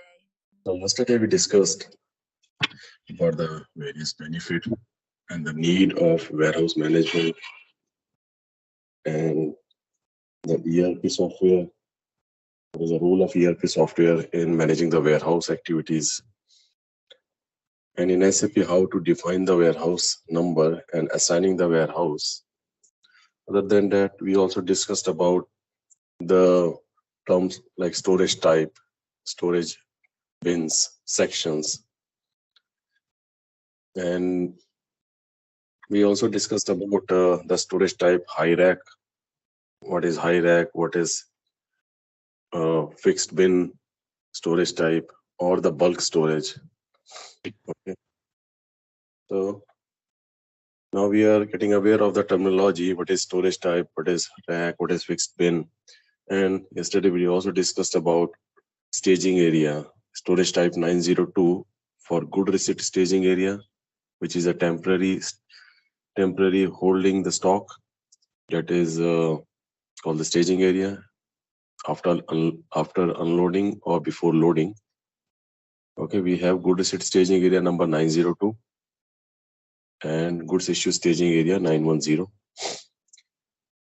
Today we are going to cover the organization units. Okay, and we'll try to replicate in the SAP system. So warehouse is a 3-digit unique ID. We have already defined the warehouse number yesterday, the 3-digit. Okay, it's and then we have assigned that to the plant and the storage location combination here. Okay. So this we have already covered, defining warehouse number, assigning warehouse number to plant and the storage location. Okay, these are the steps that I showed you how to define the warehouse number and how to assign the warehouse number. So this part I'm skipping. Okay, then assignment, how to define and assign it to the plant and the storage location. So we took the plant 0001, this is the standard plant. Okay, and then we also discuss about the storage type. Okay, so we discuss about storage type, high rack, the fixed bin concept, and the bulk storage.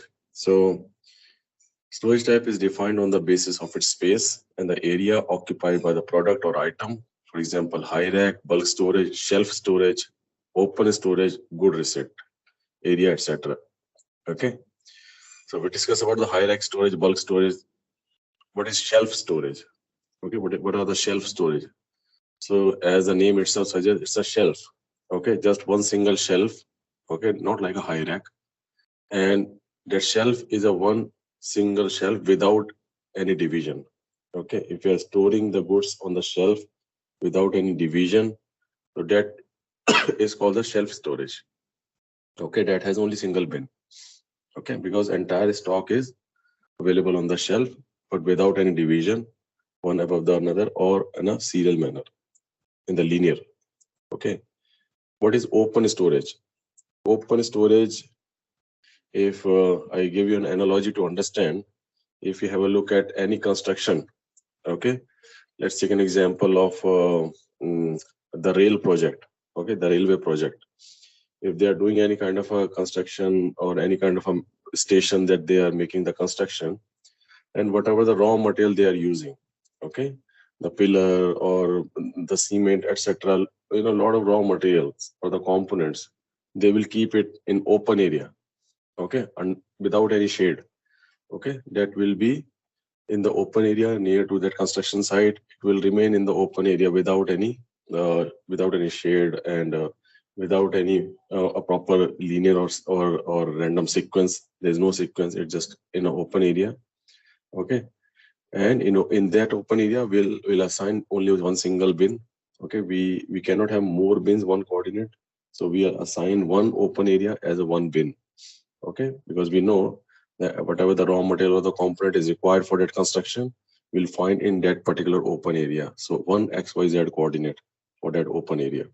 Okay, that is an example of open area storage.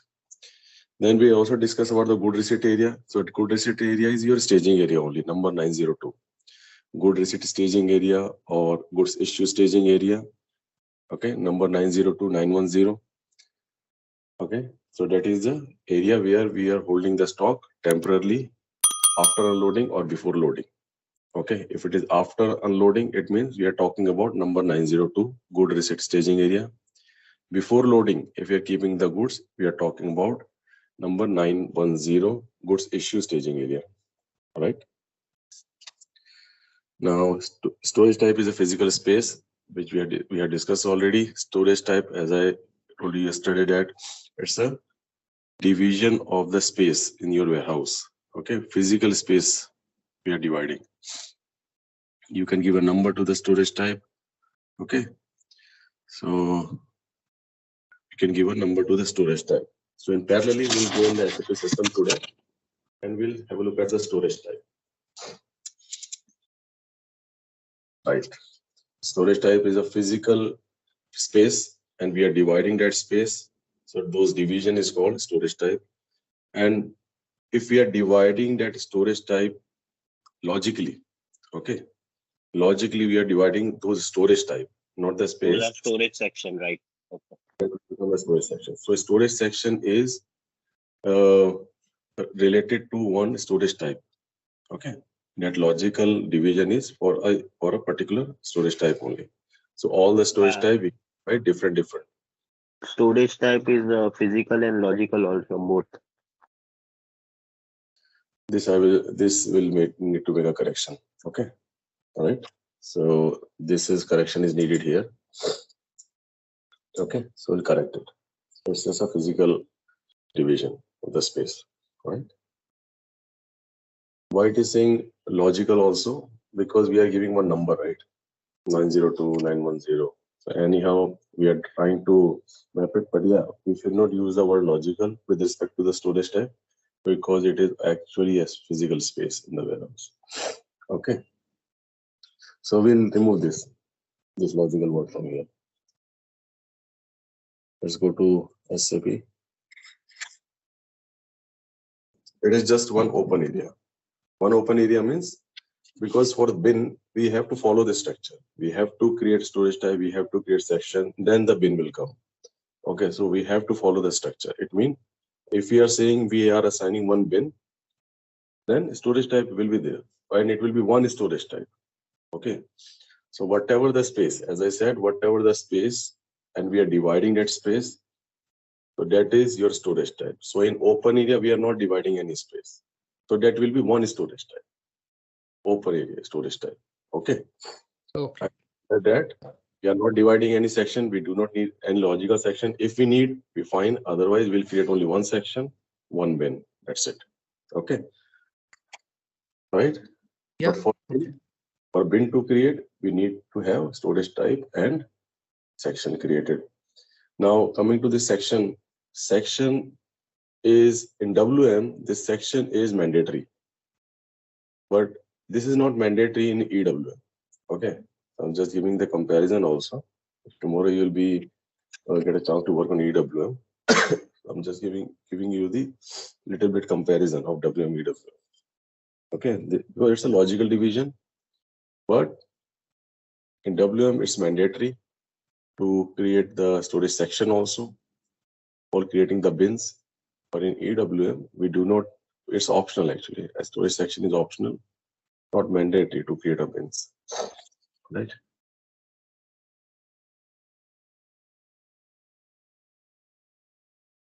Okay. Yeah, I think we have to wait for the access. Okay.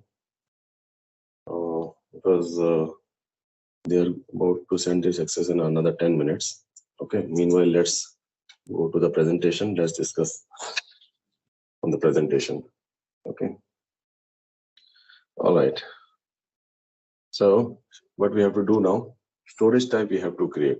As I said, in the warehouse, we have the physical space and we are dividing those physical space, and that each space we have to give one dedicated number to identify, so that the system will identify whether we are talking about GR staging area, whether we are talking about high racks, okay, whether we are talking about goods issue staging area or the picking area, right?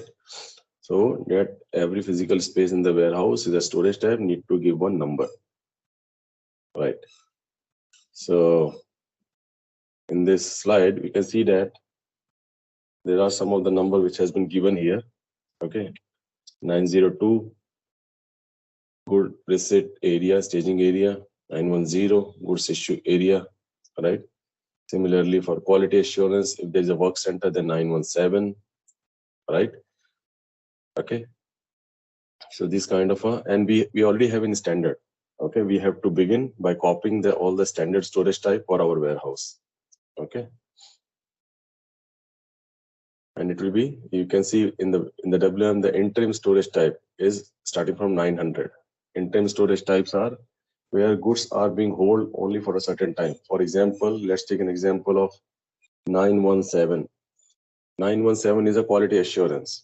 It means in the warehouse, we have the work centers for doing the quality inspection, where the goods we are bringing the goods only for temporarily. We are bringing the goods. We are doing the quality checking, and then it will leave the quality work center.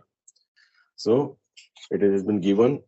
So where the goods are brought only for a certain period, okay, temporarily holding the stock in that area. So those are called the interim storage type. And for this interim storage type, the standard number range is 900 to 999. Okay. 900 to 999, whatever the storage type that we can see here in standard, these all are here, all the 9 series basically. All the 9 series are storage type, which is interim storage type. Okay, interim storage type. Right? So easy to remember. Exactly. So when we say the staging is the process which happen after unloading or before loading on the trucks. Okay, and we know good receipt area 902 is after unloading from the trucks. When the stocks unloaded from the trucks, that process is called the unloading, and then after the unloading where the goods are kept, that is called the staging. Okay, same is for the goods issue also. Before loading the goods, if you are keeping in the goods issue area, that is called the staging, and then after the loading will come. Okay, so as you mentioned correctly, 902 to 910 are the only staging area, but yeah, all the 9 series are the interim area only. Okay, where the goods are being held temporarily. But staging is a process. Staging is a process which happen after unloading or before loading the goods on the truck. Okay. So we have interim storage type, all 9 series. Okay. Now coming to the storage section. This example we have discussed yesterday also, and here the picture is correct. You can see the fast moving at the front and the slow moving at the back side. As I said, it's a logical division of the storage type.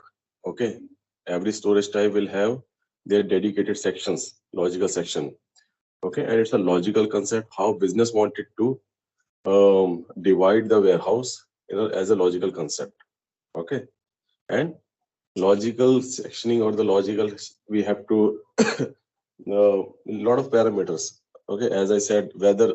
I gave an example of weather. Okay, summer, winter, etc. That is one of the example which I gave you, which help business to divide their all the fast moving or the slow moving items.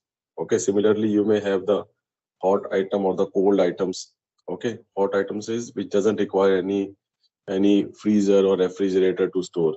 Okay, that can stay in the warehouse without any cold temperature. Okay, so it doesn't require any refrigerator or freezer. Whereas the cold material are where we need the freezer or refrigerator. Okay, so such kind of a logical division could be there. All right. In the definition, storage section is an organization subdivision of the storage type that group together storage bin with a similar feature for the purpose of putting away stock. Okay, criteria of grouping the bins can be defined user individual basis. Example, heavy part, bulky part, fast moving, slow moving. So these are one of the example it has given. Okay. The storage bins.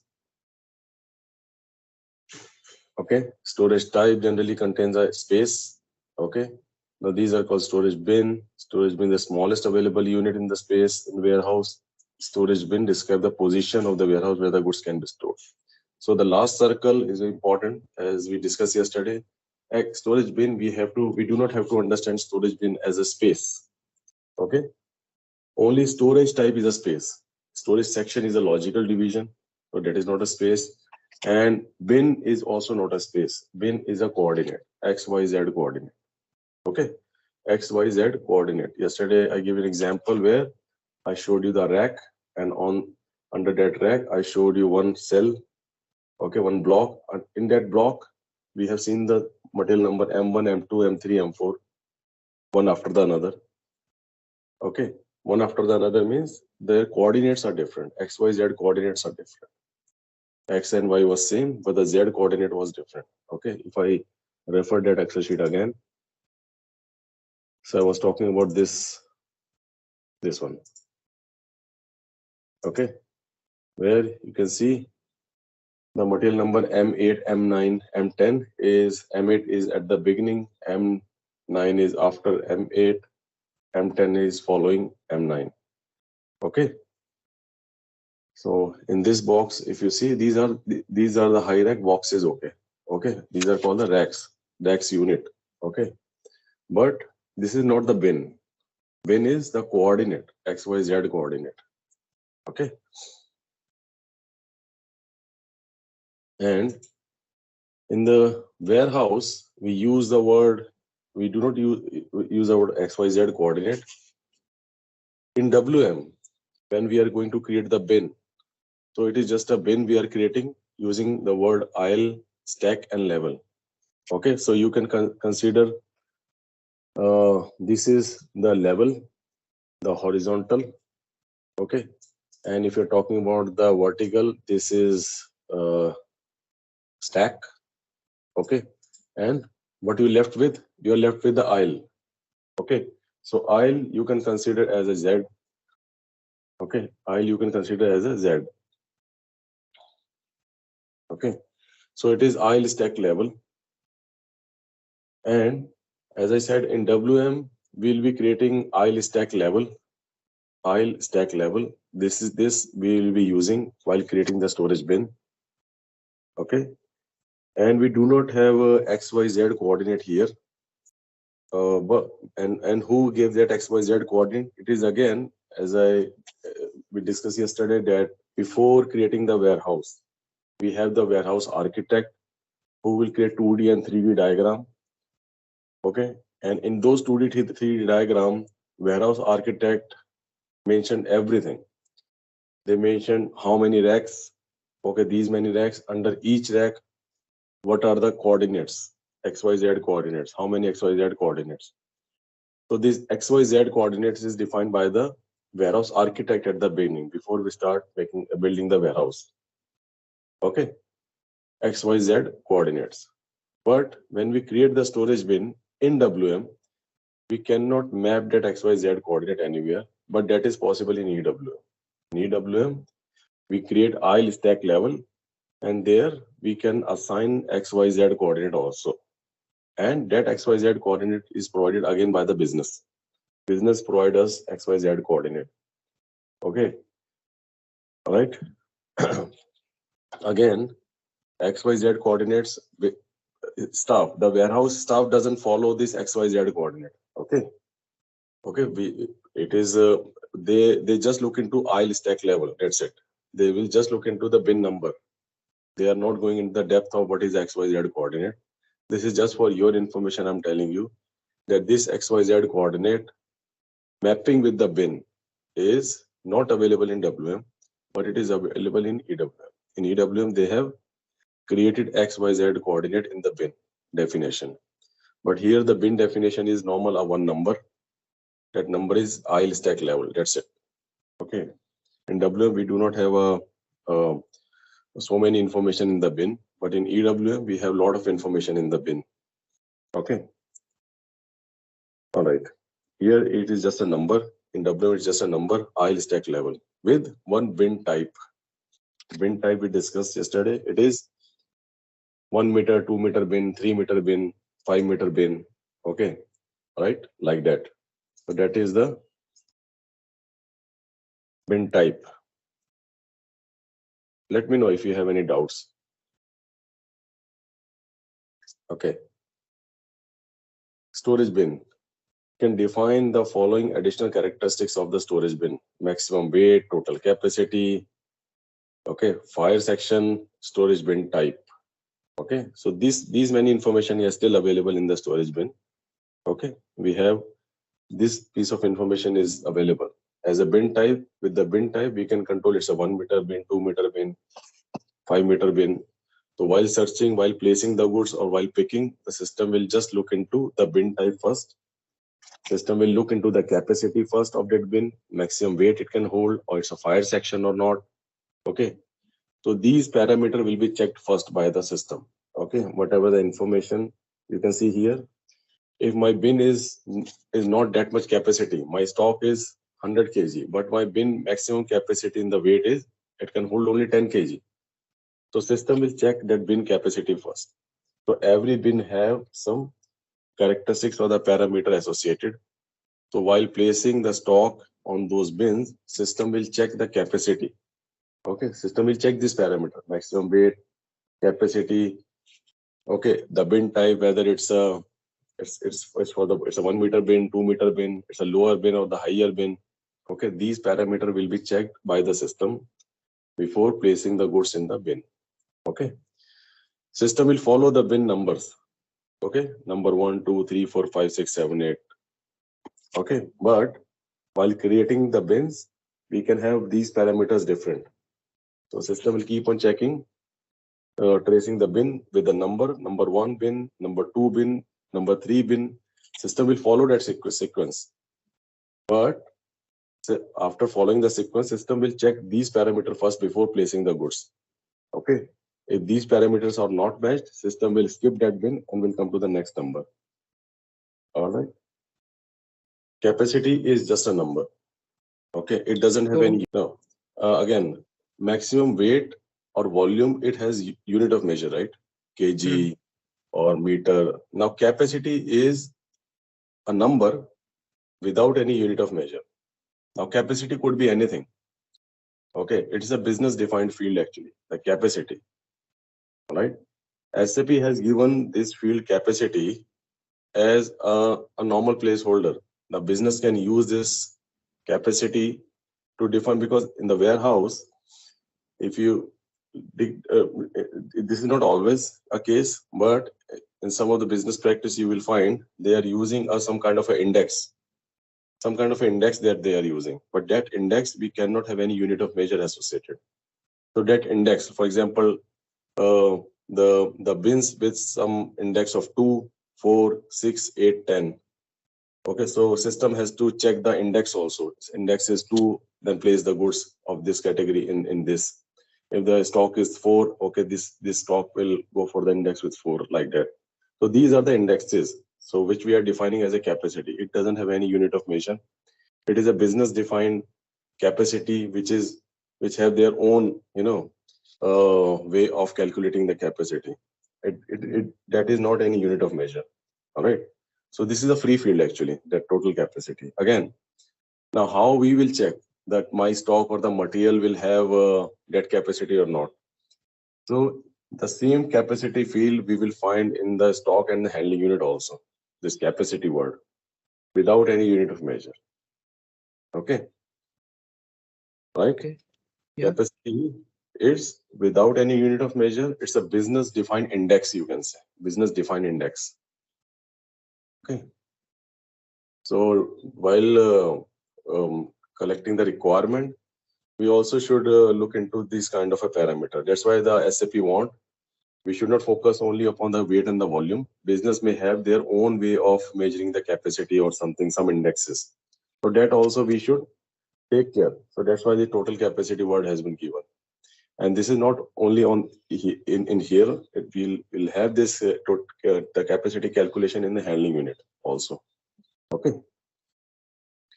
All right. So when we come, this is only for this, in this PPT they have given as an example. Okay, example. Okay. Okay. But when we come to the SAP screen, there you will find only section. Now if you have a look at this create storage bin, you can see here it has been given number, storage type, storage bins. Bin you can see 01, 01, 09, aisle stack level, and one section has been given. Okay. Then you will have this maximum capacity, and you can see the total capacity. Okay, total capacity, which is just an index. Okay, and this fire containment section which has been given here. Okay, now again, to take your example, this fire containment section, it is not only for the fire or the hazardous material. We can use this for the spillage or anything. Okay, just in the even in the SAP screen they have given this, but we can use it for the other purpose also. Okay, they have given this as an example, the fire containment section. Total capacity. Look, if we are driving some formula like weight multiplied with 9, then divided by 5, and then we are adding something. Okay, then we are adding some capacity. So that driving, the formula, that formula has to taken care by the business manually in their Excel sheets. Okay, SAP will not drive any formula. Okay, SAP will just take that formula and whatever the calculation which is coming, that as a capacity. Okay, that they have to fill here. So for example, now again, you gave an example where the capacity is having some formula on the weight. Okay. So let's say one capacity is equal to 1.2 into whatever the weight is. Okay. So 0.2 into whatever the weight. So that has to taken care by the business manually. Okay, and they have to give me the final capacity. Okay. Right? Okay. Okay. SAP will not calculate anything. So for SAP, the capacity is and without any unit of measure. Okay, when you are doing 1.2 into weight, we are just taking the weight number only, without any kg or without any. So what unit of measure, what formula, that is a business understanding that business has to take care.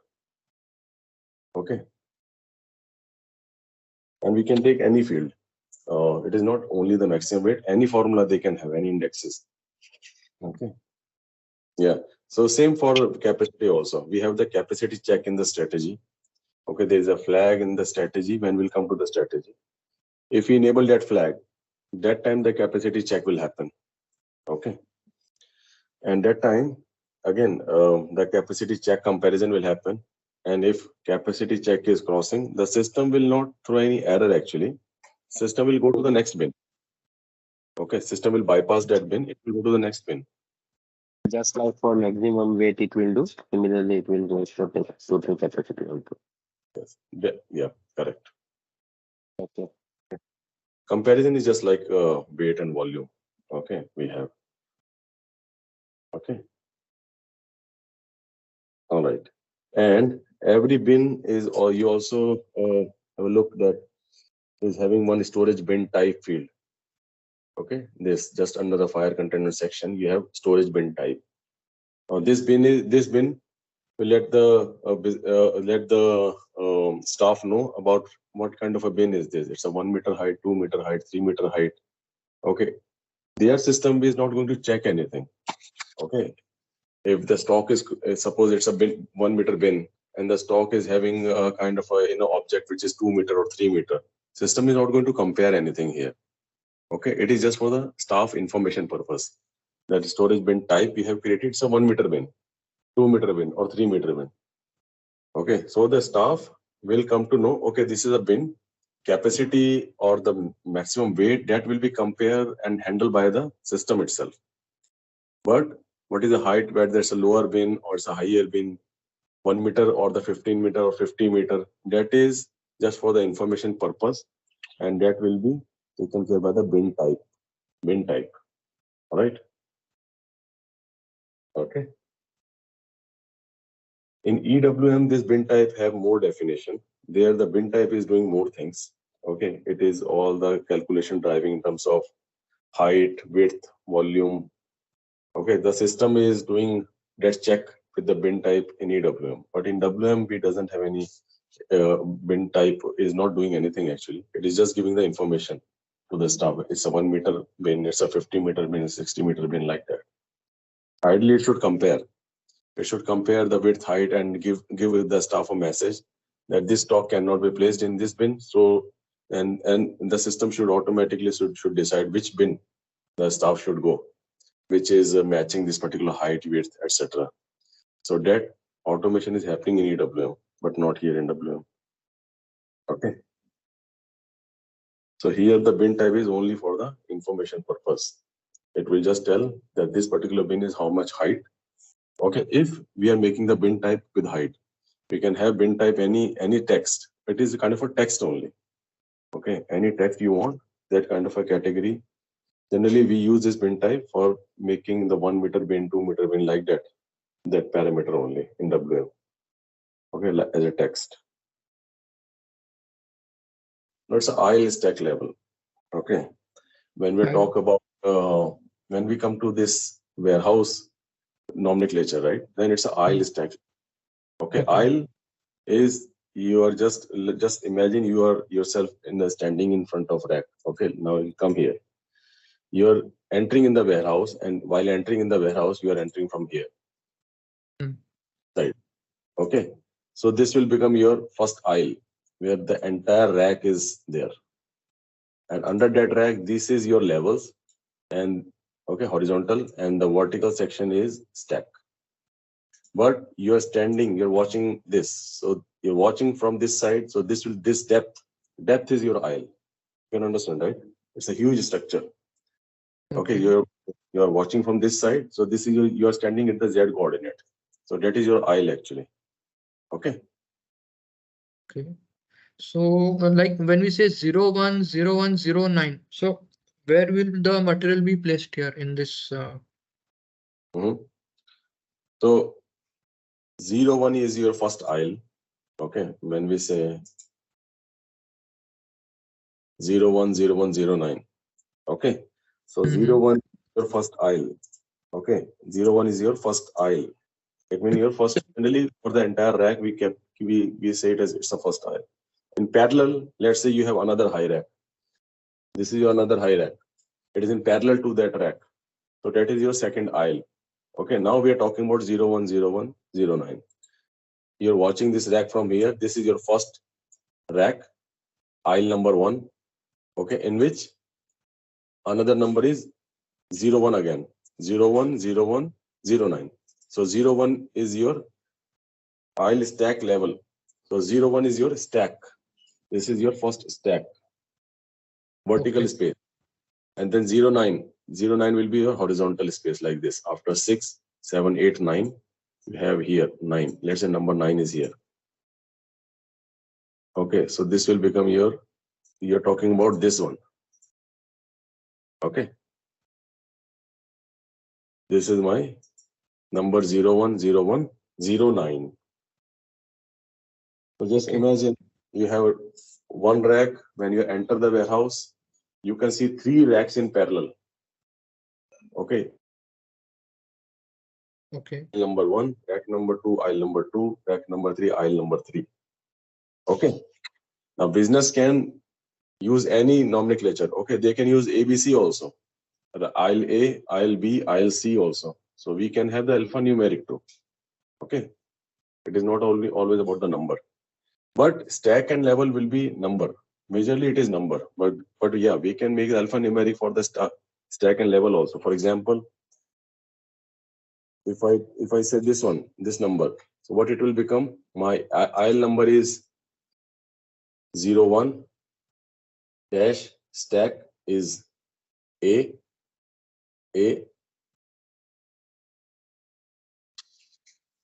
My stack is A. Then level is 6. Talking about this number 6. So this is, you can 1. Sorry, aisle is 1, 01. Stack is A. Level is 6. Okay, so I'm talking about this particular bin. Okay. So I'm telling here that this could be alphanumeric also. Okay, anything. Stack could be alphanumeric, level could be alphanumeric, aisle could be alphanumeric. So it's alphanumeric. It is not always numeric. Okay, but majorly you will find businesses using comfortable in numeric. Okay, keeping in numeric. Okay. Aisle you may find alphanumeric like aisle A, aisle B, aisle C, like that. Okay. But and now you must be thinking about how the increment will happen. How the increment will happen after A, B, C. So if you are incrementing by 1, so A will become B, B will become C. If you are adding 1 into A plus 1 is B, B plus 1 is C. Okay, like that. Like that the warehouse system will work. We know 1 plus 1 is 2.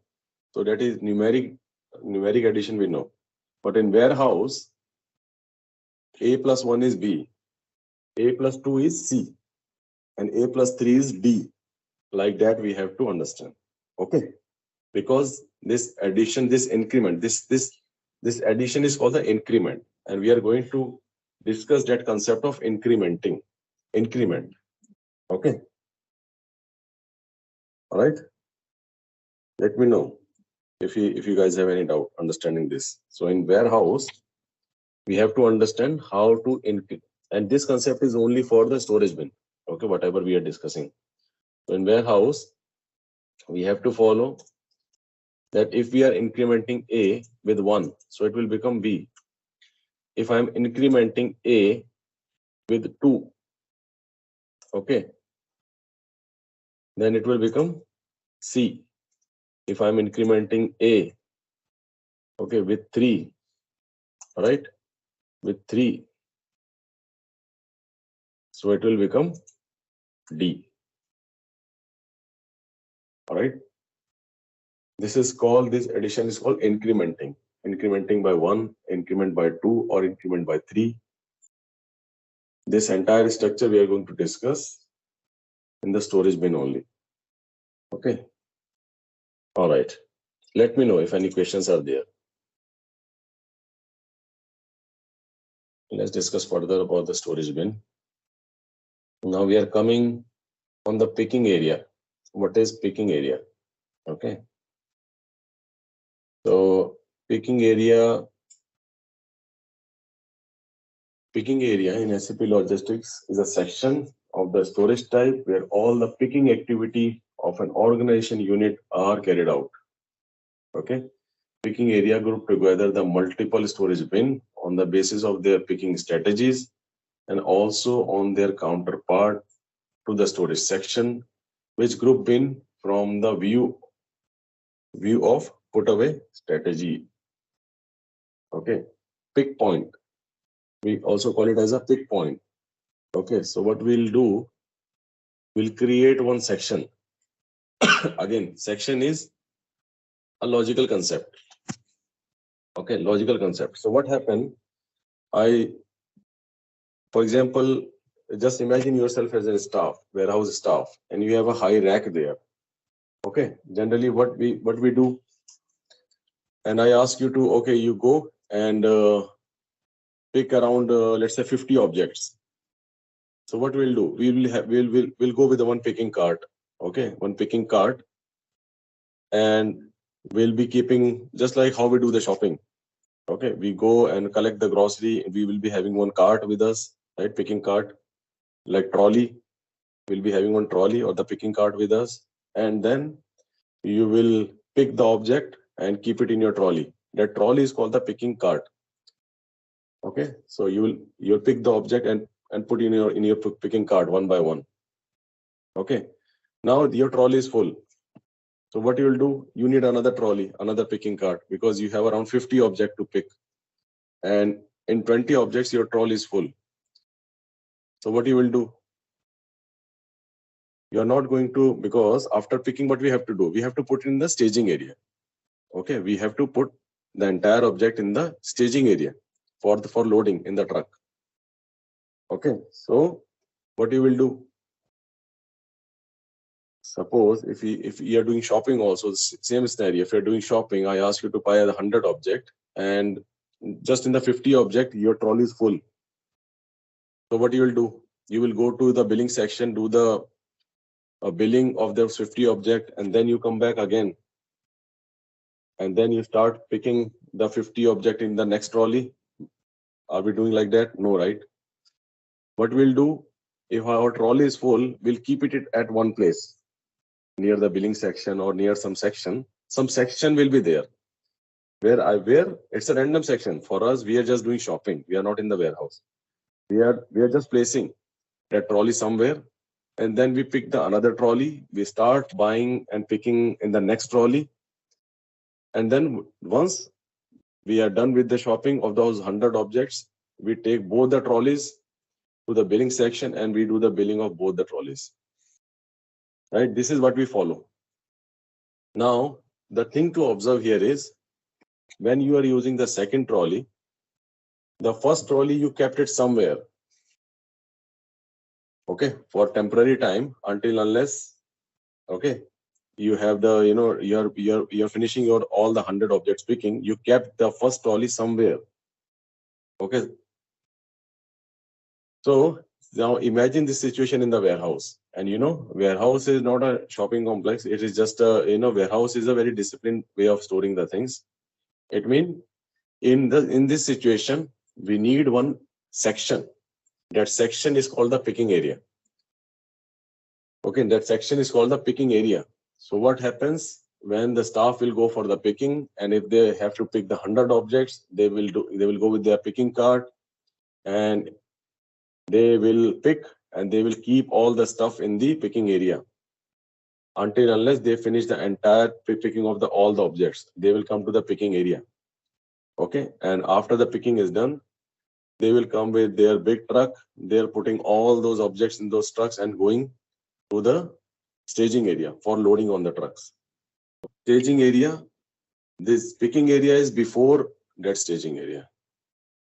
Okay, so this picking area is near the racks only. Okay, staging area is near the door, because as I said, the loading or unloading will happen near the staging area. Okay, so staging area means we are talking about the picking, we are talking about the outbound scenario. And in the outbound scenario, we are talking about the goods issue staging area. Now, goods issue staging area will be near the door. Okay, because the truck will come at the door of the warehouse. So staging area is near the door. And after staging, directly loading will start happening. Via door, the loading will happen on the truck. All right. Okay. But picking area is near racks. Picking area is near the racks. One section they must have created near the racks, and it is not only one picking area. Okay, within 2 racks they will have a picking area. Within 2 racks, okay, they will have one picking area, or even it is one rack, near the rack only they have a picking area. Okay, so they will pick, they will keep it at this picking area. They will pick it. They will keep it at the picking area because staff has a lot of things to pick together. They are going there. It is not something that's only a single object they have to pick. 100 objects, 100 boxes they have to pick, and they will keep it in the picking area. So it is not exactly as a staging area. Staging area is for, as I said, it is associated with the loading and unloading, and staging area is at the door. Staging area is at the door. Picking area is near. You mentioned one example, and this example is you're referring about picking one object that is going to your cold, picking from the cold storage. Okay, and you're keeping in the picking area. You have collected all the related object, and from the picking area you can directly load. In this example, there are few assumptions that you are making. You are assuming the truck is already there on the door. Okay, you're assuming the truck is already there on the road, on the door. But it is not like that. We pick the goods, and truck is a planning, transportation planning. And suppose if 3 p.m. today, the trucks will come. Okay, when the truck is already came at 3 o'clock, is it a good idea to go and now start picking and now pick and load on the truck? Obviously, when the truck is about to reach the warehouse, it will come at the door exactly at 3 p.m. And that loading window is only 1 hour. That loading window is 1 hour. Truck is not only for single object, only one box, right? Truck, you'll have a lot of boxes. Okay, truck is a full capacity load. We are doing that load, right? Full capacity load. So it means when the truck is coming on the door, way before, if it is coming 3 p.m., so by 12 p.m. or by earlier than that, by 10 p.m. in the morning, 10 a.m. in the morning, your picking should have finished. Okay, your picking should have finished. So this is the process. When the truck is about to come, picking should have finished by that time. Okay. Then it means in your example, you're assuming the truck is already there on the door. It is not like that. That's why we need a staging area. After picking, you have to keep it on the staging area where it will wait. I just give you an analogy to understand. When we go to the airport, you are about to board the flight. You wait in the waiting area, right? That waiting area is your staging area. Now you're thinking about an example where the flight is already there and people are directly boarding. Yeah, if you are coming that time, and you got late or because of some reason, you will directly go in the flight. That is the exceptional scenario, right? Where because of some reason we get late and the boarding has started. At that moment you are coming, so we'll stand in the queue, directly go in the flight. In SAP, it will follow the process. Although if you talk about this exceptional scenario, yeah, we can pick and we can directly put on the load, put on those what we say truck. But again, in actual practice also, okay, in real time also, after picking, you will come to the staging area and you will leave it. In a staging area, they still have to scan and do the scanning and everything. This staging is a process. The staging process they have to finish in the real time also. Then they will allow you to put on the load on the truck. Okay. Okay. In SAP also, it will not allow. You have to come to 910, sorry, for the goods issue staging area. Right. So staging is one of the process that has to be finished. So good has to come to 910 via staging area to the loading on the truck. Okay. Just like you can assume staging as like after waiting in the waiting area, they will check your ticket site, then only you can board the flight. So the ticket checking still will happen, then only you can board the flight. Like that. Just giving an analogy to understand. Okay, so when we are talking about the staging area, so it's for everyone. That staging area, we are holding the goods way before the truck actually arrives, because truck loading or unloading has a shipping, and it is not only one truck in a day. It is a series of truck which is kept on coming. the truck has to wait in the parking area for their turn. Okay, so truck are keep on waiting in the parking area. The driver, they keep on waiting in the parking area for their turn. When their turn will come, it's a proper shipping window. In that shipping window, only loading and unloading will happen. Okay, and that's it. So it means the picking we have to finish before the truck actually comes at the door. Okay, so that's why we have the staging area. And staging is not only for temporarily waiting. After the staging, they also have to do all the scanning and the paperwork for all the objects. Okay, and those paperwork only they will hand over, right? Hand over to the driver. I thought of giving one picture. This is all the EWM slide. We are not starting EWM, but I thought of giving one picture here. Okay, so that you guys can understand. Whenever we are talking about, so you can see here how we should look at the picture. 1 minute is loading. Yeah. And now you can see here this entire this square is your rectangular square. This is your warehouse, and you can see the door. These are the trucks, which you can see the red and the white boxes, right? At door 11, 12, 13, 14. These are the doors. Okay. Door number 13 and 14. This is your 902, your staging area. Okay, which I'm highlighting with my cursor. This is your good receipt staging area. And just above door number 11, 12, where the loading will happen on the truck. It is your goods issue staging area. Okay. Then after this, you can see on one more rectangular section, the pallet storage or these storage. These are your racks, high racks and other racks. Okay, and where the picking area will be? Picking area will be near to these racks only.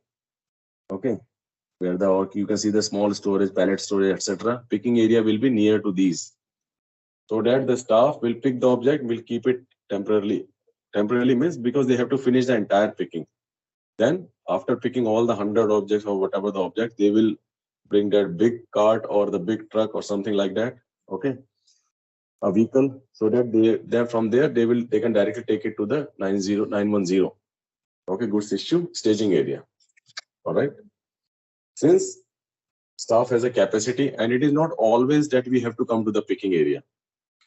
Okay, picking area is for certain cases only, where the staff is already have lot of objects to pick, so they can keep it in the picking area one place. Then they can, from the picking area, they can do the entire picking of the object, and they will go to the goods issue staging area. All right. Hope this picture is clear. Let me know if any doubts are there. So picking area we understand. Okay, and it is only for outbound, as we say, it's a picking. Okay, it's only for outbound. Then we have a storage unit.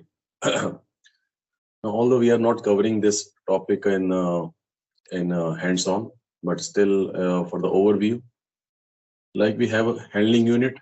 Okay, we also have a concept of storage unit. Right now, storage unit is an alternate for the unit of measure. Okay. All right. So storage unit is like an handling unit. It will have a external or the internal number range. Okay.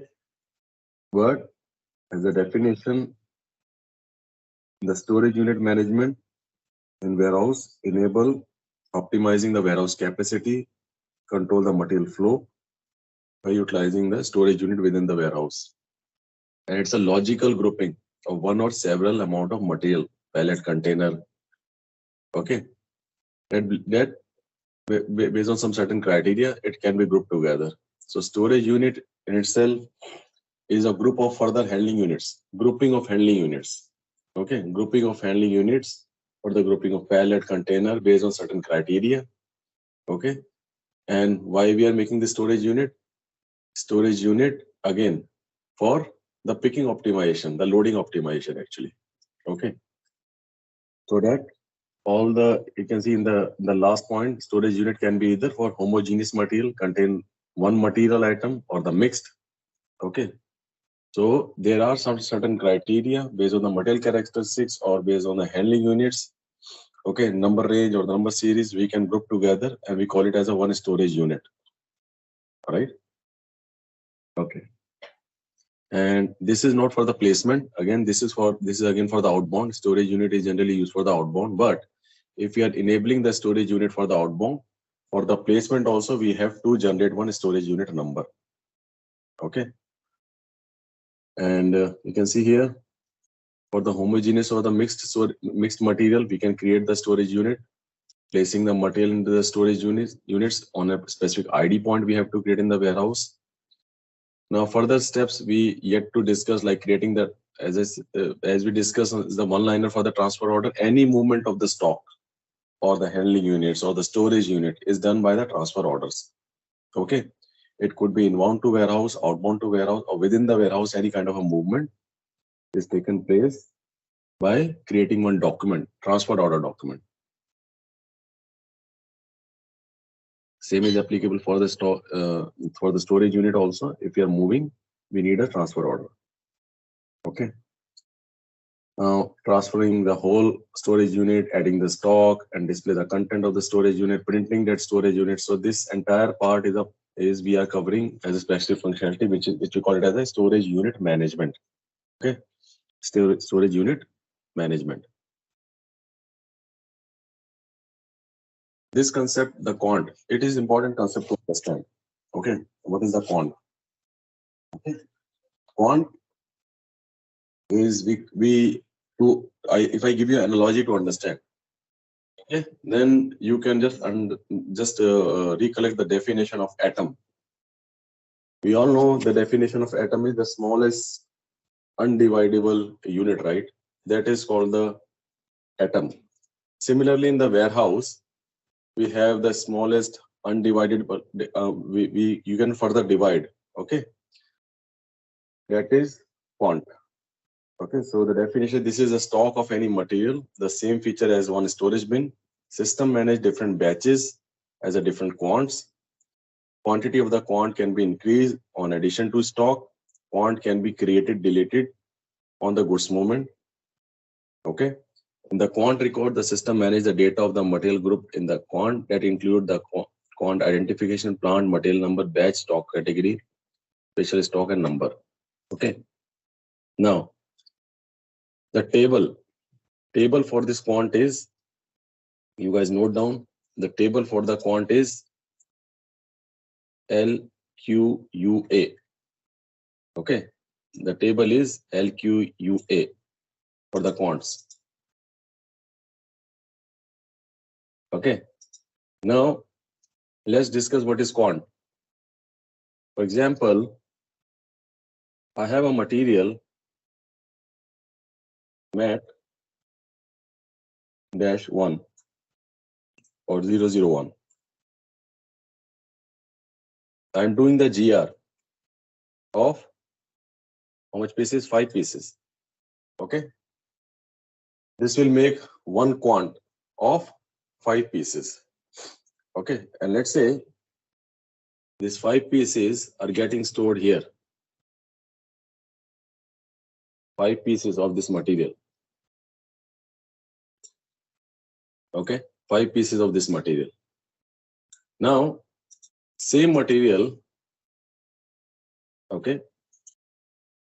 Same material. Again, I'm doing GR of 7 pieces. Okay. And now there are few strategy. Okay, I will, as of now, we are going to discuss the strategy later part, but yeah, for this example, I have to tell you, so I'll give you in the brief. There are 2 things in the strategy. How to place the stock, addition to existing stock or empty bin. Okay, 2 things, addition to existing stock or empty bin. If you are saying addition to existing stock, so the same material M1, okay, same material mat 001, it is going to add with the existing, wherever the existing it is available. It is available here, 5 pieces. So what it will do, the system will add 7 also here.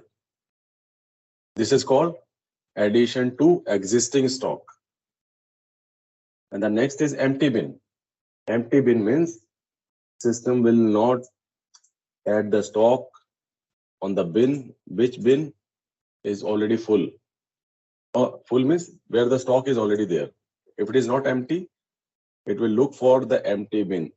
It will go to the next and it will place the 7 pieces here. The next empty bin. Okay. So hope you guys have understood these two kind of a placement of stock. Addition to existing stock. Okay. Or empty bin. Now, I just remove this. I'll give you another material. We are again doing GR. Okay. And this time I am doing the GR of 21 pieces. Okay, 21 pieces. But material is different. Huh? Material is mat 02. Now, if I say addition to existing stock,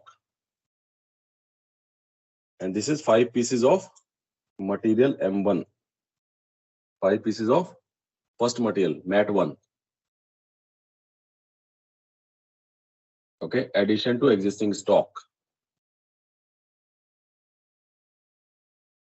And suppose here also we have M2. Let's say 1 piece. Addition to existing stock. So what I'm doing now? I'm doing GR of another material, mat 2. How much pieces? 21 pieces. My strategy I'm taking is addition to existing stock. So if I'm doing the placement addition to existing stock, what will happen? Where it is going to add? Anyone? Just try. Addition to existing stock. But let me know why it is not adding at 1. Here we also have the stock, right? And we are saying addition to existing stock. No, system will check from the beginning. It will check from the bin number 1. And it will check what material. If it is a different material, it will just simply bypass. It will go to the next bin. Next bin is empty. Type of screw you said, in the system you are making different material, right? M1, M2, M3, M4, M5. Correct? You said all the screws are different in the inch size. Okay? So in the system, are you creating same material number for all those screws? This is my question to you. Material number, MM01, material number. Material number will be different, right? Okay. Screws is MM01 will be different. Simple. If a material number is different, system will identify based on the material number. If my screw with the material number 5 inches screw, I'm making the material number M5. So if material number is same, okay, if you're talking about this apparel industry, the system will follow only material number. It will not follow the characteristics of that material. Okay. This addition to existing stock will happen only on the material number. For your example, if I'm saying shirt is my material number 100. And it can vary in size, large, small, everything. It can vary in size. Okay. But my system, the addition to existing stock will follow only the material number. If it is a material 100, doesn't matter it's what kind of size, it is going to add in the same bin. Okay. Right? The characteristics, etc. It will not follow. Only the material number. Okay. If the material number is same, it is going to add, like in our example, we took M2, mat 2, it is going to add, it will trace from the bin number 1. Bin number 1 is a different material. It will come to the bin number 2. Bin number 2 is empty. Bin number 3 is empty. So first of all, it will check where that in any bin do we have the same material number. Yeah, we found in the bin number 6. We found the same material number M2. It is going to add there. Okay. But in case if that material is not available in the entire rack, so what it will do, it will follow then empty bin strategy. What is that empty bin strategy? Empty bin strategy is it will follow from the bin number 1 2, 3, 4, wherever the empty bin found, it will put the material there. If the bin is not empty, it will simply bypass and jump to the next bin, searching for the next empty bin. So this is empty bin. So addition to existing stock will follow the addition to existing stock, but if same material not found in any of the bin, it will follow the empty bins. Okay. Clear, guys? Let me know if any questions are there. Okay. And why I'm telling you all this empty bin and etc. Because I have to explain you the concept of quant.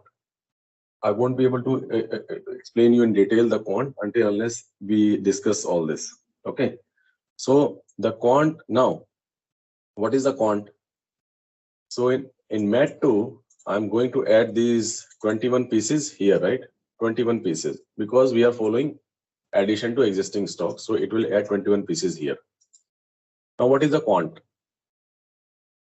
Quant is this individual unit M2, one piece is one quant. So in the system, it is going to create. And if you come to the bin stock check, it will tell you the M2 is total 22 pieces are there. But if you come at the quant level, so the quant level is system has created two quant here, which with one piece and another is 21 piece, two quant, because quant will have the GR date also. Quant will have the GR date. So my material M2, which is already one pieces, will have some GR date from the past, and 21 pieces, this GR we are doing it today. So this quant will have the GR date for today. Okay. So the quant concept you have to understand. Now when the picking will come, suppose now customer order M2 15 pieces. Okay, 15 pieces. So for the picking, what we do? We have to follow a strategy, last in, first out, or first in, first out. Let's say we are following the last in, first out. So if you are following last in, first out, LIFO. Now this FIFO and LIFO, I believe you guys understand. Okay. LIFO, FIFO, last in, first out, first in, first out. As a normal, as a queue structure, this you guys know, right? Whatever is coming last, it will go out. So it's a LIFO. What is coming first, it will go out. Then it's a FIFO. So let's say we are following the LIFO, last in, first out. So last in means the quant with one piece. It will be picked first. Quant with one piece, it will be picked first. Then this quant of 21 pieces will be picked second, and it will be blocked. It will be locked. Okay, while picking will be happening for the picking and the picking in progress, so these two quant will be locked. And now at the same moment, another picking request came for M2 for 2 pieces. Okay. First picking request came for 15 pieces. What happens? It locked both the quant of one piece and the quant of 21 pieces. It locked both the quant. This lock, these two are locked in one picking request. Now at the same time, another pick request came of 2 pieces. Although the stock is there, but these quant are still not released. These quants are locked. So this picking request cannot be entertained. The system will give you a message that the no stock are there, no stock. So this is the concept, this example I'm giving you to understand the concept of quant. Although when you come to the stock level, the stock of the M2 is, if you check in the LS26 is a T code to check the stock, like you have MMBE. For your stock check, the system will show. Okay, for your stock check, the system will show that stock in the bin number 6 is 22 pieces. The total stock of M2 is how much? 22 pieces. But this is the total stock. But how many quants? There are 2 quants because quant are differentiated with their good receipt date. There are 2 quants. One quant, one piece. Let's say it's a 15 days back with GR date, and one is 21 pieces. It's a current date, today's date. 2 quant. Now, when the picking request will come of 15 pieces, and we are following the strategy, what strategy we are following? LIFO, last in, first out. So obviously, it will lock the quant number 1 first, and then it will also lock the quant number 21. Why? Because it's a 15 pieces. So the one piece it will take from here in the first quant, and the second piece it will take from quant number 21 pieces, 14 pieces. But system will keep them locked. System will lock these 2 quant. When we confirm the transfer order, okay, when we confirm the transfer order, that time system is going to release. System will then release this quant, and in that case, this quant will be completely deleted or consumed. And this quant number 21, okay, this will stay, and it will reduce the quantity to 14 pieces. Okay, when we release it, okay, after lock, we have to release, or you can say that when the transfer order is confirmed. When the transfer order is confirmed, then the final situation will be Q1 is already consumed. Only you have quant. You have only quant, which is with 14 pieces. The quant number 2, which we have with the GR date today. Okay, this quant is left with the second quant with the 21 pieces. It has GR date today. So this will left with only 14 pieces. And now when this picking request will come, so picking request is going to lock this Q14. It will lock it. Until unless it's get confirmed, it will lock it. Meanwhile, one more picking request will come of another 2 pieces, or let's say 3 pieces. So system will say no stock. Why? Because although the stock is there, 14 pieces are there, but it is locked. Till the time this quant is released, this stock is not available. Okay, so understand the concept of quant. Every quant, so every GR in the system will create one quant, and every picking will lock the quants. Okay, it will lock the quants. Complete quant it will lock. Okay, it will not only the partial quantity. Okay, and after, right. I want to lock the past, whatever the past GR done, I want to lock that first. It means the picking has been done. So the quant will left with only that much quantity. Okay. Correct. Till the time the picking request come, it will check. Basically these quantity will be locked in the system. That will not be available for the next picking request until unless confirm is there. Okay, transfer order confirm is there. Quant we have to understand. That's why I gave you the table also, so that the moment you are doing the GR, so you come to this table. Okay, LQUA table. So when you come to this table, you will find how many quants are created in this GR. So system will show you a lot of quants in the same bin, with a lot of quants. Although just by looking at the picture, we are just saying, okay, addition to existing stock, it is going to add the stock. Okay, total stock is 22 pieces. Yeah, total stock is 22 pieces, but at the system level, it is still a quant. So that's why we are comparing quant with an atom. Okay, it's an indivisible space. Okay, the quant. All right. And quant, I told you, every quant will have a GR date and how it will behave at the picking. Okay, sometime you will find the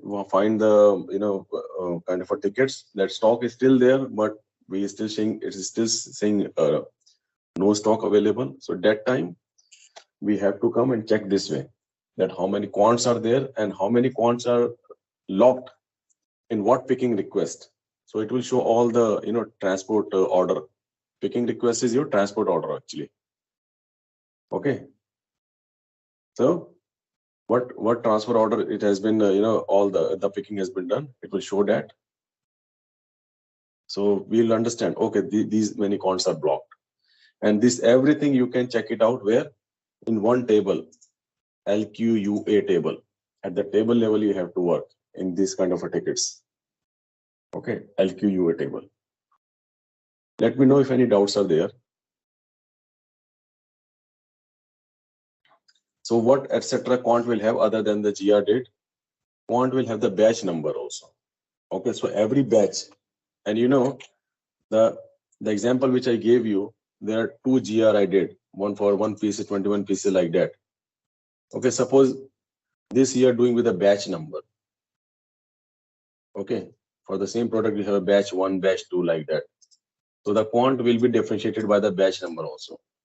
One quant, one batch number, second quant, second batch number like that. Okay. So at the time of picking, okay, if the picking is happening and we need the picking of 15 pieces from batch, let's say this is the batch 3. And this time we need the 15 pieces from batch number 3, batch 3. All right. And this quant 1 is of batch 1 and this quant 21 is of batch 3. So what will happen this time? This quant 1 will not be considered. Okay. This quant 1 will not be considered. System is going to lock only the quant with 21 pieces because this quant with 21 pieces is having batch number 3 here.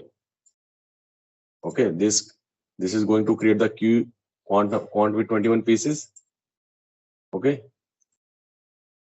With batch number 3. And when the picking will happen, system is going to lock the quant with that batch number Q21 only. At this moment, Q1 will not be considered. Okay. All right.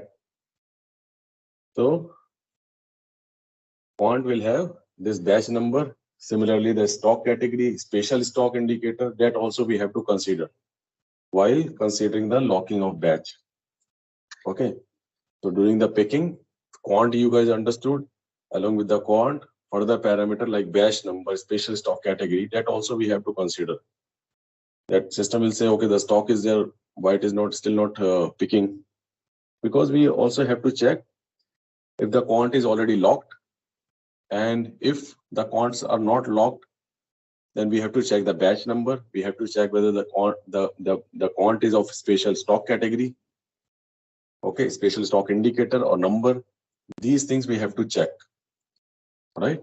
Because material number could be same, but it could be special stock or some different batch number. All right. Okay. So these things also we have to consider with this example. All right.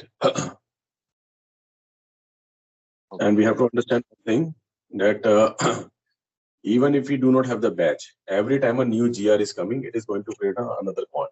Okay, take an example of this. It's 5 pieces and 7 pieces. Okay, which I'm doing here, 5 pieces plus 7 pieces. Okay, these are the 2 quants. Every quant is differentiated with the GR date. 1 GR, 1 quant, simple for that particular material. Okay, 1 GR, 1 quant. So if a vaccine if you have a GR for a vaccine from different batch, right? Yeah. Suppose you have 1,000 vaccines coming in, one of 400 batch and another one is a 600 batch. Both are having different vaccine, but GR is you are doing same. I mean GR you are doing on the same day. So will it create a two different quants in that case? Yeah. It is going to create 2 different. Yeah. GR date and time it has to be material. GR date and time. So GR date and time is a characteristics of that quant. In your example, vaccine 400, 600, batch 1, batch 2.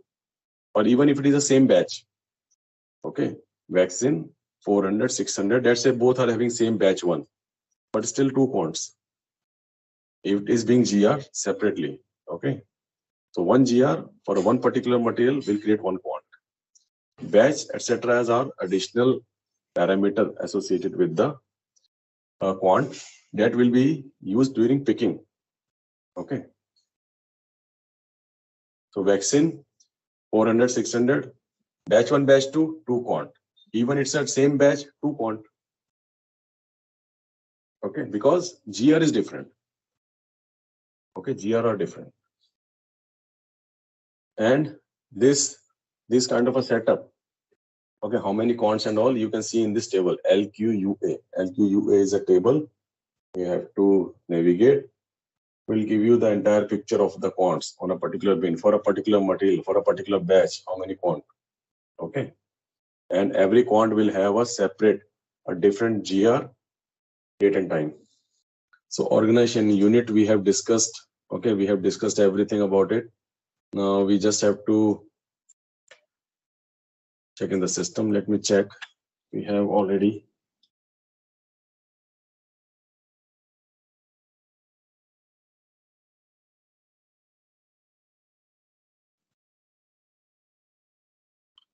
So how we have to go ahead with the storage.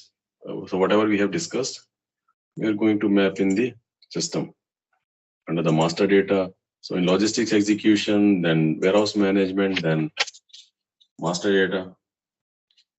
Okay, you can see here, define storage type. Okay. So this one is a different server. We are still waiting for the credential. Okay. So they said they'll be giving it within 1 hour, but still I'm following. Okay. But it will be made available today itself. Maybe we have to wait another 30 minutes or 40 minutes. Okay. Meanwhile, I'll just show how you guys have to proceed. So there is so we have to copy the standard one. Okay. You can see the 001 from this storage type till the end. You have 001999. Okay. 999 is the last storage type starting from high rack 001. You have to copy all this storage type. Okay. And you just have to change your warehouse number. Okay. If I show you the copying one, you just have to copy this, and then just change the warehouse number. Okay. Let's say I'm giving this warehouse number R93. That's it. So when I have that server, obviously I'll keep it copied. Okay. But I'm just showing you that I'm just copying from the standard warehouse number 001. Okay. From first row till your storage type number 999 till this point. This is the last storage type. In between these two selection, all the storage type we have to copy and just have to change the warehouse number how I showed. Okay. I have just created for the warehouse number R93. Only for one storage type I showed R93. If I just double click on this parameters. So the storage type have some kind of a parameter. Some of the parameter we have already discussed. So now, but how we discuss that I'll show one by one. Okay. If storage unit management is active as storage unit, although this topic we are not covering, these two storage, okay, these three will go together. Storage unit management is active, or storage type is working as an ID point or the pick point. So this is something which is in relation to SU. Also, this is when we are going to work with the layout oriented. It means we have the ID point and the pick point. And, you know, these we are not covering. So I'll just skip it. Okay. So Putaway strategy. Now you can see a few things here.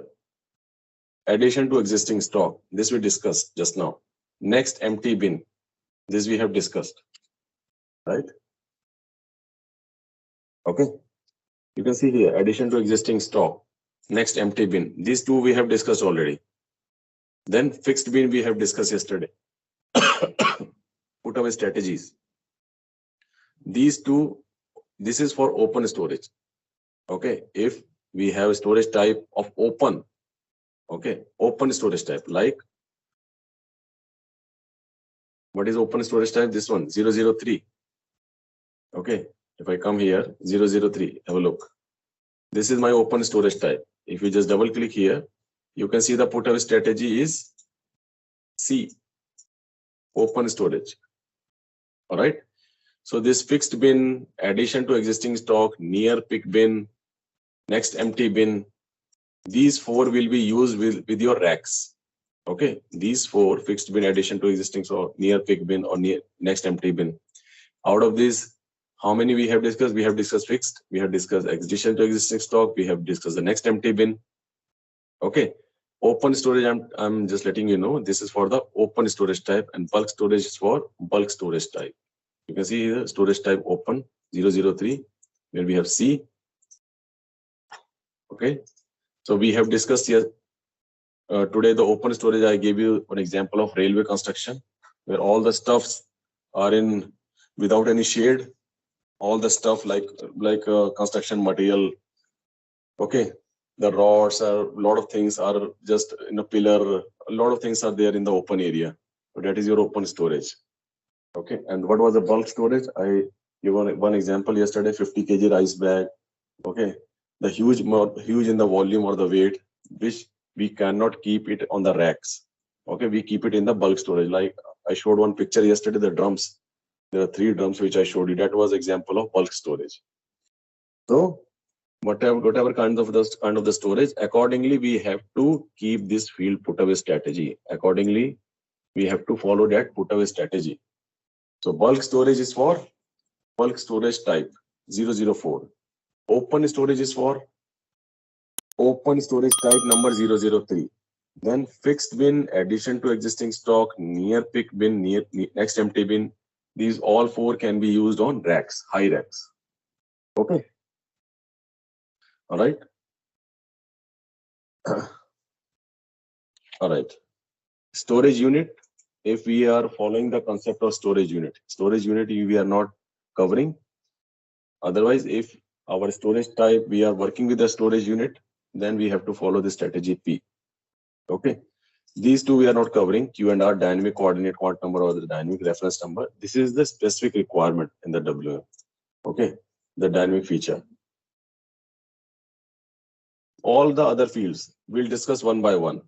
Okay, when we proceed ahead with the transaction data, that time we are going to discuss these fields one by one. Whatever the important fields are, we will cover. Now you can see here capacity check method. Okay, you can see here check capacity according to maximum weight. Okay, check based on the material. Okay, or storage unit type, or no capacity check. So what kind of so if we activate this capacity flag here, capacity check flag, so we have a different way of checking the capacity. If you remember, we were discussing on the storage bin, there are 2 fields, maximum weight and capacity, right? So if we are checking the maximum weight, 1. If we are checking only based on the material capacity, so usage check based on the material. So capacity we have in the material also. Okay, there we define that index. Okay, capacity index. All right. Other is for the storage unit, SU type, maximum quantity per bin. Okay, this is the maximum quantity per bin in the storage type, maximum quantity per bin. So again, in the bin, if we come to the bin, I'll show you this field, maximum quantity. We have saw maximum weight, we have saw the capacity index, but I'll show the maximum quantity also we can define. That these many 60 pieces or 100 pieces maximum quantity can come in the bin. This also we define at the bin level. Okay. Rest all are the SUT, and this check, usage check based on the material. So this is capacity check based on the material. I show where we have the capacity field in the material also, where the index, because anyhow capacity check, whatever the index the business is using, we have to put in the material master only. Like we have the gross weight, or the quantity, everything that we are checking, something is related to the material master data. Okay. But whether you wanted to check it or not, that depends on this flag. If you are enabling this flag, then only this capacity check method will be utilized. Otherwise, it will not. Okay. All right. We'll come to these things and we'll discuss one by one. And okay. All right. And you can see this flag addition to existing stock. So the latest example that we have discussed just now regarding the quant. Okay, where we are doing addition to existing stock. We are adding, right? Material of same material number, that particular stock we are adding, all the quants we are adding in one bin. So that is called the addition to existing stock. Okay, for which we saw we have to use a strategy addition to existing stock, this strategy. But along with this strategy, we also have to use this flag addition to existing stock. Okay, it means this flag will work with other things also, like fixed bin. For the fixed bin, we want to do the addition to existing stock. So this flag is important. When we are saying addition to existing stock, this flag, this X here on the left side, this is important. Okay, this X, this is important. This will cause the system to understand that it has to add the stock of the same material in same bin. Okay, it means all the quants of the same material, okay, or same batch number, it is going to add in that stock, addition to existing stock. All right. Okay. Now, if the same material is having two kind of a batch 1, batch 2. So how the addition to existing stock will work? It will consider the material and the batch number also. Okay, if I give an example. Till now, we have understood that material this, okay, mat 001, 5 pieces, mat 001, 7 pieces. Okay, and we have made it is added because there was no batch. But now if we introduce the concept of batch, okay, batch 1, batch 2. So it means the system, the quant is like if you have the material plus batch, this is your quant. Material plus batch. It means the material with the same batch, all the quants we can add into one bin. But the material with different batch, those quants, okay, will be accordingly as per the batch number. So now, if I'm doing the GR for 5 pieces and addition to existing stock, it will do the 5 pieces here.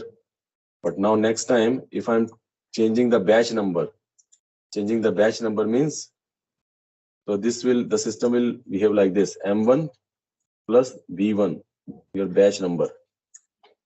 This is one quant.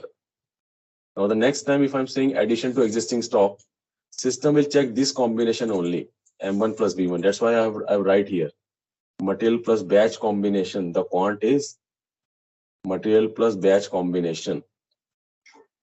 Okay, this is your quant.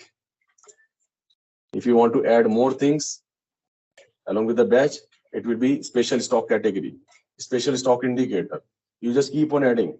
So that will become your quant definition then. As of now, I'm just taking example with material and the batch is equal to quant. Okay, so you can see M1, B1, 5 pieces. Now the same material with batch number 2, 7 pieces. So it means as per this definition, different quant. So it is not going to add in the same stock. M1. So M1 plus B2, 7 pieces. Why it is not adding in the same bin? Although we have kept addition to existing stock in my configuration, but why it is still not adding in the bin number 1? Because the definition is material plus batch. Okay, so the quant with the same combination of material plus batch will go in the same bin if we have activated the addition to existing stock flag on. So addition to existing stock is done by this flag. Okay.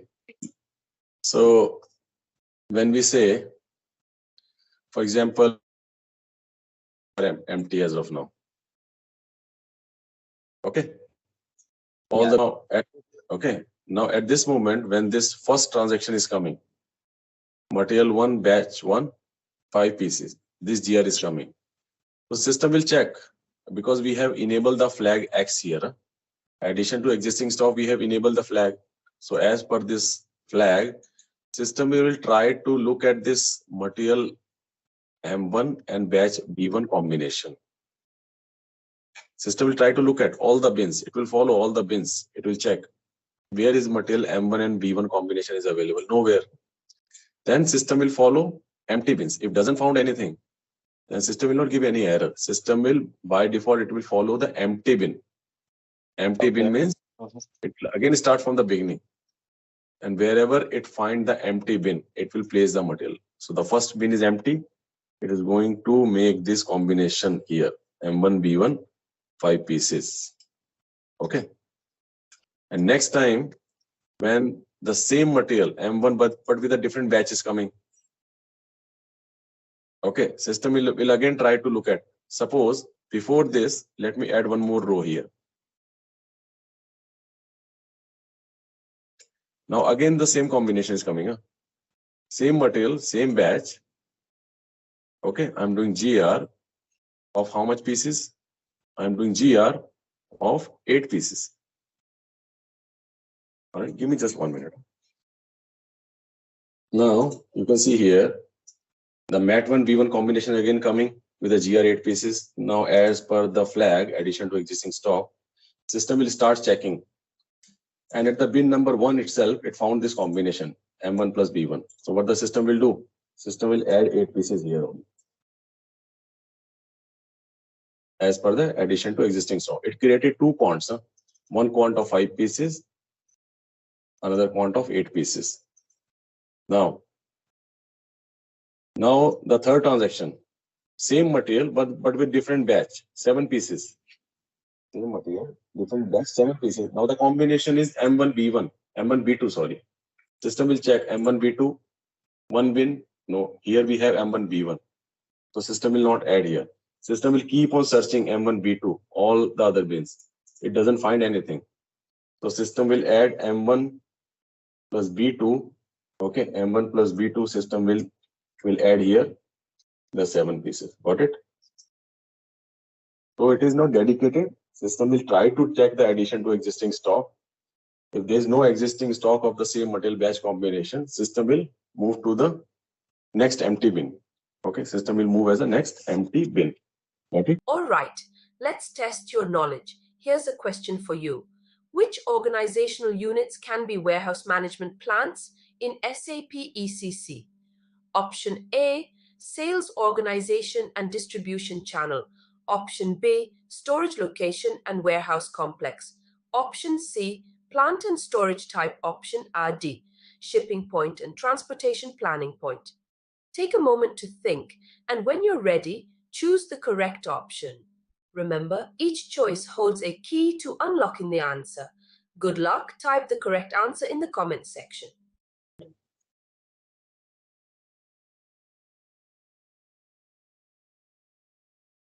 Okay. So this is done. All right.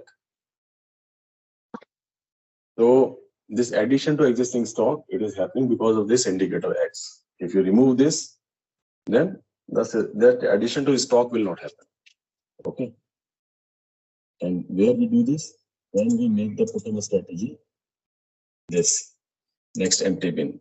If you never wanted to make addition to existing stock, so we keep this next empty bin. In this case, what the system will do? System is going to just have a look at the bin is empty or not. System will keep on checking from bin number 1. If the stock is there, it will go to the next bin. Bin number 2, stock is there, come to the bin number 3. Bin number 3 is empty. It will put the stock there. That's it. It is not going to make an addition to existing stock. Okay. In that case, this flag also we have to disable.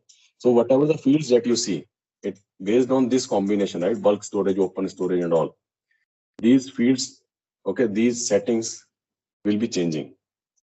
Okay, this addition to existing stock or the mixed storage, etc. This will be changing based on the strategy we choose. Okay, so as I said, bulk storage is for the bulk storage type, open storage for open storage type, fixed bin, addition to existing stock, near peak bin, next empty bin. This is for the high racks. Okay, for the fixed bin also, yesterday we discussed the fixed bin, the same bin that we have saw in the material master MM01. There also we have addition to existing stock.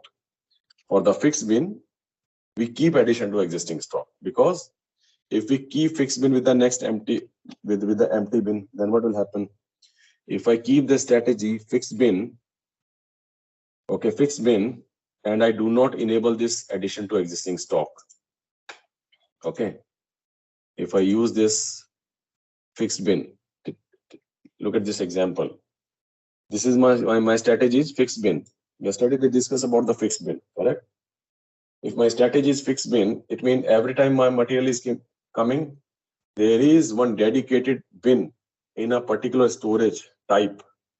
It means for my material, one bin is dedicated on that high rack. Okay, that every time my material is coming, it will jump to that particular bin only. And where is that bin we are keeping? In the material master MM03. Now, if we do not keep this flag, addition to existing stock, then what will happen? If we disable this flag, then what will happen? When my material will be coming first time, it will jump into that bin, will place the material. And if the same material is coming next, because that particular material have only one bin in that high rack. Okay, only one bin. And if we do not enable this addition to existing stock, it means my first GR will be successful, but then after whatever the subsequent GR are there, it will fail.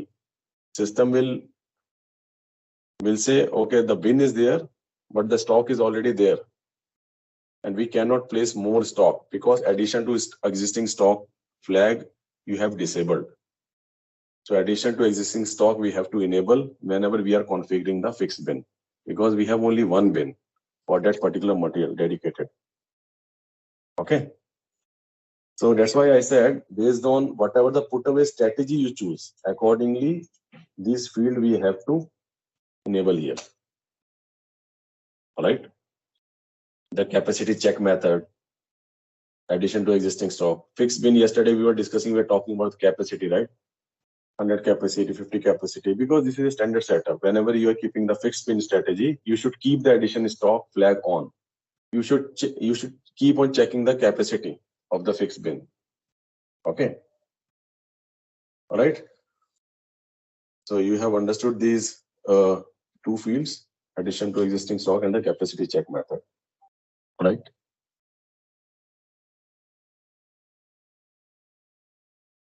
Now, as of now, we kept the addition to existing stock. Okay, addition to existing stock. So addition to existing stock, and how we are doing addition to existing stock? If same material batch combination we are finding, we are adding the stock on that bin, addition to existing stock. But suppose if I am doing the mixed storage, so mixed storage means any material batch combination can add. Okay, mixed storage means we can, these two materials, if you wanted to keep it on one bin, okay, adding like M1 is there, addition as per the addition to existing stock, M1, okay, all right, and as per the mixed storage, it has a batch number B1, and now if you are bringing same material, but with a different batch. So if you are not keeping mixed storage, then it will not come to this. But if you are keeping mixed storage, then M1 plus B2 is allowed. This is called mixed storage. Yeah. Do you mean the material, different material also, right? Yeah, different material also can. Okay. Okay. This is called the mixed storage. Okay. So if you are enabling these two flags, both the flags, if you are enabling mixed storage and if you are enabling, you can see here mixed storage, whatever all the values you have, mixed storage, you can see several batches, you can put on the batches. Okay, mixed storage without limitation. Without limitation means even the different material you can store. M1, M2, M3 with the different batches, whatever the limitation, there's no limitation. And if you are keeping the several batches, okay, at the batch level, so only the batches, material has to be same, but the different batches can store. Okay. All right. And if you are using this field, let's say I'm using it without limitation. X. Without limitation means any material, any batch, it will be keep on adding because I have enabled the addition to existing stock also. So in that case, what will happen is in your rack, everything will be coming on the bin number 1. It will not go to the next bin, correct? On the bin number 1, all the material, doesn't matter M1, M2, M3, all the batches B1, B2, B3, everything will be keep on adding. Why keep on adding? Because we have made mixed without limitation flag and addition to existing stock flag. It will not go to the next bin. How it will go to the next bin? We have to make sure the capacity also. Okay. We have to make sure the capacity. Although we never do this, never mix without limitation. We never do this without limitation. We are mixing unless it's a kind of a bin that we have just kept it as a for the random purpose. Okay. Kind of a miscellaneous bin we have kept. That is just for the random purpose we have kept. Okay. We do not mix without limitation. We keep it generally for the batches level. Okay. Batches level. Okay. Or we generally keep mixed storage not allowed. Okay. So wherever you will find the addition to existing stock, there will be a capacity check. Okay. And where you generally find in what strategy?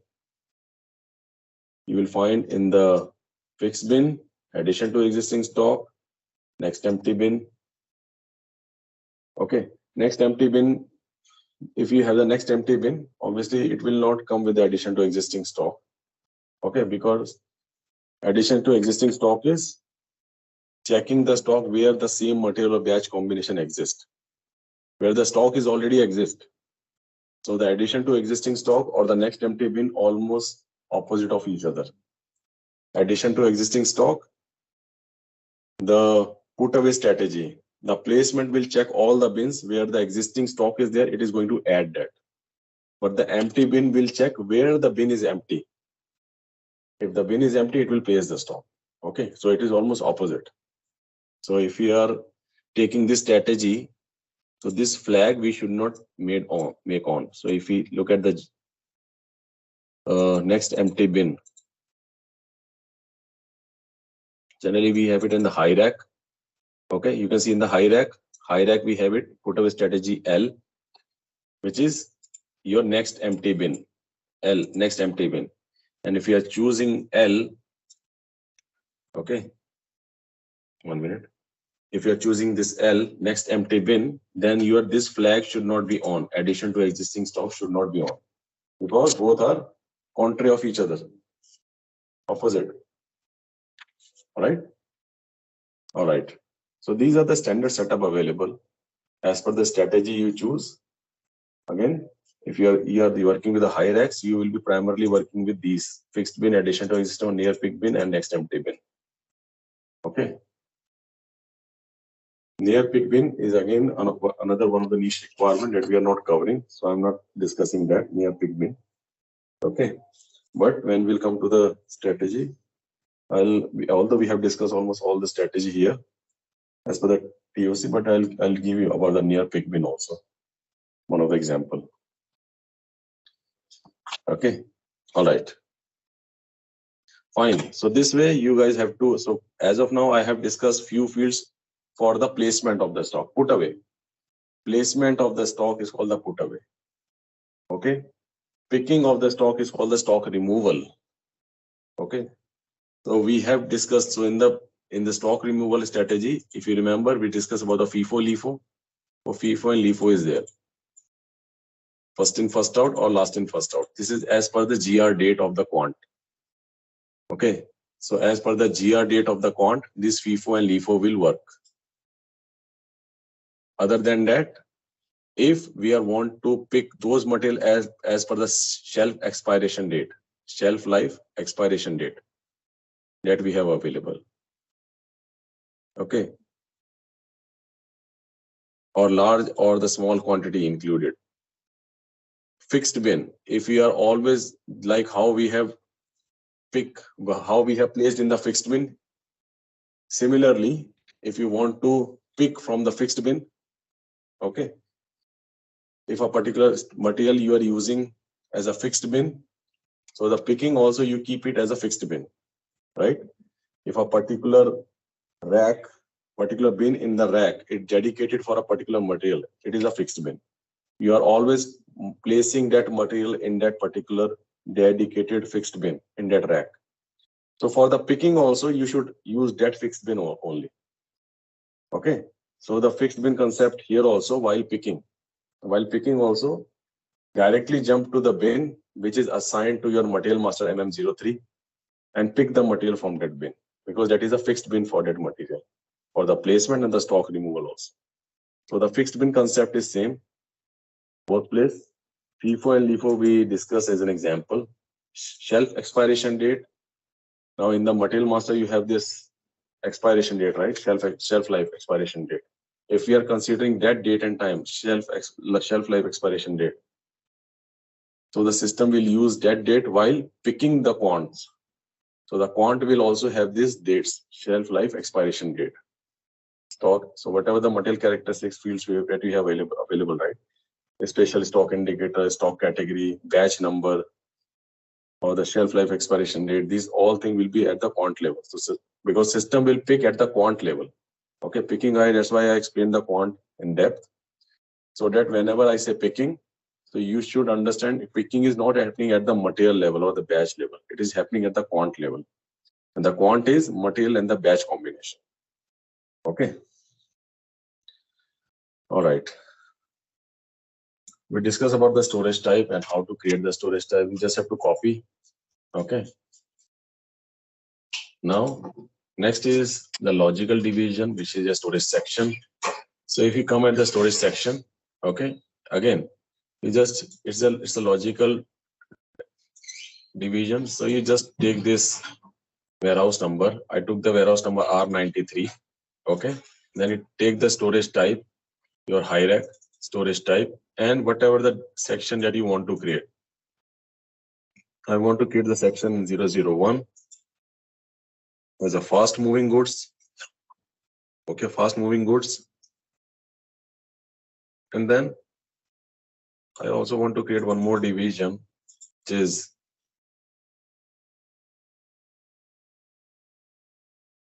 and then another section I'm creating for slow moving goods. Okay, slow moving goods. This is just a simple entry. It does, like a storage type, we have so many control parameters are there. Putaway strategy, capacity check, mixed storage, allow to addition stock. A lot of fields are there. Okay. In section, we do not have anything. Since it's a logical division, so it's just a table entry. That's it. Okay. And this section is mandatory in WM, but it is optional to create in EWM. Okay. All right. Now, coming to the picking area. Picking area is again an optional thing. It is not always required.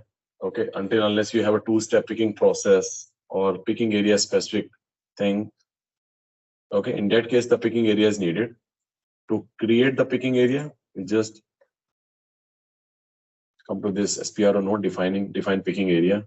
And again, just like picking section, it is also one table entry. If you want to create a picking area is a section which is near to the racks, where the staff will pick from whatever the object that staff will pick from the racks. It will, for the temporary time, they keep it in the picking area. Okay, as I gave you example, where the one trolley is full, that will go in the picking area. Staff will take the next trolley. It will pick all the object, and it will come to the picking area. It will take all the materials from the picking area to the staging area then. Okay. So the picking area is optional. There is a process of two-step picking where this picking area is required. Otherwise, for the normal operation that like we are covering in the training TOC, this picking area is not mandatory to create the storage bins or any of the inbound or the outbound. Not for the for the normal outbound process, it's not mandatory thing. Okay, and to create it, it's just a table entry. We just have to create one table entry. That's it for the picking area. If I get P01 or picking area 1 PA1, so that will become the picking area. All right, PA1. All right. Doors are not needed. It's any. We are not covering doors or the staging area in this TOC. Okay. So these things we have created today. Okay. Other than that, there is one more thing: define control parameter of the warehouse number. If you come to this control parameter, okay. So what all unit of measures, okay, that we will be using. We'll be using liter, okay, and for the weight we'll be using kg. All right. So these unit of measure we have to give here, okay. And SU management check we are activating here at the warehouse level, but again, this is the first check for the storage unit management SUM activation. Another check is at the storage type. I showed you this SUM flag and at the storage type level 001 high rack and any storage type you open, this SUM flag will be there also. So this is at the high level we are activating this SUM flag, but this SUM flag belongs to each and every storage type. There also we have to enable that functionality. Okay. So just as a brief, I'm giving this about SU. So the important thing here is in this control is these. Okay. These units, volume unit or the default UM that we are giving here. All right. Then we have something here, notification and the messages on if the capacity check is done, if the capacity is full. Okay. What do you want? You want just a warning message or error message. That control is here for capacity or if the batch is missing in the transfer requirement. Okay. If batch is enabled and the batch is missing, then what do you want? You want the error, you want a warning message on the thing. Okay. So that we can control from here. All right. Then we have one more flag, whether the partial picking is allowed or not. You can see, if we are keeping it blank, then partial picking for tier and delivery not allowed. You always have to do the full picking. Okay. If transfer order is coming of 10 pieces, transfer order is your picking order. From where it will come? It will come from your inbound and outbound delivery. So you have to consider warehouse as separate from your ERP. You have order, you have delivery or purchase order or the inbound delivery. Okay. From delivery, the transfer requirement or the transfer order will come. That transfer order is your interface to WM. So WM will have that transfer order. So if let's take an example of outbound where you have sales order and the outbound delivery. If outbound delivery you have created for 100. Okay, outbound delivery you have created for 100 pieces. Transfer order will also create for 100 pieces. This transfer order will go to the warehouse, WM. And this transfer order will do the picking. Okay, with relation to this transfer order in the warehouse, the staff will do the picking and they will confirm the transfer order after picking. Okay, they will confirm the transfer order after the picking is done. Now, in this case, in this example, delivery is of 100 pieces, transfer order is of 100 pieces, picking will be done for 100 pieces, transfer order confirmed. Okay, but I want the delivery to be created 100 pieces, transfer order is 100 pieces, but my stock is available only 25 pieces. So can I do the picking of, although the transfer order is 100 pieces, but can I do the partial picking? Can I do the 25 pieces picking and can I still confirm the transfer order? Is it allowed? So that depends on this setting. Okay. The partial picking, if you're keeping it blank, so the partial picking is not allowed. It means whatever the transfer order has been created, that much quantity, only for that much quantity, transfer order has to be confirmed. We cannot do the partial quantity confirmation of transfer order. Okay. So in that case, if you are keeping it blank where the partial picking is not allowed, so in that case, what we have to do? We have to cancel that transfer order and we have to ask the ERP folks to change your delivery quantity and recreate the transfer order with the partial quantity. If the stock is 25 pieces, they have to create the delivery. They have to change the delivery to 25 pieces and they have to recreate the transfer order of 25 pieces if partial picking is not allowed. But in case if you are making the partial picking allowed, for transfer order it is allowed, for multiple processing, for tier and delivery, only for transfer order. Okay, partial picking from delivery is allowed.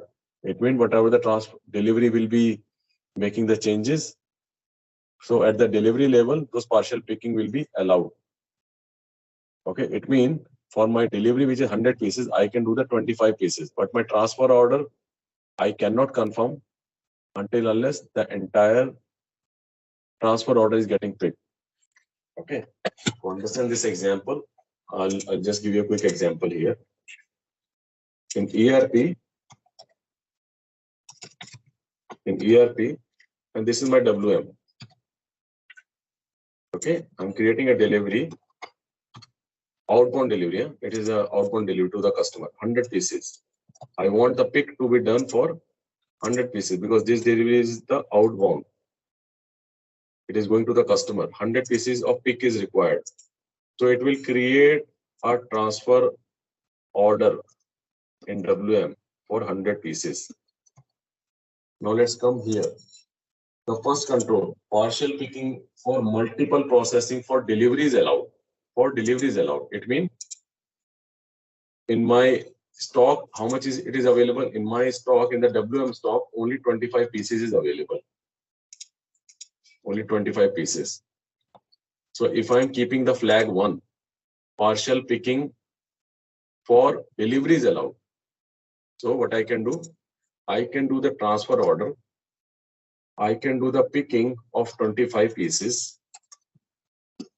I can do only the picking of 25 pieces, but my transfer order is and I can create one more. I have to create one more item in my transfer order of 75 pieces.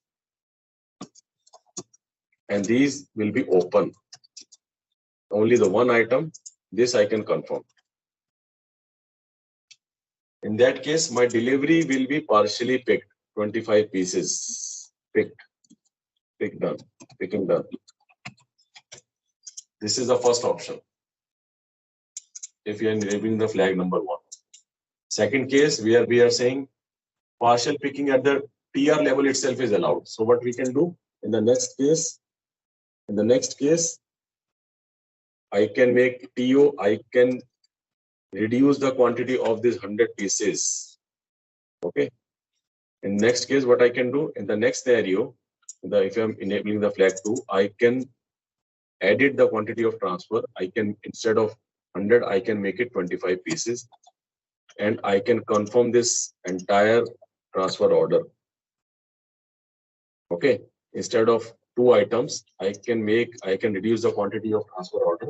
I can make it as a 25 pieces. I can confirm and it will go and it will also make the delivery picked for 25 pieces. That's it. It means in my delivery, I will have 75 pieces open.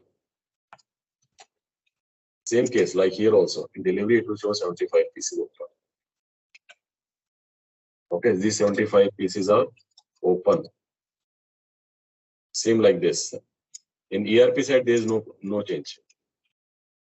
Delivery will show the 25 pieces picking is done, 75 pieces are still open. But at the transfer in the WM, in the previous case, the transfer order 1 item was open. But here, there is no item is open. The entire transfer order is done. So in that case, to pick another transfer order, like if I consider this as a transfer order 001, 0011, 11. So ERP has to create another transfer order 0022 for 75 pieces that we have to confirm. Okay, this will be created for 75 pieces. But in the previous example, we do not have to create another transfer order. Same transfer order, but another item.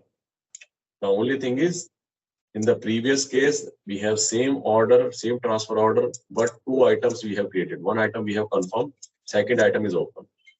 In the next case, we are directly editing the transfer order. So entire transfer order, we have make the edit like 25 pieces, confirm. And for 75 pieces open, we have to create another transfer order number 22. Okay. Number 22. Got it? Please let me know if any doubts are there. In the first scenario, same TO you are working. One delivery, one transfer order only you are working. But open and confirm you are doing with splitting into the items. Okay. And the splitting into the item has to be done manually. Okay. Transfer order will come with 100 pieces only. You can see this 100 pieces transfer order will come. But manually then we have to create two items. One with whatever the stock is available, 25 pieces, another item, 75 pieces. One item will confirm, but our transfer order is still open because it is partially confirmed. It is partially confirmed. And in the next case, we have an option to change the transfer order quantity. And then we are confirming the entire, instead of making two items, we are confirming the entire transfer order. Now it's a business decision, how they want to do. They want to keep the transfer order partially confirmed, open as per the items, or they want one delivery, one transfer order. Okay, one pick, one transfer order. So in that case, go for the option number 2, where transfer order can be edited from 100 pieces. I have added to the 25 pieces. I have confirmed this transfer order number 11. Okay, TO 11 I have confirmed. Okay, this is confirmed. Then left out quantity, I have created another TO, 22 pieces. Sorry, 75 pieces. Okay, this is the only difference. But at the ERP side, the delivery will look same. Picking done, open, picking done, 75 pieces open. All right, that is the only difference. Third is both. If both options are available, you can do if both options are available. If you want to do splitting the item of TO, fine. If you want to edit and confirm the entire TO and you want to create for the open quantity, you want another TO to open. If you want both the options, then 3. If partial picking is not allowed at all, then you keep it blank. All right. Let me know if any queries are there, any questions are there, understanding this partial picking scenario. Now, it's actually depends on business actually. Okay. Somewhere I found there no partial picking is allowed. They keep it blank. If no partial picking allowed means they will cancel the transfer order. If stock is not there, if it is not getting picked, they will cancel. They will ask the ERP team that we are canceling the transfer order. Please edit your delivery, because they want the delivery and the TO combination 1-to-1. They do not want the one delivery and multiple TO items or the multiple TO. They want one delivery, one TO. That's it. So in that case, they cancel the transfer order and they ask the ERP team to create the delivery of this 25 pieces only, so that we'll have TO, we'll do the full confirmation, no partial confirmation at all, and that your delivery will be also fully picked. So in that case, they do not want the delivery and TO to be open. Okay, so it again depends on the business choice. If they want the delivery and TO not to be open in case of partial picking, so go for the blank. But if they are okay keeping the delivery open, partial quantity or the partial TO, then anything 1, 2. Okay. That we can show to the business where how they want adding the item, because if you go for the option number 1, then option number 1, they always have to come and create the items manually. Manual work is there in the option number 1. Okay. In option number 2, only the quantity they have to change. That's it. They are not creating any new item. Okay, they are not creating any new item, because creating the new item is if something quantity or type or something happen, then the second item you have created with the wrong quantity, so that will again create trouble there later on. So system will go for either blank or the option number 2. Okay, business generally go for the blank or option number 2. Option number 2 is only you are not creating any new item in the TO. You are just changing the existing quantity of the TO. This option number 2. Okay, this is preferable actually. And this we can suggest business also. Sometimes business also doesn't know. So we have to tell the business second number. And in case of second number, you do not have TO open. Okay, delivery will be open at the ERP end, but at the warehouse level, TO will not remain open. You are directly changing the quantity of TO, and you are picking the entire quantity in the TO transfer order and confirming it. Since I was requested to pick 100, I changed that requested quantity only. I changed to 25 pieces. Now I have been requested to 25 pieces only. So in the option number 2, I am changing the requested quantity in the TO. Okay, that's why I'm picking also 25. It means I'm doing the full confirmation. That's why in this scenario, I do not have any TO open. In this scenario here, you can see this TO is open. TO is still open, but here there is no chance of any TO to be remain open, because we are changing the requested quantity in the TO. 100 only we are changing. We are making it 25. That request is 25. So whatever the available stock, we are changing the requested quantity in this case. Yeah, this is at the delivery. You can see here. Delivery, delivery is same in both the cases. Delivery is still open. 75 pieces are open. Exactly. On the left side, if you see, on the left side, this is my delivery only. On the left side, I'm keeping this is delivery. So if you see, delivery is open. 75 pieces are open. At the ERP side, the delivery side, 75 pieces will show open. Not in my WM. Okay, so for this open quantity, whenever the stock will be made available, they will create another TO, another transfer order. Okay, that's why I kept the TO 11, TO 22 on the right side. All right, clear? Yeah, okay. Okay. Right. So that's why this you can see. In the first case, I kept the TO number 11. In the next case, I'm keeping TO number 22. Our next TO. Okay, so in WM end, there is no open. In the previous scenario, the TO is still open. But in this scenario, you do not have any TO open. Okay, if I just remove this, so you do not have any TO open. The next TO, whenever the stock is available, you will create TO 22. The next TO you are creating of 75 pieces, since the stock is available, so you directly confirm it. And in this case also, if you have a stock of only 30 pieces, you will change the quantity to requested quantity to 30 pieces, and you will confirm it. Then in that case, 75, 30 is done. So 30 pieces are done. So how much left? 45 are still open. It will show like this. Okay, 30 pieces picking done.